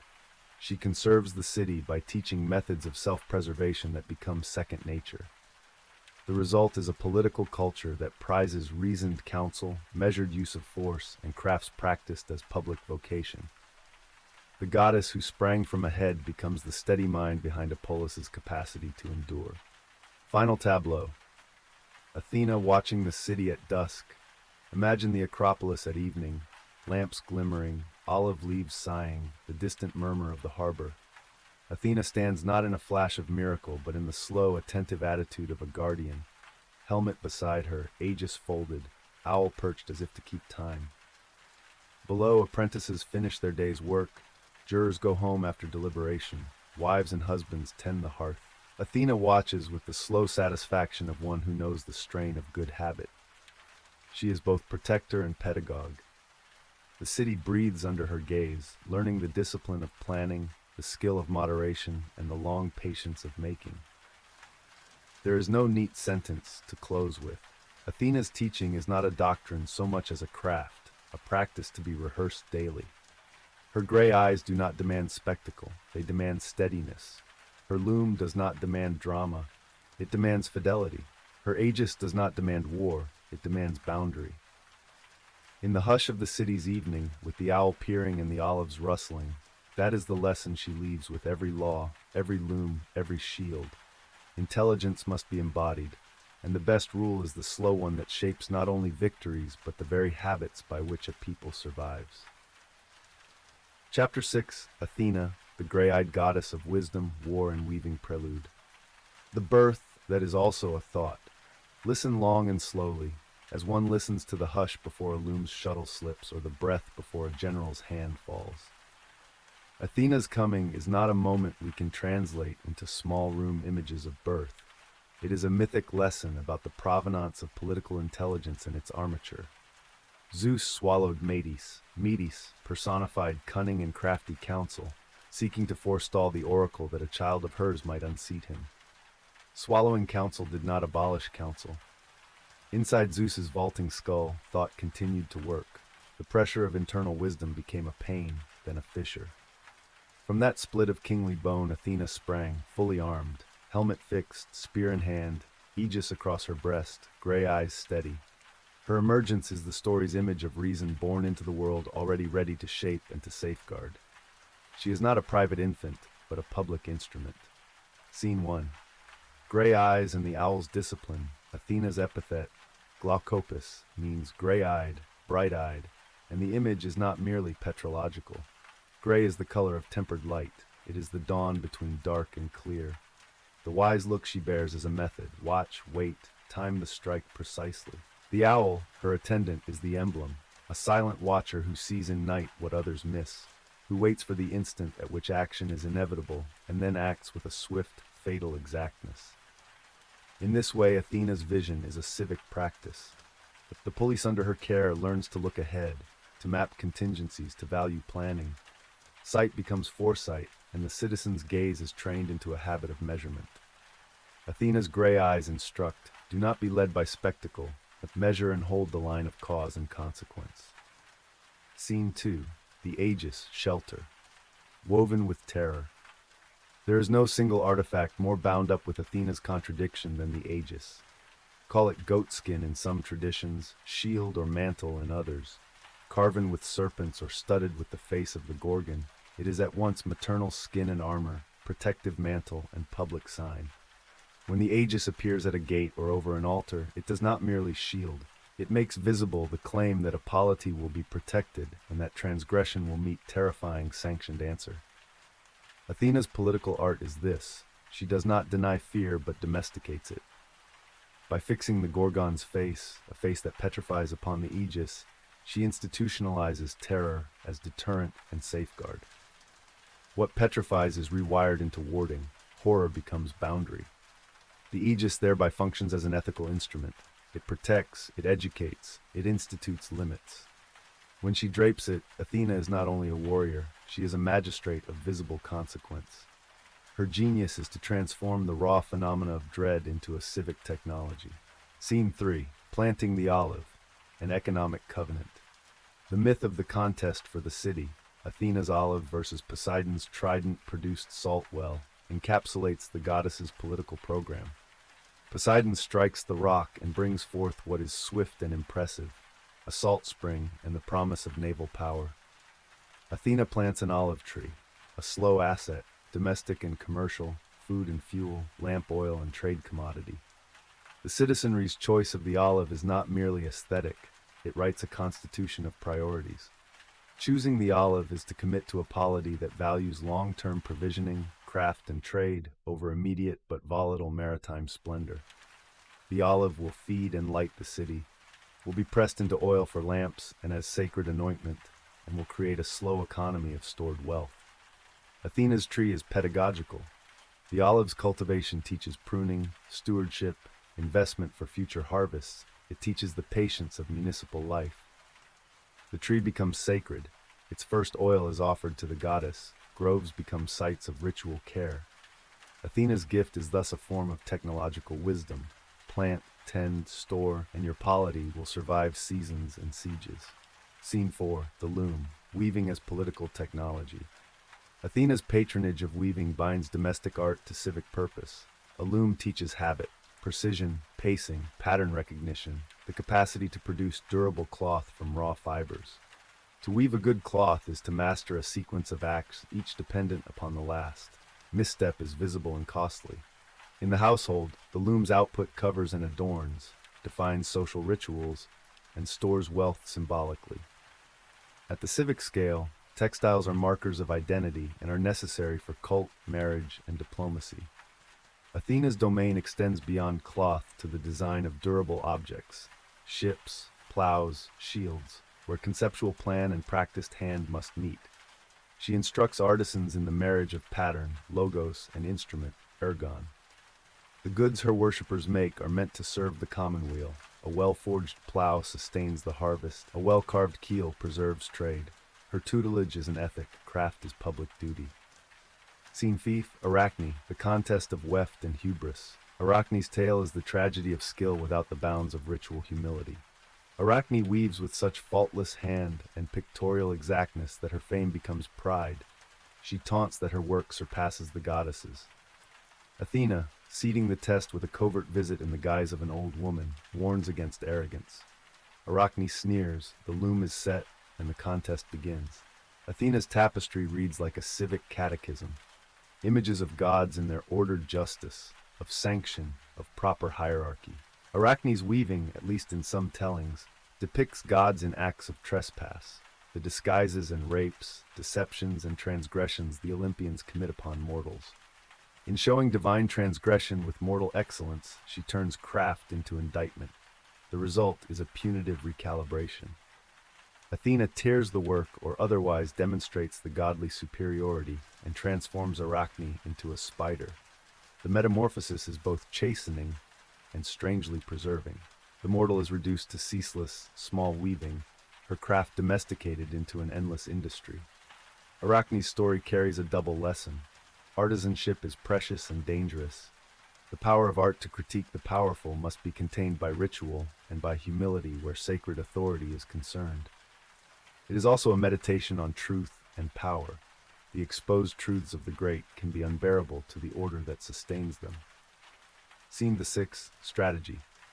Athena's war as art. Athena is the goddess who prefers stratagem to blind rage. Where Ares revels in the chaos of battle, she instructs in formations, reserves, timing, and the prudent use of force. Her war is an application of intelligence. She counsels when to feint, when to wait, how to conserve strength for the decisive moment. She favors those who use their wits rather than their arms for spectacle. Odysseus is the classic example of her protégés. She loves his craftiness because it is a mirror of her method. To him she gives disguise, cunning counsel, timing, and the means to test and then reclaim what is his, home, wife, place, after a long apprenticeship of suffering. Athena is not the goddess of mere trickery. Her favors are measured, intended to preserve household and polis. When she lends cunning, it is not to diminish the moral order, but to secure it. Diomedes, on the other hand, is granted a different loan of courage. In the Iliad, she enables him to strike at gods on the field when the logic of the fight demands it. This permission is not reckless. It is part of an ethical calculus in which gods and men share certain contested spaces of violence, a brutal choreography that Athena keeps under a discipline. Perseus receives from her the polished shield that converts an encounter with horror into a manageable problem. See Medusa indirectly, and you can cut where direct sight would petrify. Athena's method is thus always to forge instruments, mental and material, that convert monstrous risk into actionable tasks. Scene 7. Establishing the Areopagus, from private vendetta to public judgment. Athena's political artistry culminates in juridical invention. The founding of the Areopagus and the transformation of vendetta into adjudication is her great institutional legacy. The mythic trial of Orestes, hounded by Erinyes for matricide, brings forward the dilemma of private revenge and the need for public resolution. Athena organizes a tribunal, assembles jurors, presides in the generation of a procedure through which the community can transact justice rather than dissolve into cycles of blood. The Erinyes are offered a new office, converted from private avengers into civic custodians, the Eumenides, who bless and guard the law. The founding of the court is a formal act of civic technology. It takes violence and places it into a procedural container that can be witnessed, argued, and adjudicated. Athena's law is thus performed in ritual, public, deliberative, and oriented toward the reintegration of grievance rather than endless retaliation. Scene 8. Workshops and the ethic of manufacture. To see Athena properly, go into a workshop where craftsmen finish their day. There is the potter's wheel turning slow and steady, the shipwright's adze shaving the hull's curve, the armorer hammering to a measure.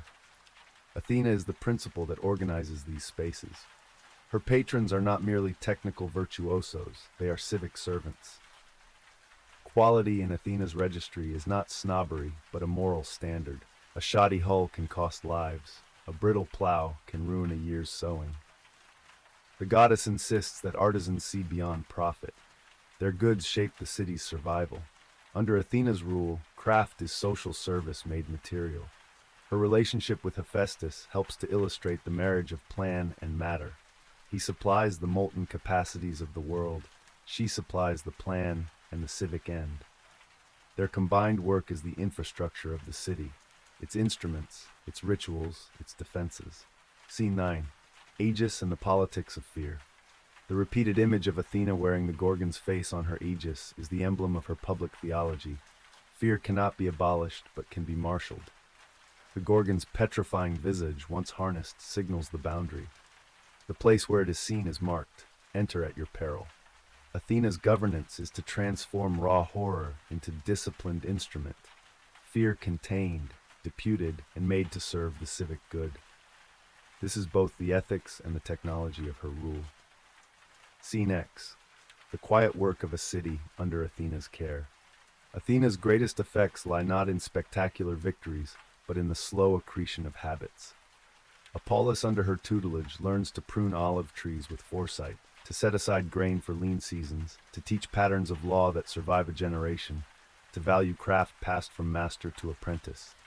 The loom's repetitive click, the measured debate at a tribunal, the patient shaping of a keel, these are the rhythms that Athena values. She governs by the long view. Build durable things, make institutions that bind jealousy and vengeance, teach craft to serve the public. Scenes even. The goddess at dusk. Picture the Acropolis as light fades, olive branches sigh, lamp oil burns, a few craftsmen linger over their tools, jurors take slow steps home. There, Athena stands, helmet nearby, aegis folded, owl perched, watchful but not alert in fury. Her gray eyes take in the low domesticities, the woman finishing the last row of weaving, the boy learning to set tiles, the old man reviewing the law's wording. Her satisfaction is quiet. She is the goddess of Hippolytes' habits and the long art of making a city survivable and civil. She does not revel in spectacle. She invests in the durational work of governance. There can be no simple conclusion to Athena's domain, because she is less a doctrine than a practice. The daily enactment of mind and skill, the discipline of war subordinated to the survival of home, the conversion of terror into boundary, the sacralization of craft into public duty. She is the goddess who teaches a body politic how to think and make itself, and her gray eyes remain upon the polis as long as there are looms, courts, and olive groves to tend. Chapter 6. Athena, the gray-eyed goddess of wisdom, war, and weaving prome, of births that are minds and minds that are arms. Listen with the patience of a long braided rope, for Athena's origin is not a thread one can knot in a single turn. She is a birth whose drama teaches a lesson about mind-made material.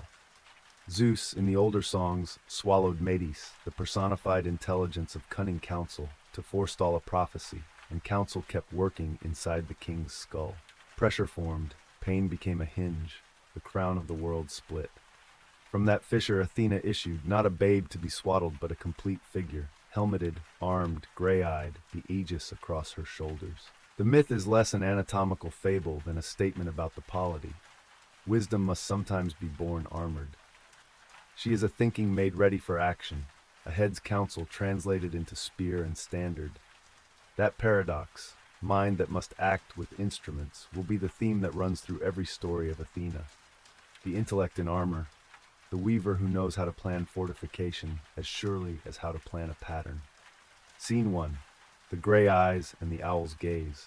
Her epithet, glaucopus, gray-eyed or bright-eyed, is not merely descriptive. It names a practice. Gray is the hue of tempered light, neither harsh nor pallid, a cautious dawn. Athena's eyes are the eyes of an inspector. They notice slackness in an army's file, a crack in a city's wall, the fraying of a community's law. The owl that sits by her shoulder is no mere accessory. It is her emblem of nocturnal thought. The owl watches the world when others sleep. It hears the whisper of plan and alarm. It strikes only when the geometry of attack is clear. Athena's way of seeing is doctrinal. Do not leap at spectacle. Judge the field, secure supply and retreat, preserve the household at the polity's center. Her gaze educates it to people to measure rather than to rage. Picture her standing on a city rampart at dawn. The first gulls wheel, the slow slip of boats mark the harbor. She peers at the long lines of plows in the valley and at the small smoke of a potter's kiln. Her look draws the polis together, one eye on harvest and store, one on walls and fleet. She is the goddess who binds domestic and military arc. Scene 2. The Aegis, a protean sign. The Aegis follows her like a second weather. Scholars argue about its physicality. Goatskin, a shield, a mantle, a cuirass, a plaque with the Gorgon's face. But its meaning is constant. The Aegis is protection fused to display. When Athena bears it, the sight is law. To see it is to be reminded of sanctions that are immediate and horrid. The Gorgon's visage fixed upon it, Medusa's face, turns terror into defense. Something that immobilizes is reworked into a deterrent. Athena's political move is precise. Do not expunge fear, domesticate and marshal it. Imagine a gate at night, the Aegis hung under the lintel. A would-be thief feels a dread that is not merely religious. The fear is public and disciplined.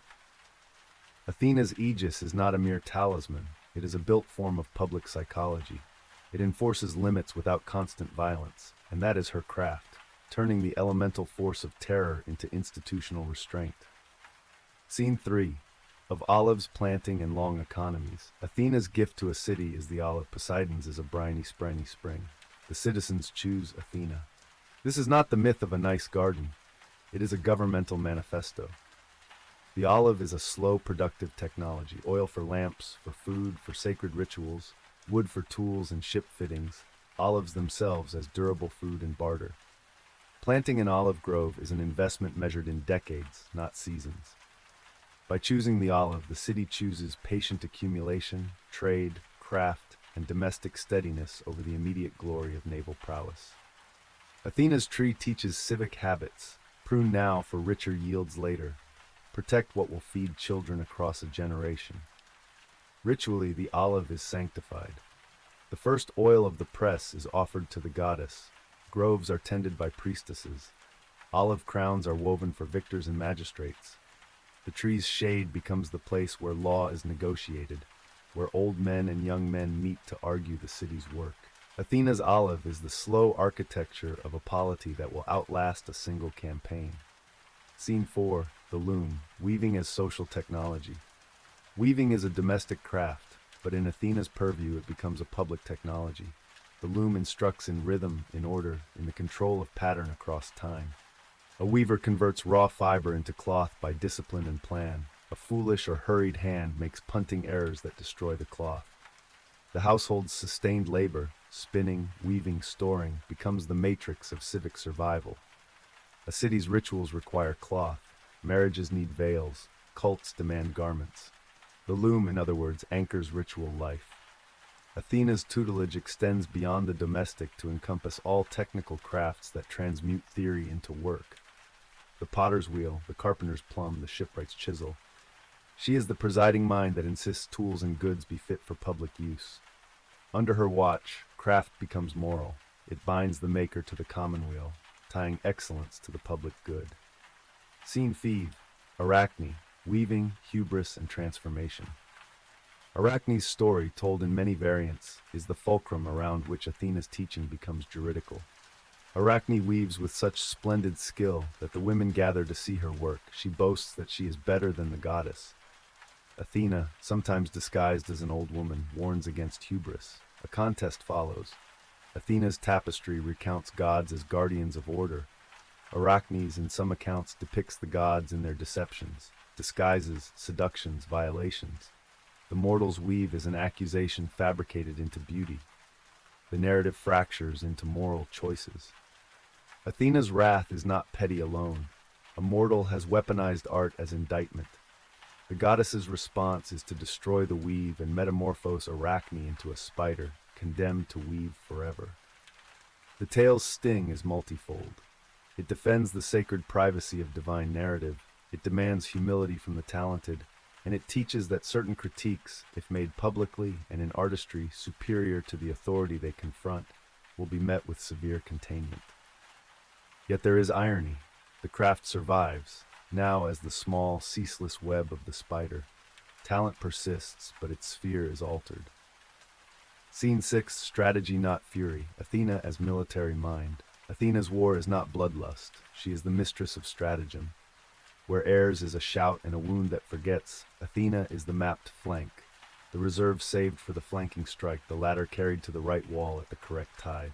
Her counsel is indispensable to those who fight to defend hearths and polis rather than to seek personal glory.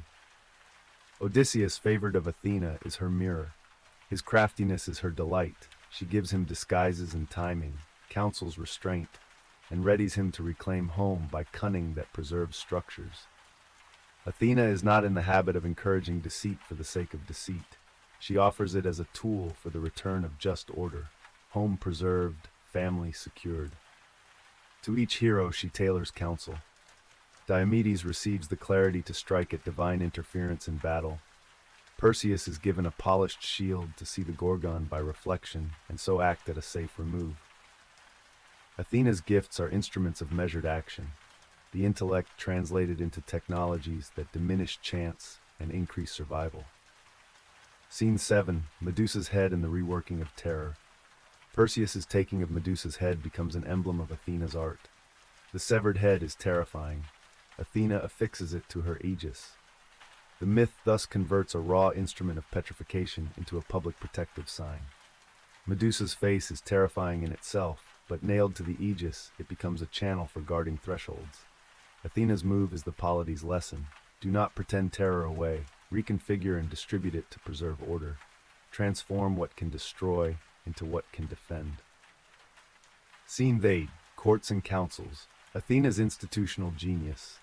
Athena's most enduring political invention is juridical.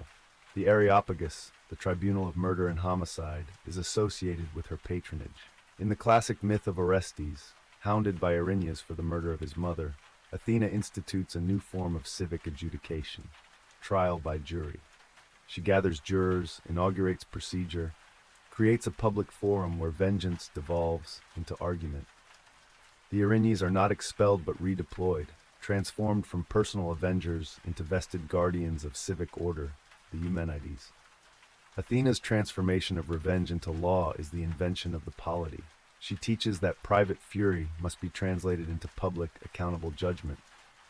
This is her polity's technology, ritualized adjudication that contains cycles of blood by ritual and reason. The Areopagus stands as both symbol and mechanism. The Hill of Ares becomes the seat where the state's sustainability is practiced. Athena's measure is procedure. evidence, pleading, verdict by peers. She prefers law as public technology over private vendetta because law, once ritualized, can be taught, transmitted, and improved. Scene 9. Workshops, apprentices, and the artisan's oath. Athena's work lives in workshops. The potter's wheel, the carpenter's square, the shipwright's compass. These are the instruments of Apollody's make. In the hands of a goddess, they acquire moral force. The craftsman is not a mere vendor. She is a keeper of public goods. Athena's ethic is that of the public artisan. Excellence matters not merely for beauty, but for survival. A broken keel sinks trade and brings famine. A poorly tempered spear breaks in the hand and endangers the city. Under Athena, craft is sacrament and civic liturgy. She fosters training, master to apprentice, ritualized instruction, standards. She is the goddess who will be invoked at the first cutting of wood for a trireme and at the closing of a potter's kilns for festival jars. The city under her patronage is as good as its artisans. Their goods are the sinews of public life. Scene text. Athena and Hephaestus. Pattern and fire. Athena's relation with Hephaestus is the story of planning and matter. Hephaestus supplies the furnace's violent generosity. Athena supplies the blueprint, the measure, the reason. Their collaboration registers the structural logic of the city. To produce tools, one needs both the molten possibility of technique and the conceptual plan that renders objects useful. When they forge a shield, it is not merely for glory. Its geometry is measured so that a citizen can defend the city without succumbing to a murderous mania. Their combined craftsmanship produces what the polis needs, infusing objects with proportion and purpose. Scene Div. Festival and cult, the Panathenaea and the civic calendar. Athena's cult is not a private garden. It is the calendar's organizing center. The Panathenaea, city festival in her honor, reaches across the community. Processions, athletics, musical competitions, and the presentation of the new peplos to the goddess's effigy. The cloth itself is a woven catechism, images that narrate the city's memory and values. The festival performs the city's commitment to Athena's values: skill, order, discipline, and public ritual. Priests and priestesses maintain groves and guardians. They tend the sacred olive. They oversee the weaving that will clothe the goddess's image. The cultic architecture moves across the polis. Temple, altar, grove, court, each space is a node of Athena's thought. Scene 12. Athenian identity in Athena Polias. Athena is more than a patroness. She is the city's tutelary. As Athena Polias, Athena of the city, she is invoked as guardian of hearth and walls. She presides over the polity's identity. Law and craft, defense and domestic ritual are her interweaving. Civic identity in many polis is articulated through her myths: the olive that orders economy, the loom that orders household labor, the aegis that marks lawful defense, the court that orders vengeance into judgment. In this web of functions, she is as domestic as she is martial, as attentive to a potter's standard as to the placement of a defender in battle. Scene 13. Athena's counsel, the quiet manner of rule. Athena's interventions are rarely capricious. She is the goddess of measured counsel and long planning. She enjoys not spectacle, but sustained effects. She will instruct a young hero. She will guide a queen in ritual. She will appear at a crucial meeting to incline the council toward measured acts. Her modalities are quiet: a sudden whispered suggestion to a general, an inspiration in the potter's mind for a new lip on an amphora that keeps oil from spilling, a dream that shapes a magistrate's ordinance. She is sovereign of the in-between, the space of technical improvement and of law where the city's everyday life is made steady. Scene 14. The Areopagus, again, trial as theater of law. Return to the court for a while. Orestes sits trembling before jurors. The Erinyes hiss like a subterranean wind. Athena organizes the jury and officiates the rite that turns vengeance into judgment. The exchange is procedural. Accusers plead, defenders answer, and the jurors, citizens chosen for their stake in the polis, divide. Athena decrees that a tie will mean acquittal. The result hangs between mercy and duty. The decision is not merely corrective, it is constitutive. The polis is defined by the way it transforms private griefs into public statements. Athena's jurisdiction is the ordering of such transformations. Scene 15. Quiet endurance, groves, looms, and law. If the gods' work is the architecture of habit, then imagine the small things that anchor a city. The woman who tends the new olives each spring, the apprentice who winds warp for a ceremonial cloth that will clothe the goddess's statue, the mason who checks the angles on the newly built wall, the juror who learns patience in passing judgment. Athena's presence is folded into these minutiae. She is the goddess of the slow, patient labor that composes civilization. In the harbor, the craftsmen fit new planks by patterns learned in Athena's shrines. In the temples, the peplos bears images that say who the city is and what it has endured. In the courts, procedures that she founded continue to prevent cycles of blood. Her fame spreads not by loud proclamations, but by the repetition of small, disciplined acts. Final tableau, Athena watching at dusk. Picture the Acropolis at evening. The olive leaves shimmer in the dying light. The last potter's wheel slows. The owl hoots twice and folds her head to listen. Athena stands not in a flash of divine thunder, but in an attitude of careful inspection. Helmet set aside, aegis rolled, the gray gaze taking in the work of a city. Below, children practice the throw. Old men read laws aloud. Artisans wash clay from their hands. Athena is content in that patient dusk. The city maintains itself, its institutions hum, and the goddess's pattern, law married to craft, warfare governed by intellect, domesticity dignified by ritual, remains intact. There is no tidy ending in such a life. Athena's rule is a long pedagogy, a continual reteaching of prudence and craft. She is the goddess who insists that thought must be embodied and that action must be designed. In her shuttles, shields, tribunals, and groves, the polis learns how to endure. Chapter 6. Athena, the gray-eyed goddess of wisdom, war, and weaving prelude. Of heads that think and hands that make attend with the patience of a loom watcher and the steadiness of a sentry at dawn. For Athena's coming is not a private birth to be hushed, but a public pedagogy, intelligence made instrument. Zeus, to forestall the oracle that a child of Metis might unseat him, swallowed Metis, counsel in person, and kept counsel within his own skull. Thought did not dissolve, it accumulated, pressing at bone.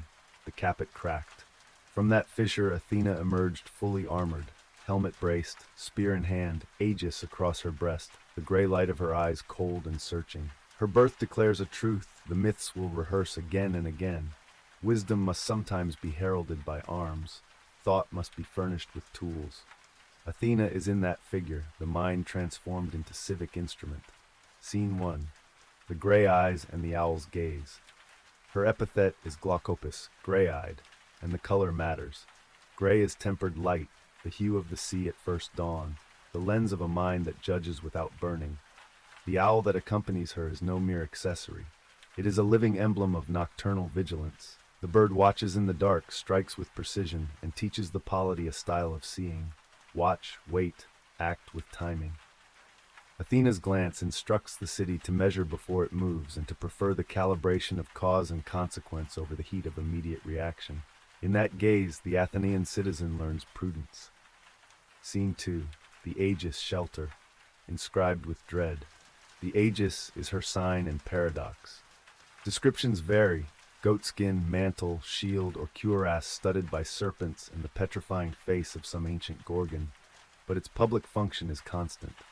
It protects those under its sweep and warns those outside its boundary. Fixed upon it is terror tamed. The gorgon's face, once a visage of raw petrifying horror, is transmuted into a ward. Athena's move is a political act. She does not elide fear, she regulates and rituals it, making dread into deterrent. The Aegis thus stands as a portable law, visual, immediate, unambiguous. Imagine it over a gate at night. Those who pass beneath it feel the law's weight. The Aegis's significance is both maternal and martial. A king's mantle for a city, a mother's cloak for the polity forged out of law and enforcement. Scene 3. The olive, planting a time horizon. Athena's gift to an aspiring city, her olive, is not an aesthetic flourish, it is an economic covenant. Poseidon's salt spring dazzles with mobility and naval promise. Athena's olive promises slow yields, oil for lamps, for cooking and cult, wood for tools and fittings, olives for food and trade. The olive is a long investment, a 10-year tree whose worth is measured in the slow accrual of harvests. Choosing Athena's tree is choosing a polity that values continuity and craft over immediate splashy gains. The olive becomes sacramental. The first press is offered to Athena. Groves are tended as sacred trusts. Olive wreaths are civic insignia. The goddess teaches a people to live by technologies that compound value across generations. Scene 4: The Loom. Weaving as social technology. Athena's care of weaving is not domestic triviality. The loom is a technique for making order out of fiber and of time. It is discipline. Warp and weft must be set, tension held, pattern observed. Cloth covers sacred altars, clothes brides, marks status. A ritual cloth organizes memory.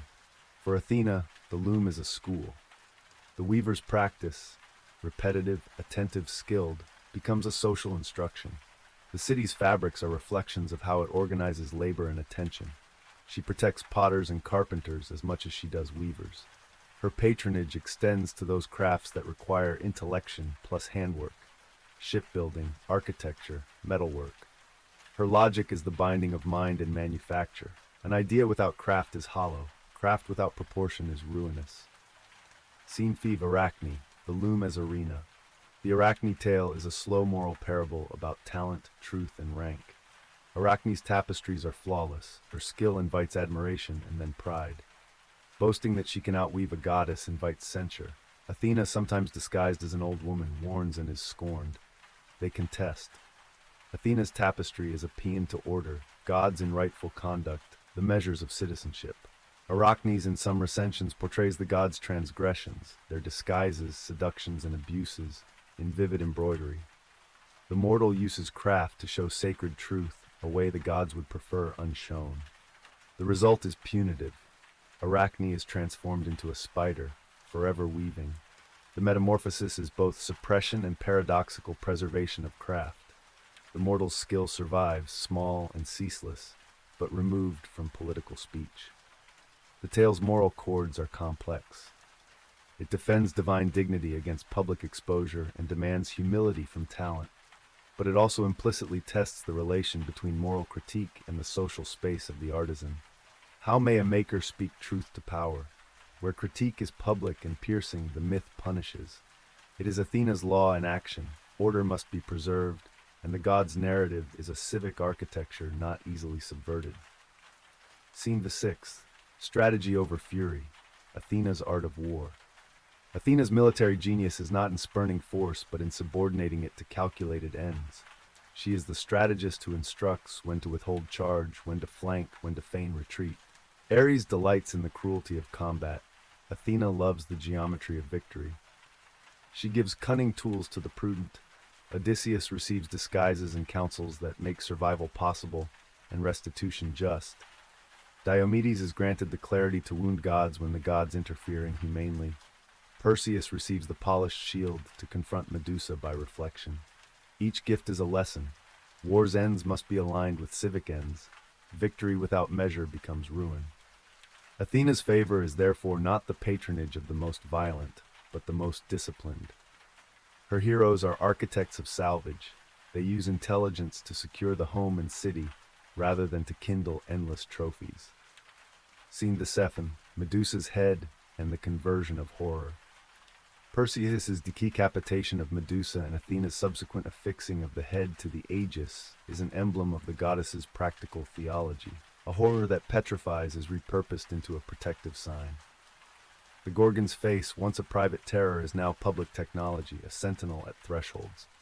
Athena's move is instructive. The community shall not be ruled by uncontained dread.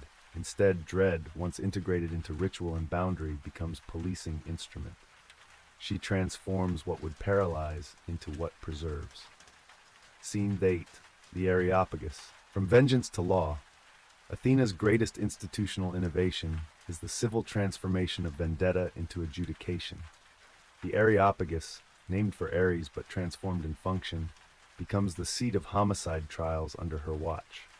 The mythic trial of Orestes, pursued by Erinyes for matricide, shows how Athena invents public adjudication to halt cycles of private blood. She convenes a jury, institutes procedures, and offers the Erinyes a new role as civic guardians. The result is not a mere legal ruling, it is a ritual conversion. The Erinyes, once private avengers, become Eumenides, protectors of civic order. Athena's jurisprudence is the invention of a polity's capacity to absorb guilt and adjudicate it, binding violence into procedure and teaching citizens that blood need not beget unending blood when a public forum is available. Scene 9. Workshops under divine oversight.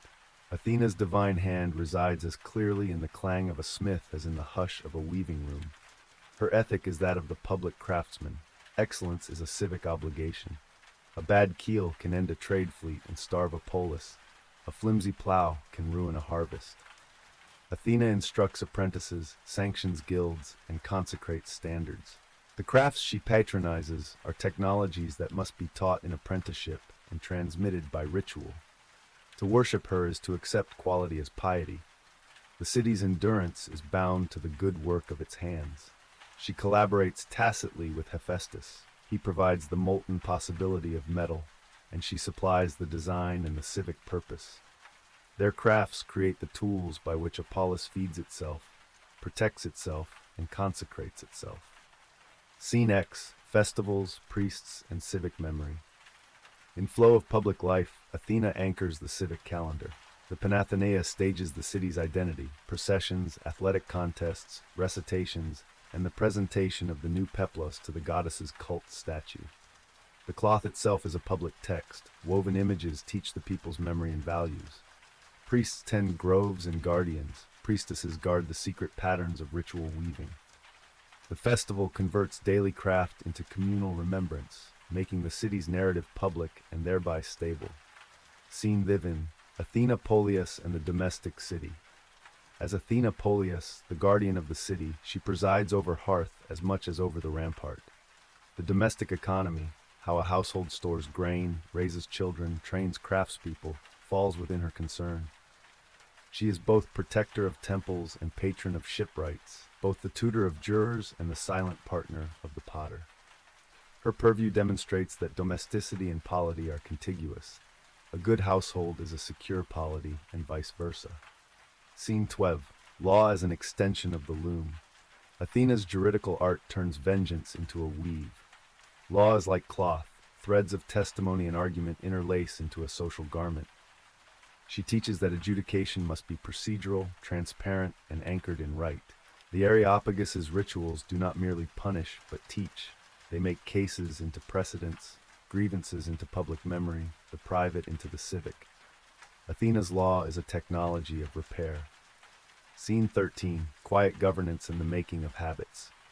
The goddess's most durable acts are not thunderous interventions, but the slow inculcations of habit. Olive groves must be pruned, looms fitted, laws rehearsed.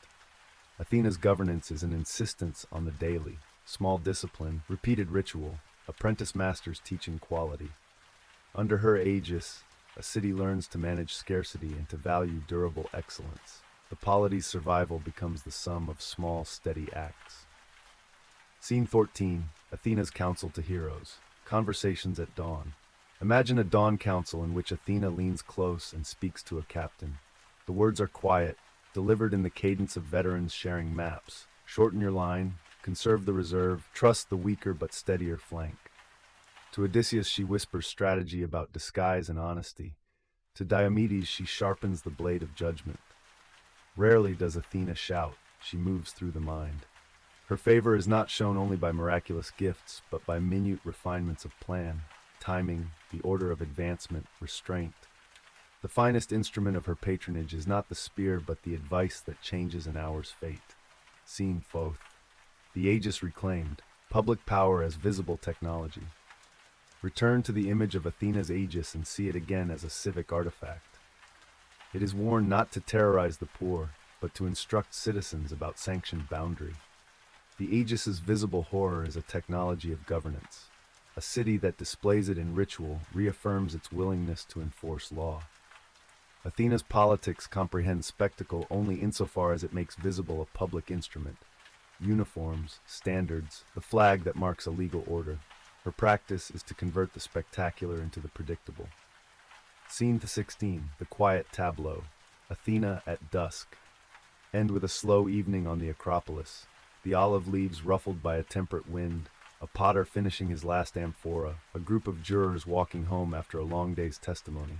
Athena stands as if she were not to frighten but to steady, helmet off, aegis folded, gray eyes circumspect. The owl perches and blinks. Below, the weave of daily life persists. The apprentices learning precision, women binding looms, men carrying oil. Athena's presence is felt not in the tremor of some single miracle, but in the steady habits that make the city enduring. Law practiced, craft taught, terror domesticated, victory measured. She is the sovereign of the practices by which a people make itself whole day by day. Conclusion.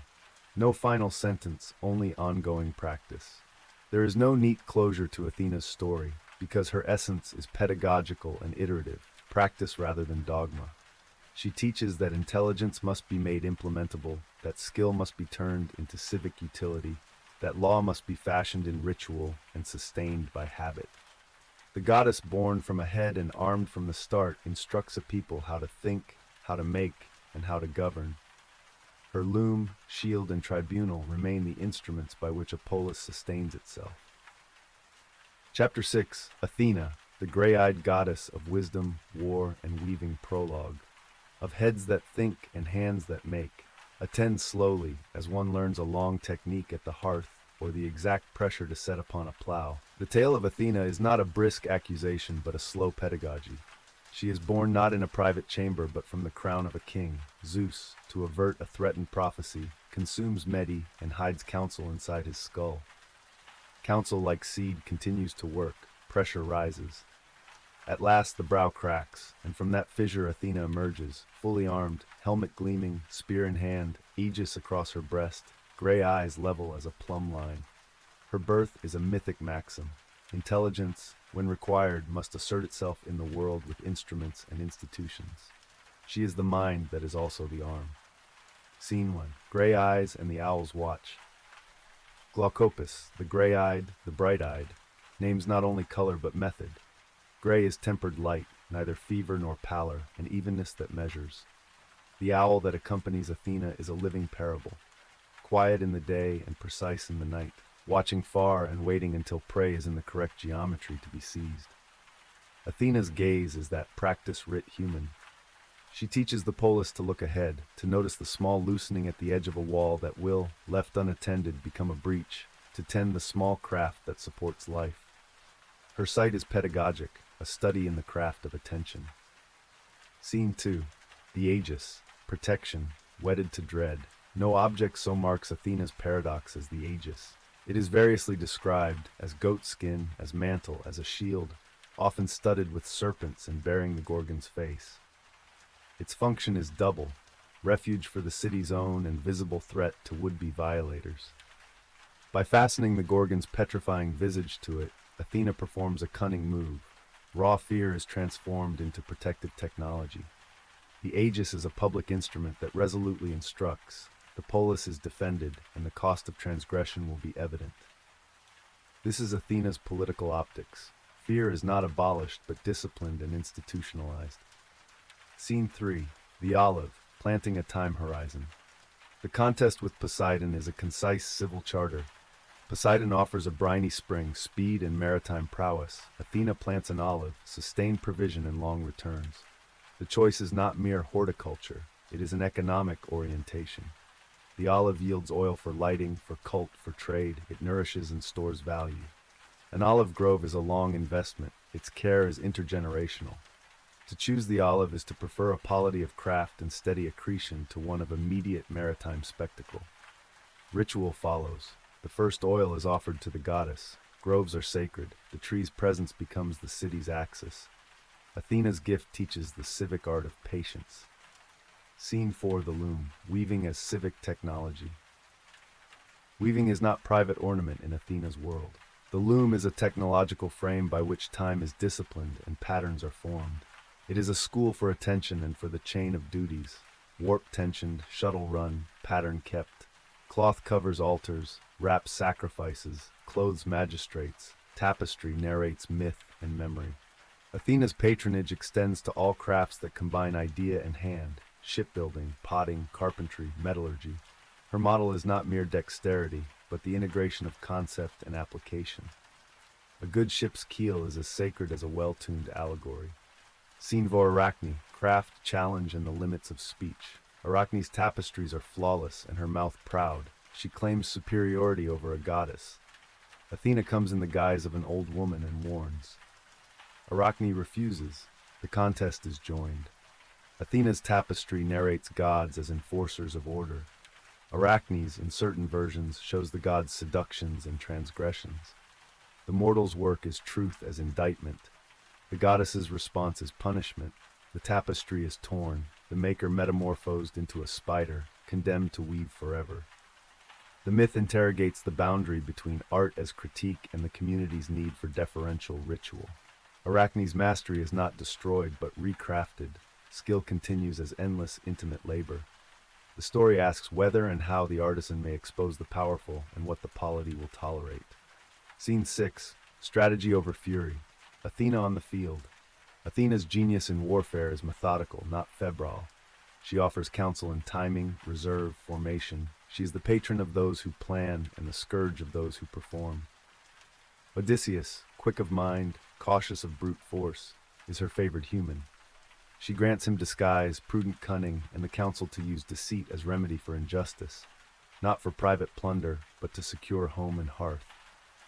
For Diomedes she grants sight to strike even divine meddling with efficacy. For Perseus she provides a polished shield, turning the monstrous gaze into a mediated object. Athena's armory is therefore instruments of intelligence, mirrored shields, tactics, the discipline of the phalanx. Scene 7. Medusa's face as boundary. Perseus returns with Medusa's head. Athena affixes that petrifying visage to her aegis. The head, terror incarnate, becomes a communal ward. The myth's algebra is simple. A private horror, once made public and ritualized, becomes a boundary against disorder. This reconfiguration, facing horror not by denial but by redistribution, shows Athena's craft, to include danger within a city's liturgy and so neutralize its random destructiveness.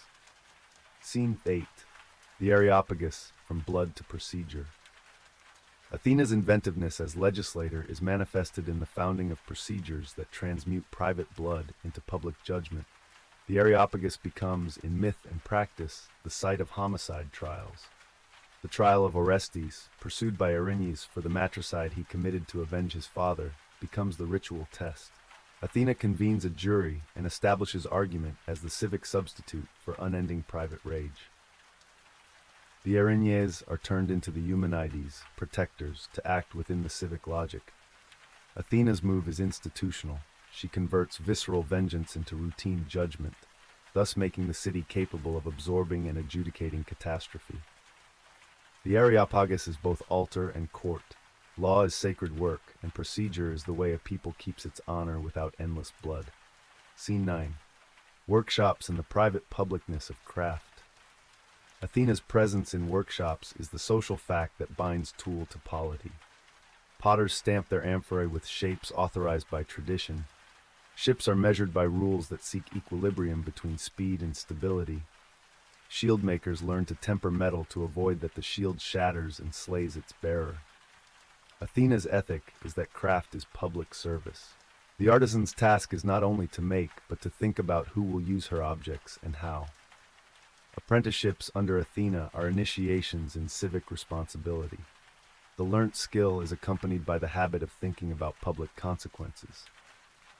Scenics, Hephaestus, Athena, and the design of use. Athena's relation with Hephaestus illustrates her integrative genius. Hephaestus tames the material fire. Athena supplies the design that makes the product legible and useful. Their crafts together produce what a polis needs: trireme fittings that bear up under salt water, ritual objects that endure handling, tools that increase yield. It's a quiet division. She plans, he furnaces. She measures ends, he transforms matter. The polity prospers because production serves the public good, not private ostentation. Scene 1. Festivals and the civic memory. The Panathenaea celebrates Athena's civic ethic. processions, athletic contests, musical competitions, and the new robe, the peplus, presented to the goddess. The woven pattern on the robe is a civic catechism. The festival codifies the memory. It creates annual rehearsal that makes the city's values habitual. Priests and priestesses coordinate groves, looms, and feasts, embedding Athena's pedagogy in ritual time. Scene 12. Athena Polias. Domesticity as politics. Athena Polias, guardian of the city, stands as a reminder that domestic life and public order are coupled. Protection of the hearth is part of Hobbes's pre-political observation. Secure households make for stable cities. Athena protects temples and hearths, the stores of grain, and the standards of law. Her care extends to the minute, the sequence in which grain is stored, the method of pruning olive trees, the weaving of cloth for sanctification. Polity is the sum of households, unless the households are disciplined by law and custom, and Athena is at once the goddess of hearth and the goddess of the rampart. Scene 13. Law as weave, procedure and the habit of judgment. Under Athena's tutelage, law is proceduralized, not raw retribution but structured adjudication. Trials, juries, testimonies are woven into ritual. They are garments one learns to wear. The Areopagus' ceremonies consecrate not merely outcomes but processes. The polis learns to translate blood into precedent. Athena's legalism is subtle. She knows that law must be public, repeatable, and pedagogical. Its rituals must teach citizens how to resolve grief without unending revenge. Scene 14. The quiet craft of governance. Athena's most durable victories are not on the battlefield but in the steady making of habit. The pruning of olives, the routing of teaching for a craft, the enforcement of honest measures in market, these small practices add up. Her genius lies in creating institutions that fossilize prudence. She is the slow pedagogue, the goddess whose work is revealed in the transmission of standards from master to pupil and in the little redundancies, leaving grain for lean years, preserving oil, teaching deliberation. Scene 15. Athena's council in the small hours. Imagine, in a tent at dawn, a general sitting with a helmet still damp from the night air. Athena is at his shoulder in form or in dream, and her voice is an engineer's. Measure this, hold that reserve, do not expend all reserves in one rush. Her advice is not merely martial, it is economic. Do not burn what you cannot replace. Shepherding both the spear and the plow, she ties victory to sustainability.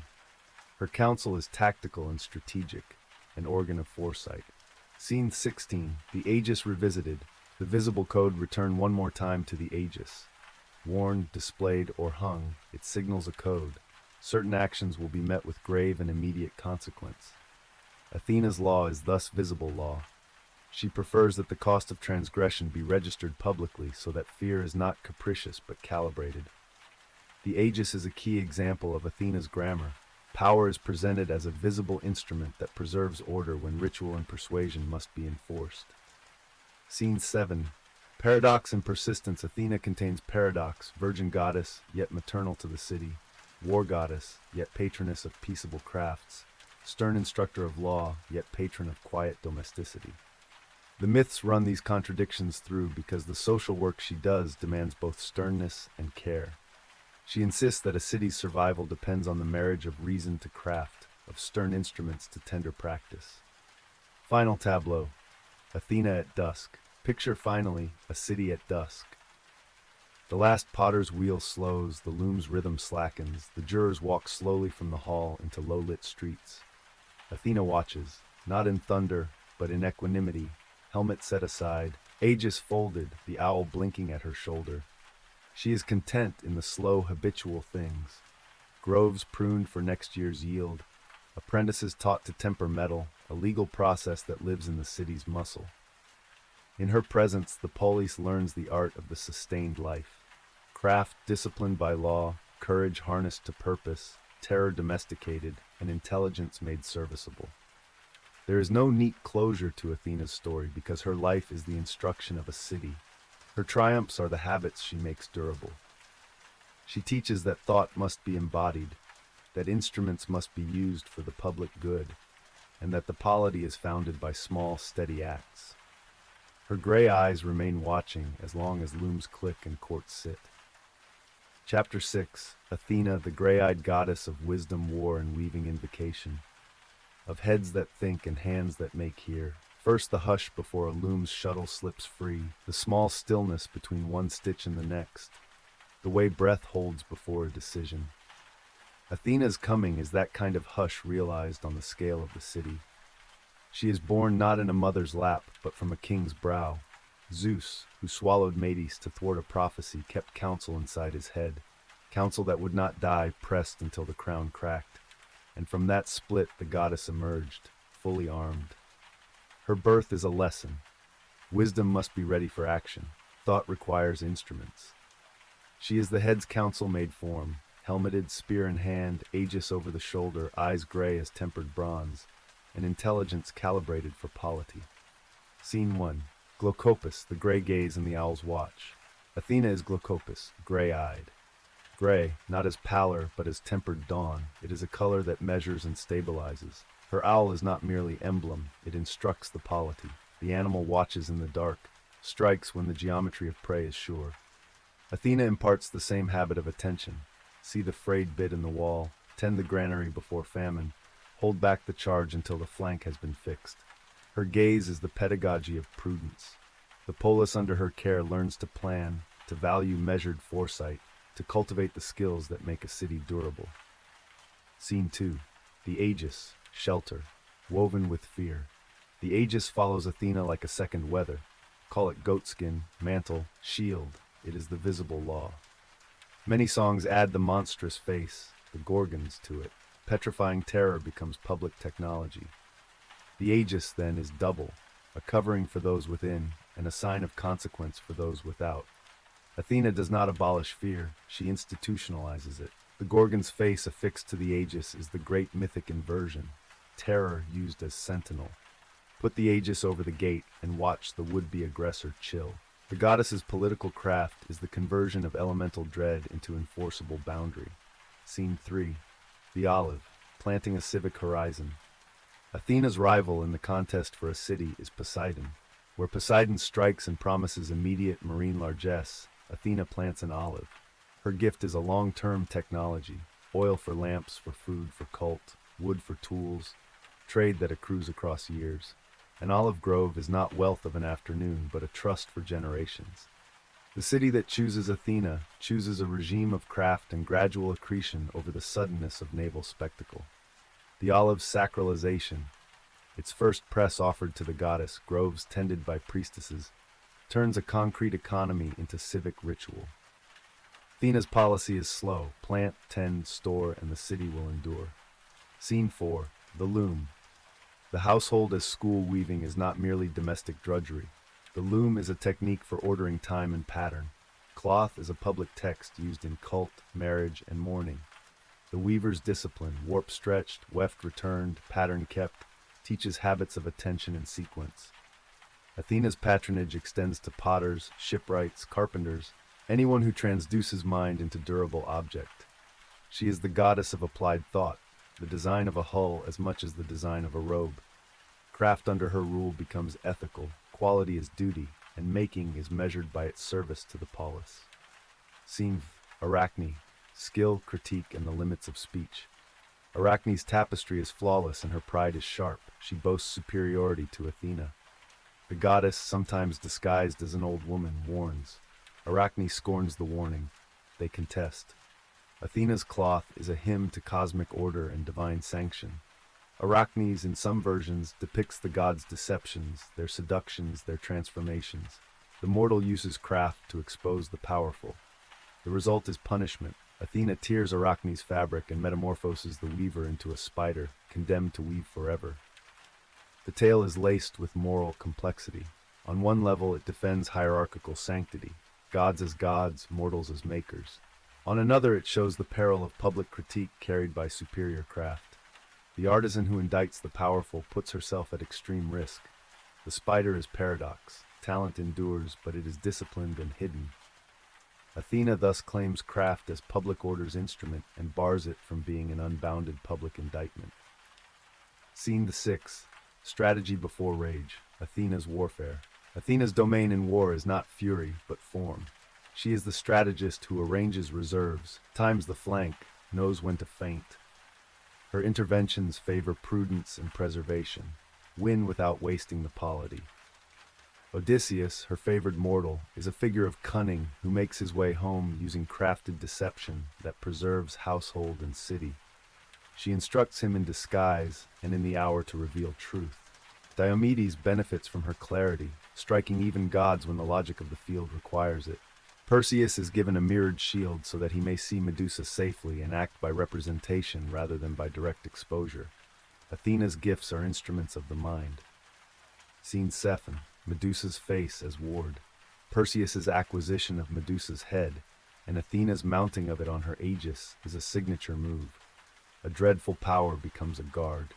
The Gorgon's petrifying face is converted from agent of private horror into public boundary. Athena's action is instructive.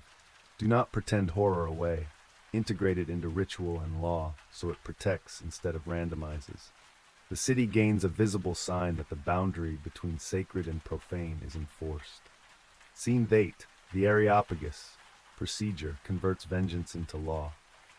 Athena's civic invention is the conversion of private vendetta into institutional judgment. The trial of Orestes, hounded by Erinyes for avenging his father by killing his mother, produces the innovation of the jury. Athena organizes a court on the Areopagus, institutes procedure, and persuades even the Furies to accept a civic role rather than constant hunt. The Erinyes are transformed into protectors of civic order, the Eumenides. Athena's act is then juridical. The polity learns to convert cycle into precedent.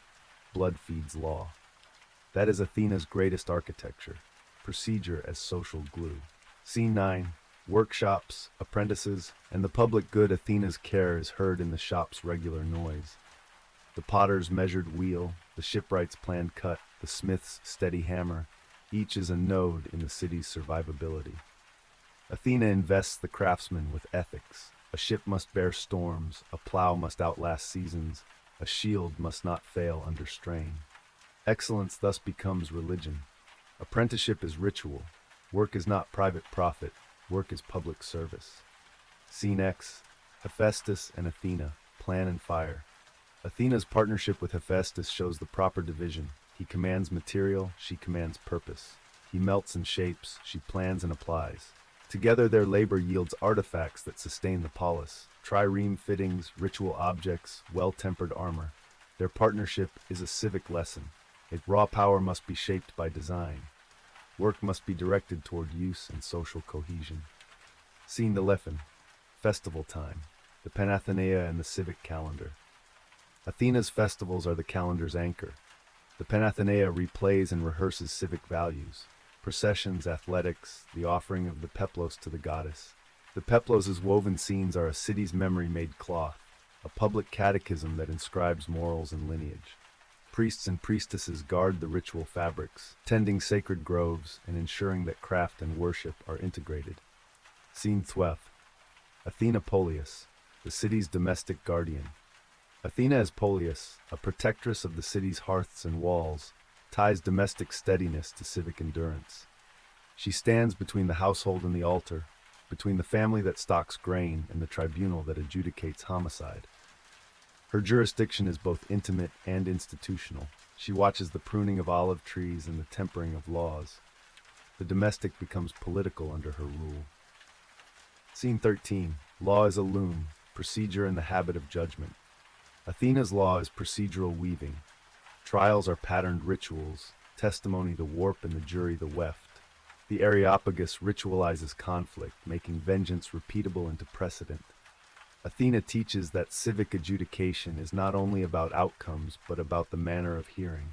The city learns the habit of listening, weighing, and institutionalizing verdicts so that grief does not unmake the polity.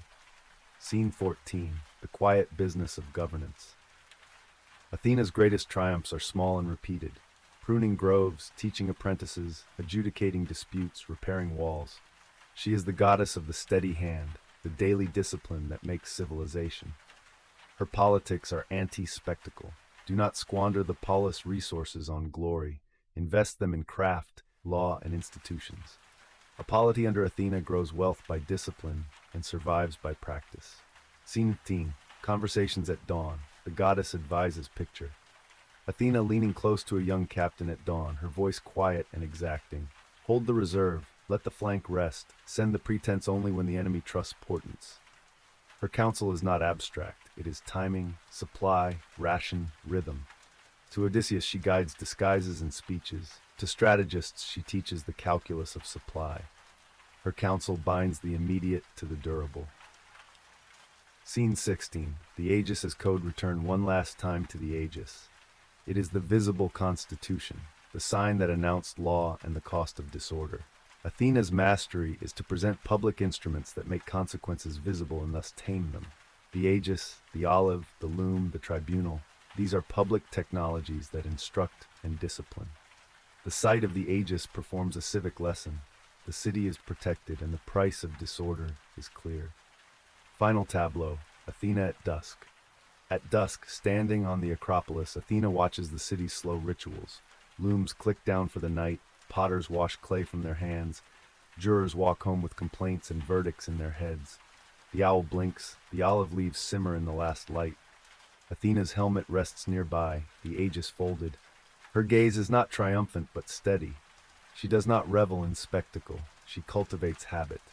In the little repeated acts, teaching a child how to set a warp, instructing an artisan in temper, persuading a council to institute a rule, her sovereignty is enacted.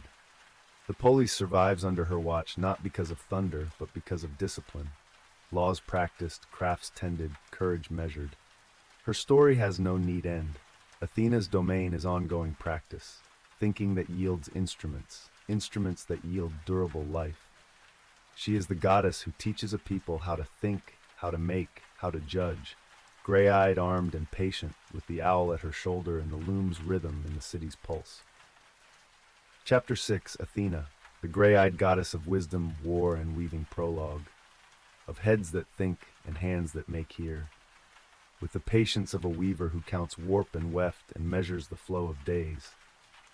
Athena's birth is less a private domestic event than the public birth of Apollo's governing mind. Zeus swallowed Metis, counsel itself to prevent a prophecy.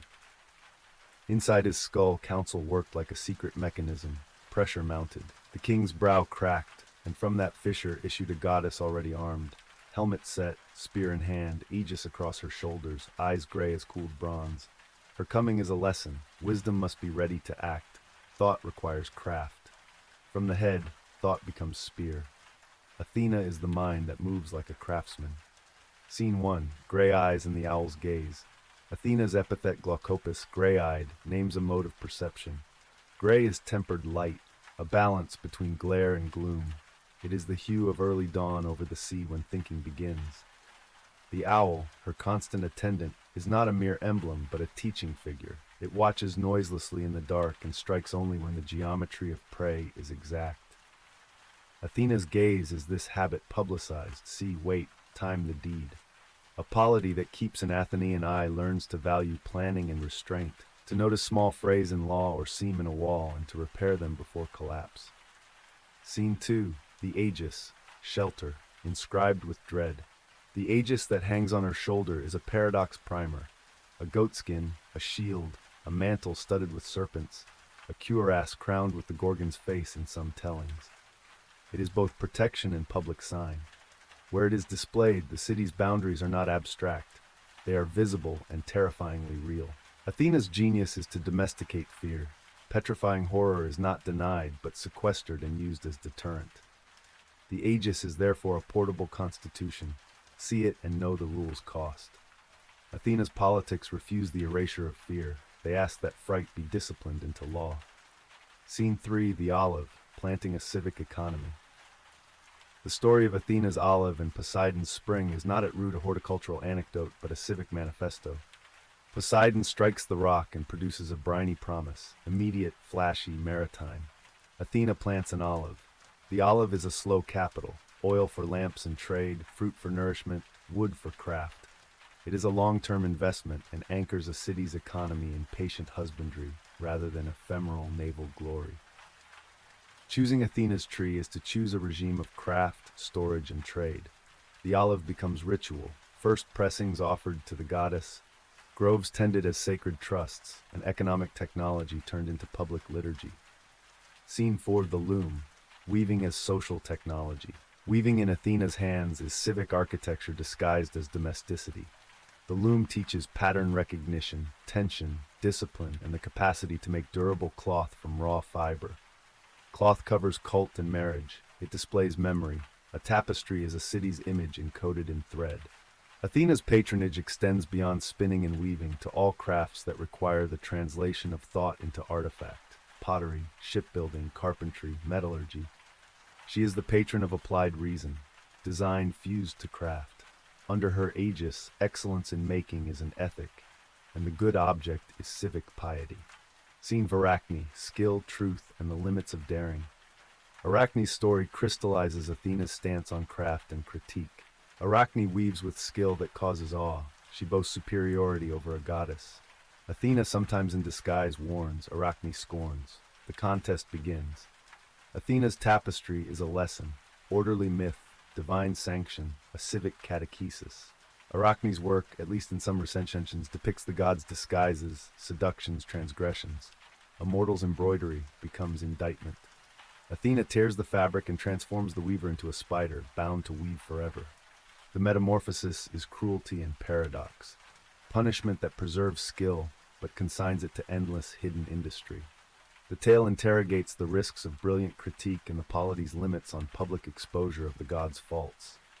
Craft is powerful, but must be regulated. Honesty that outstrips ritual may be silenced. Scene 6, strategy before fury, Athena's warcraft. Athena is the master of stratagem. She instructs reserves and feints, timing and measures, not glory but sustainability. Ares lives the rush of battle. Athena forms the shape that makes victory stable. To Odysseus she gives the arts of disguise and timing. To Diomedes she grants a clarity to strike even the gods when divine interference threatens civic order. To Perseus she gives the polished shield, allowing confrontation by reflection rather than exposure. Athena values calculation. A victory that preserves home and polity is true triumph. Scene 7. Medusa's head, petrifying terror as guard. Perseus's decapitation of Medusa and Athena's fixation of the head to the aegis are emblematic of her method: convert the petrifying private horror into a public ward. The Gorgon's face, once a private agent of dread, is institutionalized as boundary. Athena's move is instructive. The polity does not expunge dread, but rituals it, turning random dread into regulated deterrent. She thus transforms a private menace into a civic instrument. Scene 8. The Areopagus, from vendetta to verdict. Athena's signature civic work is juridical. The Areopagus, literally Ares' rock, becomes the tribunal of homicide under her mind. The Orestes cycle dramatizes the change. Pursued by Erinyes for matricide, Orestes is brought before a jury Athena organizes. She inaugurates deliberative listening, votes, and gives the Erinyes a civic office, the Eumenides. Private blood is converted into public hearing. Athena's law thus crafts procedure out of vendetta, teaching a community to make judgment communal rather than endless. Scene 9. Workshops and the artisan's ethic. Athena's realm is audible in the rhythm of workshops. The potter's wheel, the shipwright's adze, the smith's measured hammer. Each sound is the polis's lifeblood. Under her patronage, craft is not a private whim, it is public duty. The faithfulness of a craftsperson secures a city's life.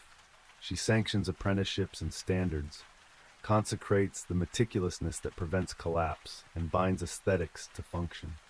The artisan is a civic actor, and Athena's guardianship is both practical and ethical. Scenics, Hephaestus and Athena, pattern and fire.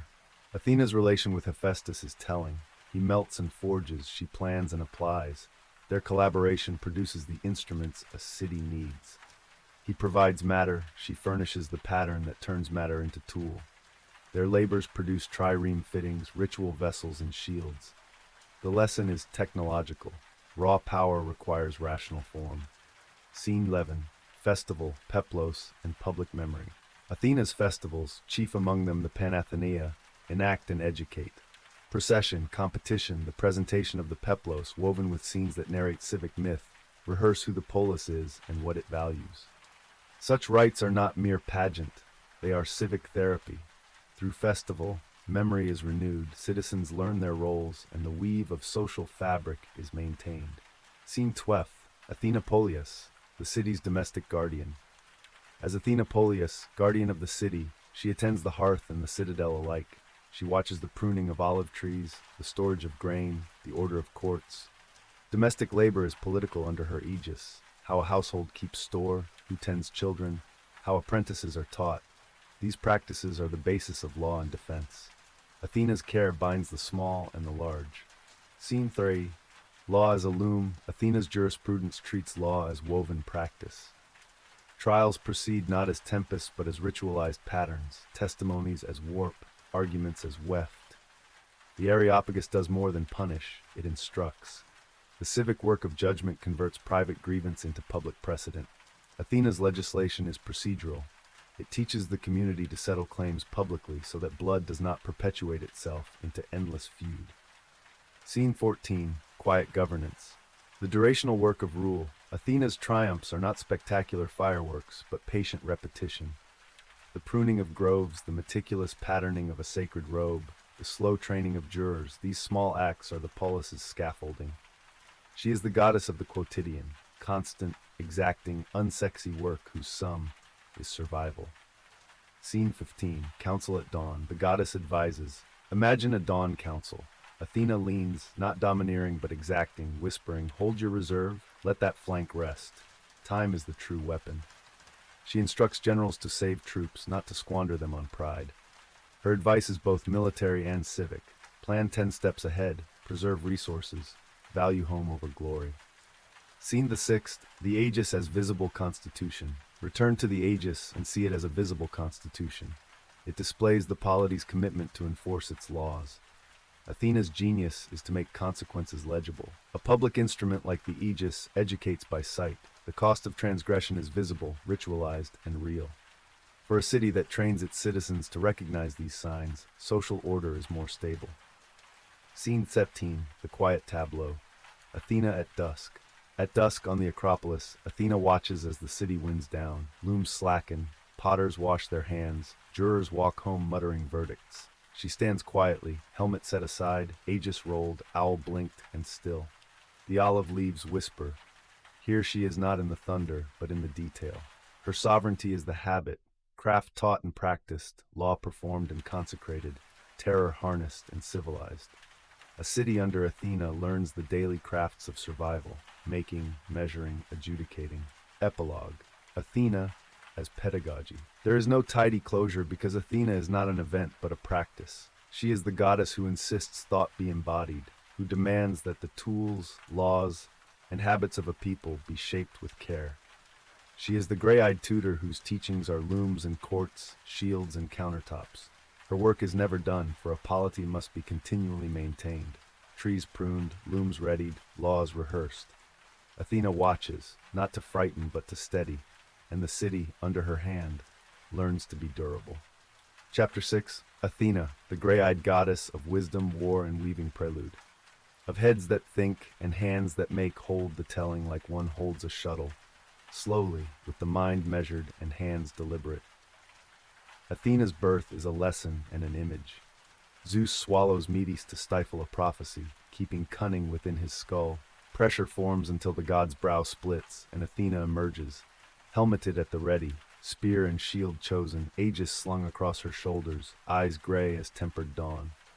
The myth declares that some wisdom must be born already armed. Thought, in certain emergencies, must instantly become instrument. Athena is the mind made operative. She is the craftsman's plan come into public martial form. Scene 1. Gray eyes and the owl's silent instruction. Athena's epithet glaucopus, gray-eyed, signifies more than hue. Gray is tempered seeing, neither the fever of passion nor the blankness of absence. The owl, her companion, is an emblem of attentive night vision. It watches without haste and strikes with geometrical precision. Athena's gaze trains the police to measure and wait, to notice a small crack in the city's wall before it becomes a breach, to tend groves and store grain before a lean year. Her surveillance is a pedagogy. Watch, plan, time, and act. She teaches foresight as civic virtue. Scene 2. The aegis, protection that displays its law. The aegis that rests on her breast, goatskin, mantle, shield, in account studded with serpents and bearing the Gorgon's face, is an artifact of public law. It is both refuge and proclamation. When the aegis is displayed, the cost of transgression is not theoretical but visible. The Gorgon's visage, petrifying in itself, transformed becomes a ward that defends thresholds. Athena's political craft is not the elimination of terror, but its domesticating, assigning dread to ritual so that it preserves order rather than capricious destruction. The aegis becomes the polity's moral signage. Scene 3. The Olive, planting a polity's future. In the founding contest with Poseidon, Athena's gift is the olive trees, a salt spring. The choice is constitutional. Poseidon offers immediate maritime potency. Athena offers slow capital. Olive oil fuels lamps, anoints sacred images, and forms a trade commodity. Wood and fruit feed livelihoods. An olive grove takes years to mature. Its patience trains a city to think generationally.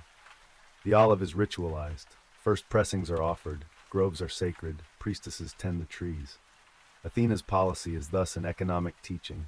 Build systems that compound value over time rather than seek transient acclaim. Scene 4. The Loom.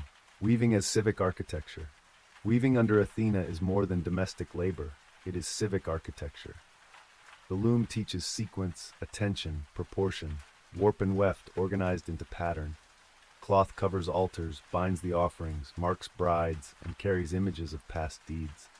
Athena's domain extends to shipwrights, potters, carpenters, any crafts that transform concept into utility. Her worship teaches that craft must be guided by reason and purpose. A good ship is civic infrastructure. A well-made pot is not merely saleable but serviceable. The weaver's discipline is the polis's discipline. Scene 5. Arachne, skill, challenge, and the social frame. Arachne weaves flawlessly and claims superiority over Athena. The goddess, sometimes disguised as an old woman, warns. When disregarded, the two contest. Athena's tapestry preaches the gods' ordering of the world. Arachne's, according to some tellings, shows the gods' disguises and misdeeds. The mortal has used craft to expose sacred narratives. The punishment, destruction of the tapestry and transformation of Arachne into a spider, condemned to weave, reads as both chastisement and containment.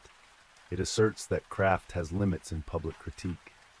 A mortal's exposure of the divine's faults may be silenced.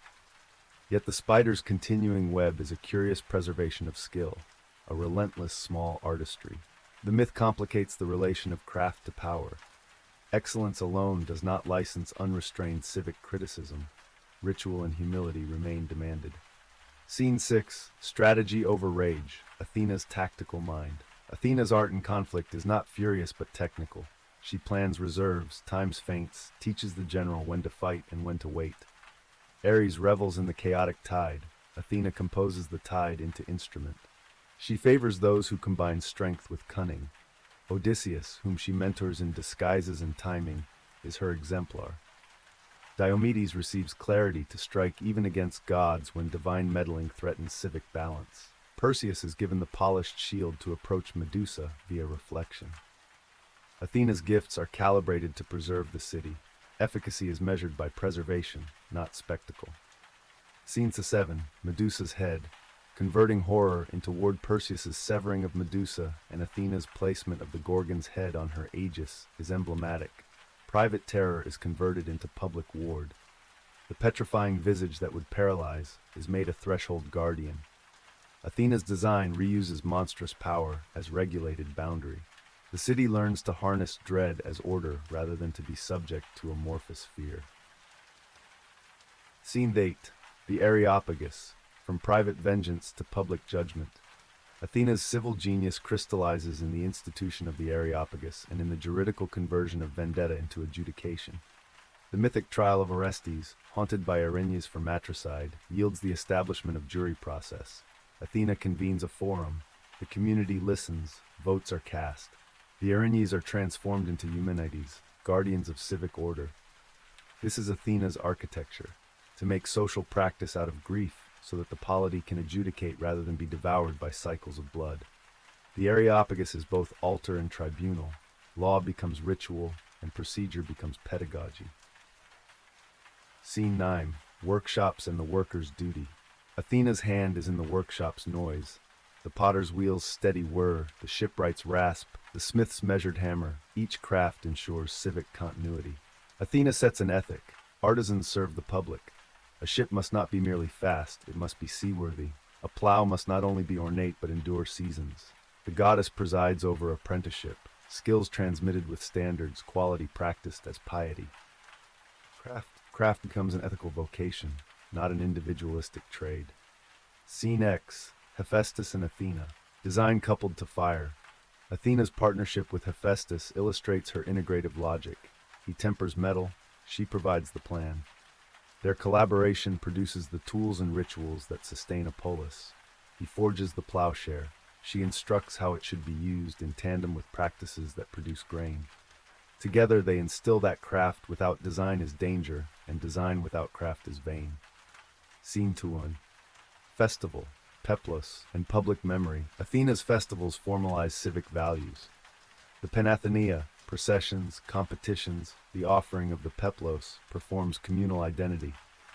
The pattern woven onto the peplos tells the city's story and instructs the populace in memory. Priests and priestesses coordinate the ritual making and presentation of textiles that are not decoration but public catechisms. Scene the Thun, Athena Polias, guardian of hearth and gate. As Athena Polias, she presides over the city's hearth and walls. Domestic order and public law are contiguous. How families store grain, how they tend children, how they teach crafts, all impinge upon civic stability. Athena watches both altar and armature. She sanctions the pruning of olive groves and the practice of law. Her guardianship is the weave of private practice into public resilience. Scene 13. Law woven as practice. Athena's jurisprudence is a loom, threads of testimony and judgment interlace to form durable decisions. Trials are ritualized. The Areopagus procedures teach the community to transform grief into precedent. Law under Athena is not mere punishment, but a civic pedagogy that instructs how conflict becomes shared memory rather than endless blood. Scene 14. The quiet work of governance. Her most powerful acts are small and repeated, pruning groves, tempering bronze, teaching apprentices the exact bend of an angle. Athena's governance is durational. She knows that a city survives on habits, not on brilliant single acts. The daily fidelity of work, the constant rehearsal of law, the careful storage of grain, these are her instruments. Scene 15. Athena's council at dawn. Envision a dawn council. Athena speaks in small, precise sentences. Hold your reserve, let the flank rest, march the supplies. For Odysseus, she suggests masking and timing. For generals, she times charges. For potters, she hints a lip curve that keeps oil in a jar. Her voice is less trumpet than blueprint. Scene 16. The Aegis and visible law. Return to the Aegis. It is constitution displayed. It makes the law visible, not hidden. Athena's work is to place consequences where citizens can see them, to turn monstrous power into signage that makes wrongdoing costly and intelligible. The Aegis is the polity's billboard and its shield. Final tableau. Athena at dusk. At dusk upon the Acropolis, Athena stands not in thunder but in the hush of completion. Her helmet rests. The Aegis is folded. The owl perches and blinks. Below, looms click as women finish cloth. Potters stow amphorae. Jurors pace home from the tribunal. Athena watches the small labors, the pruning of olive trees, the precise wheeling of a plow, the steady hammer that will not deform bronze. Her victory is not spectacle but habit, law practiced, craft transmitted, courage measured. She is the goddess who converts thought to instinct, curiosity to craft, and rage to reason. There is no neat end because Athena's work is ongoing. She teaches continuously. Think, make, judge wisely, and sustain. Her gray eyes remain upon the Polius as long as looms click and the courts sit, the patient sovereign of minds who work and hands that know to measure their making. Chapter 6. Athena, the gray-eyed goddess of wisdom, war, and weaving prelude. Of heads that think and hands that make attend with the patience of one who counts warp threads and choreographs harvests. Athena's origin is not a private birth, but an edict in myth about how intellect must become instrument. Zeus swallowed Metis to forestall a prophecy, keeping counsel within his skull. Yet counsel continued to contrive and ultimately found release in the king's brow. From that fissure sprang Athena, fully armed, helmet set, spear in hand, aegis crossed upon her breast, eyes gray and steady. Her coming consecrates a principle: wisdom, when necessary, must be propelled into public form. She is thought made operative, she is the mind that commands tools. Scene 1. Gray eyes and the owl's watch. Athena's epithet glaucopus, gray-eyed, names method as well as hue. Gray is tempered light. It is neither fever nor pallor, but the even glare of practiced judgment. Her owl, silent in the night, watches and waits and strikes exactly when the geometry is right. This is Athena's ethic: measure, time, act. Do not be seduced by the show of action. A city that bears Athena's gaze learns to hold ambitions in check, to value steady accumulation over dramatic conquest, to notice the small disrepair that will become ruin if left unattended. Scene 2. The Aegis, protection made visible. The Aegis, a mantle, a shield, in some accounts a goat skin studded with serpents and crowned with a Gorgon's face, is Athena's emblem of public law. It is simultaneously shelter and proclamation. Those beneath it are protected. Those who behold it are warned. Fixing the Gorgon upon it converts a private terror, petrification, into a civic ward. Athena's politics is here. Do not abolish fear, but ritualize and ritualize its deployment. The Aegis becomes a visible constitution. Its sight teaches the citizen the cost of boundary crossing. Scene 3. The Olive, planting a time horizon. Athena's gift to the city, the olive, is not mere arboreal grace, but economic pedagogy. Poseidon's briny spring promises quick maritime prowess. Athena's tree promises slow provisioning: oil for lamps and cult, fruit for trade and sustenance, wood for craft. An olive grove is an investment across generations. By choosing Athena's image, the city opts for patient accumulation and craft over immediate naval splendor. Rituals follow: the first press, the sacred groves, the priestly tending. The olive becomes civic technology: plant, prune, press, and ritualized memory. Scene 4. The Loom, weaving as civic architecture. The loom in Athena's hand is a microcosm of polity.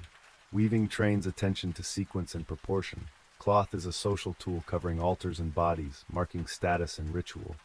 Athena's patronage extends to potters, carpenters, shipwrights, those who translate concept into durable object. Under her care, craft is ethical. The potter's amphora and the shipwright's keel are civic instruments. One learns to make with lasting ends in mind. The loom thus is not private industry but civic technology, and weaving becomes a moral school. Scene 5. Arachne, skill, hubris, and the bounds of speech. Arachne weaves with matchless artistry and boasts superiority to the goddess. Athena warns in disguise. Arachne scorns. The contest proceeds. Athena's tapestry affirms divine order. Arachne's, in some tellings, shows the gods in acts of deception and seduction, truth by thread. Athena tears the fabric and metamorphoses the youth into a spider condemned to weave forever. The tale does not trivialize craft. It protects sacred narrative while marking the dangers where human critique meets sacred authority. Arachne's punishment is both chastisement and perverse preservation. The artisan's genius endures, but hidden and humiliated. The paradox asks, when does exposing power through craft cross into destabilizing the civic frame? Scene 6. Strategy before fury. Athena the tactician. Athena's excellence in war is systematically prudential. She teaches timing, when to hold reserves, when to preserve the city's manpower, and instructs leaders in formations, logistics, and deception when ethically apt. Her favorites are those whose craft of mind matches the city's need. Odysseus, inventor of guile, used to preserve hearth and home. Diomedes, granted the clarity to wound divine interference on the battlefield. Perseus, given the reflective shield to see the monstrous indirectly. Athena's warfare is technology applied to civic ends, an art of precise efficiency and preservation rather than untempered wrath. Scene 7. Medusa's head, transforming horror into ward. Perseus brings Medusa's head. Athena mounts its petrifying face upon the Aegis. This is symbolic jurisprudence. Private horror transmutes into public self-defense. The Gorgon's stare becomes a lawful boundary marker. Athena's approach teaches the polity not simply to fear, but to ritualize fear so it secures rather than randomizes. She converts monstrous power into civic signage. Scene 8. The Areopagus, procedure as cure for vengeance. Athena's major institutional act is converting private vengeance into public adjudication. The Areopagus, the rock of Ares, becomes the seat of homicide trials. The trial of Orestes, hounded by Erinyes for matricide, offers the mythic template.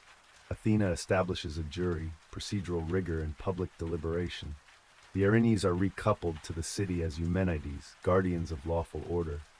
Athena's innovation is to ritualize listening and judgment, teaching a community to convert blood cycles into legal precedent. The city learns to heal by procedure. Scene 9. Workshops and the civic ethic of craft. Athena's jurisdiction includes the shop, the potter's wheel, the shipwright's adze, the smith's temperate hammer. These are the sounds she consecrates. Craft under Athena is civic service. The artisan must make durable things because the polis's survival depends on them. The goddess enshrines apprenticeship and standards.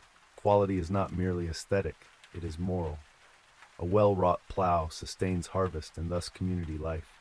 A poorly built keel sinks grain shipments. Craft is public and religious work.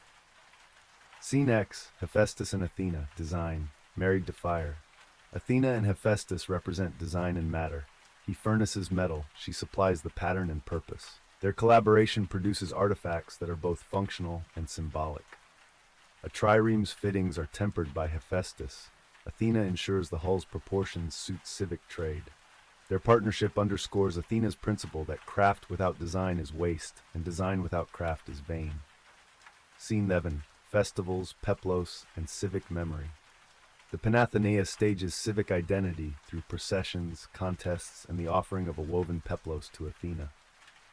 The peplos imagery is a public catechism, woven memory.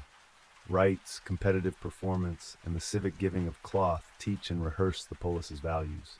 Through festival, the city renews its identity and its obligations to the goddess's pattern. Scene 12. Athena Polias, the domestic city. Athena Polias, guardian of the city, bridges hearth and rampart. Her care is domestic and public, pruning the sacred olive, watching granaries, supervising law, and the training that makes households productive. The polity's durability depends upon these quotidian acts. Athena is the goddess who keeps such acts sacral and regulated. Scene 13. Law as loom, procedure and precedent. Athena's approach to law is on the loom. Threads of testimony are woven into durable verdicts. The political act of judging is ritualized to channel private grievance into public structures. The Areopagus's decisions become precedent.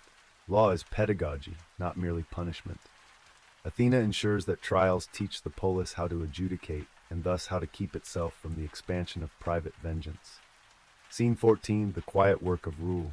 Athena's hands are found in small, repeated labors, pruning, tempering, teaching. Her victories are not momentary splendors but practices. Apprentices trained in measure, jurors schooled in procedure, ships built to standards. She is the goddess of durational governance. Things that endure are built by many small, careful acts. Scene 15. Council at dawn. In dawn councils, Athena's advice is precise. Hold the reserve. Do not launch the charge until the flank is fixed. Ensure the granary will last the winter. Her voice is practical, not grandiose. For Odysseus, she engineers disguise and timing. For generals, she orders supply lines. For craftsmen, she suggests tolerances. The goddess's counsel is the hand that steadies the state.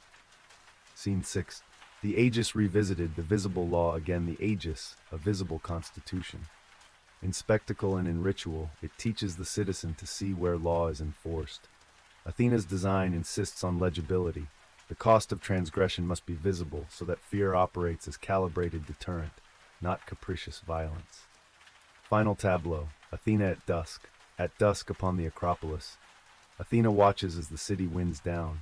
The loom's click slows, the potter's wheel turns its final ring. Jurors pace home. The owl blinks, the olive leaves stir. Athena's helmet rests, her aegis folded. She is the god who delights not in thunder but in the constancy of hands that know measurement and minds that know timing. Daily acts, the pruning, the tempering, the weaving, the adjudicating, are her true wonders. A city under Athena learns to think, to make, and to judge. It learns the discipline that turns the precarious into a long living. Her gray eyes remain on the polis so long as looms click and courts sit, a patient sovereign of intelligence made practice. Chapter 6, Athena, the gray-eyed goddess of wisdom, war, and weaving, opening silence, on origins and instruments. Listen as one sits by the loom or studies a map of the field, for the story of Athena is not told in one breath, but in the slow cadence of habit. She is born from the crown of Zeus, Métis swallowed, counsel kept within the king's skull, until the brow opens and out steps a goddess already armed. Helmet fixed, spear strapped, aegis across her breast, eyes gray as tempered bronze. Her birth signals the mythic axiom that thought must sometimes be made ready to act. Wisdom must be armed. Athena is the mind that sets tools to use, intellect embodied and instrumented. Scene 1. Glaucopus, the gray-eyed gaze. Her epithet, Glaucopus, gray-eyed, names a manner of seeing. Gray is tempered light, the hue of cautious dawn. The owl at her shoulder is not only companion but emblem. The bird watches in the dark and only then seizes. Athena's gaze teaches the polis to watch and to wait. Detect the small loosened stone in a wall today, and you avoid a breach tomorrow. Preserve seed, and the following year's bread survives. The goddess's eye is a public pedagogy, attention as civic virtue. Scene 2. The Aegis, a visible constitution. The Aegis is her badge of public law. Called goatskin or shield in different tellings and sometimes bearing the face of the Gorgon, it is both canopy and proclamation. To see the Aegis is to read the city's boundary. Those beneath are covered, those without are warned. Fixing the Gorgon's petrifying visage to the Aegis is Athena's technological act. Turn private dread into a civic device. The Aegis makes law visible and the cost of transgression legible. Athena's craft is to channel fear into an ordered instrument. Scene 3. The olive, planting a political horizon. Athena's gift, an olive tree, binds a city to a long horizon. Poseidon's briny spring dazzles with immediate maritime boast. Athena's olive seeds a slow economy, oil for lamps and cult, wood for tools, trade that endures. The olive is sacralized. The first press becomes an offering. Groves are tended by priestesses. Choosing Athena is choosing patient accumulation, craft, and thrift over immediate splash. Her gift is a lesson in civic prudence. Plant now for harvests that will feed the polis for generations. Scene 4. The loom, weaving as order. Weaving under Athena's aegis is civic architecture disguised as domestic labor. The loom trains rhythm, attention, proportion. Cloth covers altars, wraps bodies, marks ritual. Athena extends her patronage to all crafts that turn concept into enduring form. Shipbuilding, pottery, carpentry, metalwork. She is the goddess of applied reason. Designers and makers work together. Craft is thus ethical, producing objects not only for beauty but for the service of the commonweal. Scene 5. Arachne, an exemplum of skill meets regulation. Arachne's tapestry dazzles. She claims superiority to the goddess.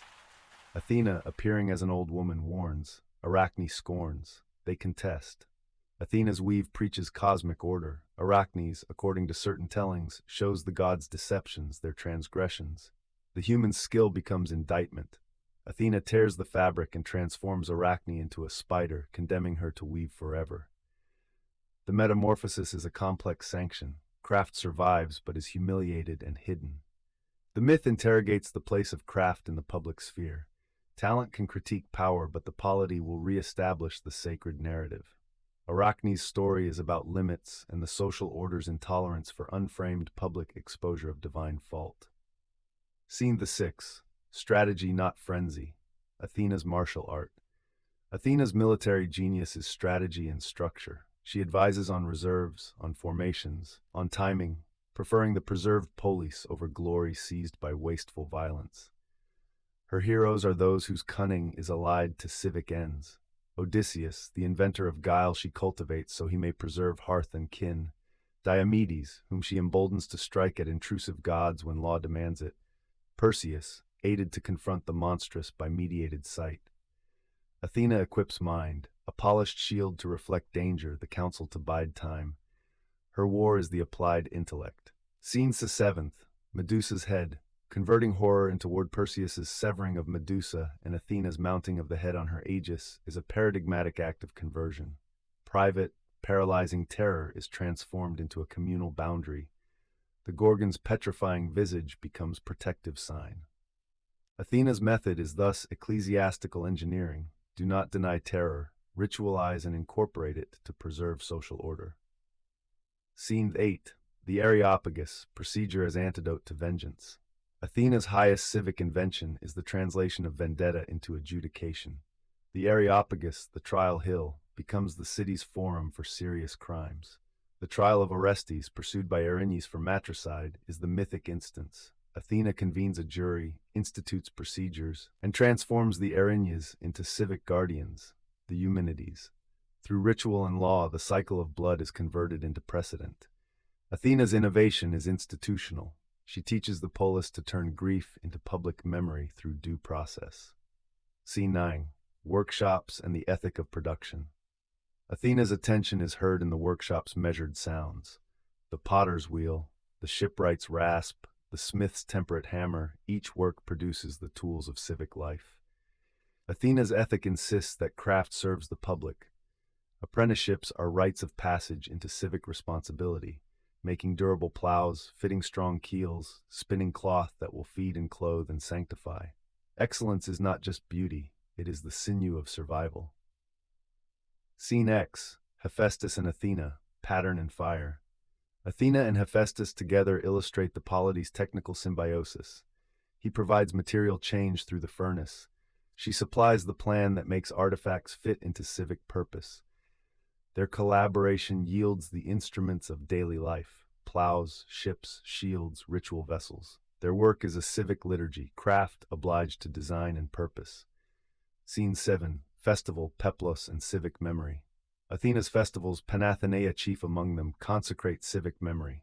Procession, competition, the offering of the woven peplos, these acts rehearse identity. The woven scenes on the peplos encode stories the city tells about itself. The festival is pedagogy in motion. Citizens re-perform their memory, and the goddess's values, craft, law, measured might, are refreshed. Scene 12, Athena Polias, the domestic city. Athena Polias, the city goddess, keeps hearth and wall in joined care. Domestic activities, pruning olive trees, storing grain, training apprentices, are political acts under her eye. The city's durability is a function of household steadiness, and Athena is the goddess who sacralizes small labors, the daily acts that knit life into persistence. Scene 3, law as loom law for Athena is a woven practice. Testimonies stretched as warp, arguments set as weft, verdicts the finished cloth. The Areopagus's rituals make adjudication civic pedagogy. Judicial procedure becomes the technology that converts angry private grief into public, precedent-bearing settlement.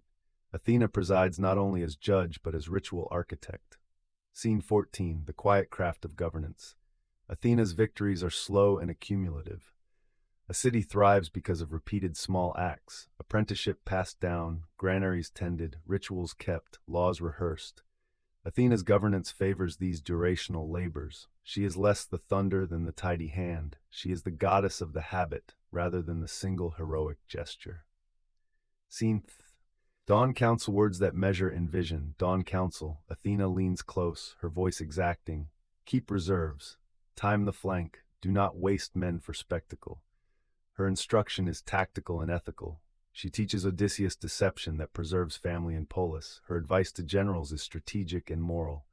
Her speech is blueprint, not merely command. Scene 16. The Aegis revisited. Again the Aegis, a public instrument that displays the law's limits. By making the consequence visible, Athena makes wrongdoings intelligible and predictable. She teaches the polity to recognize the cost of action and to regulate courage and fear. The Aegis is a civic billboard and shield. Final tableau, the goddess at dusk. At dusk upon the Acropolis, Athena watches as the city closes its day. Looms slow their click, potters shut kilns, jurors walk home with verdicts to think over. The owl blinks, the olive leaves stir, the lamps go on. Athena's helmet rests, her aegis folded. Her domain is not thunder but habit, Slow tasks made sacred, law turned into ritual, craft bound to purpose. She teaches that mind must be embodied, that craft is public service, that courage must be disciplined. The polis under Athena learns to endure by thinking, making, and judging well. Her gray eyes remain upon it, while looms click and courts sit, the patient sovereign of intellect incarnate. Our journey ends here. May your dreams be serene as you drift into a restful slumber. Good night.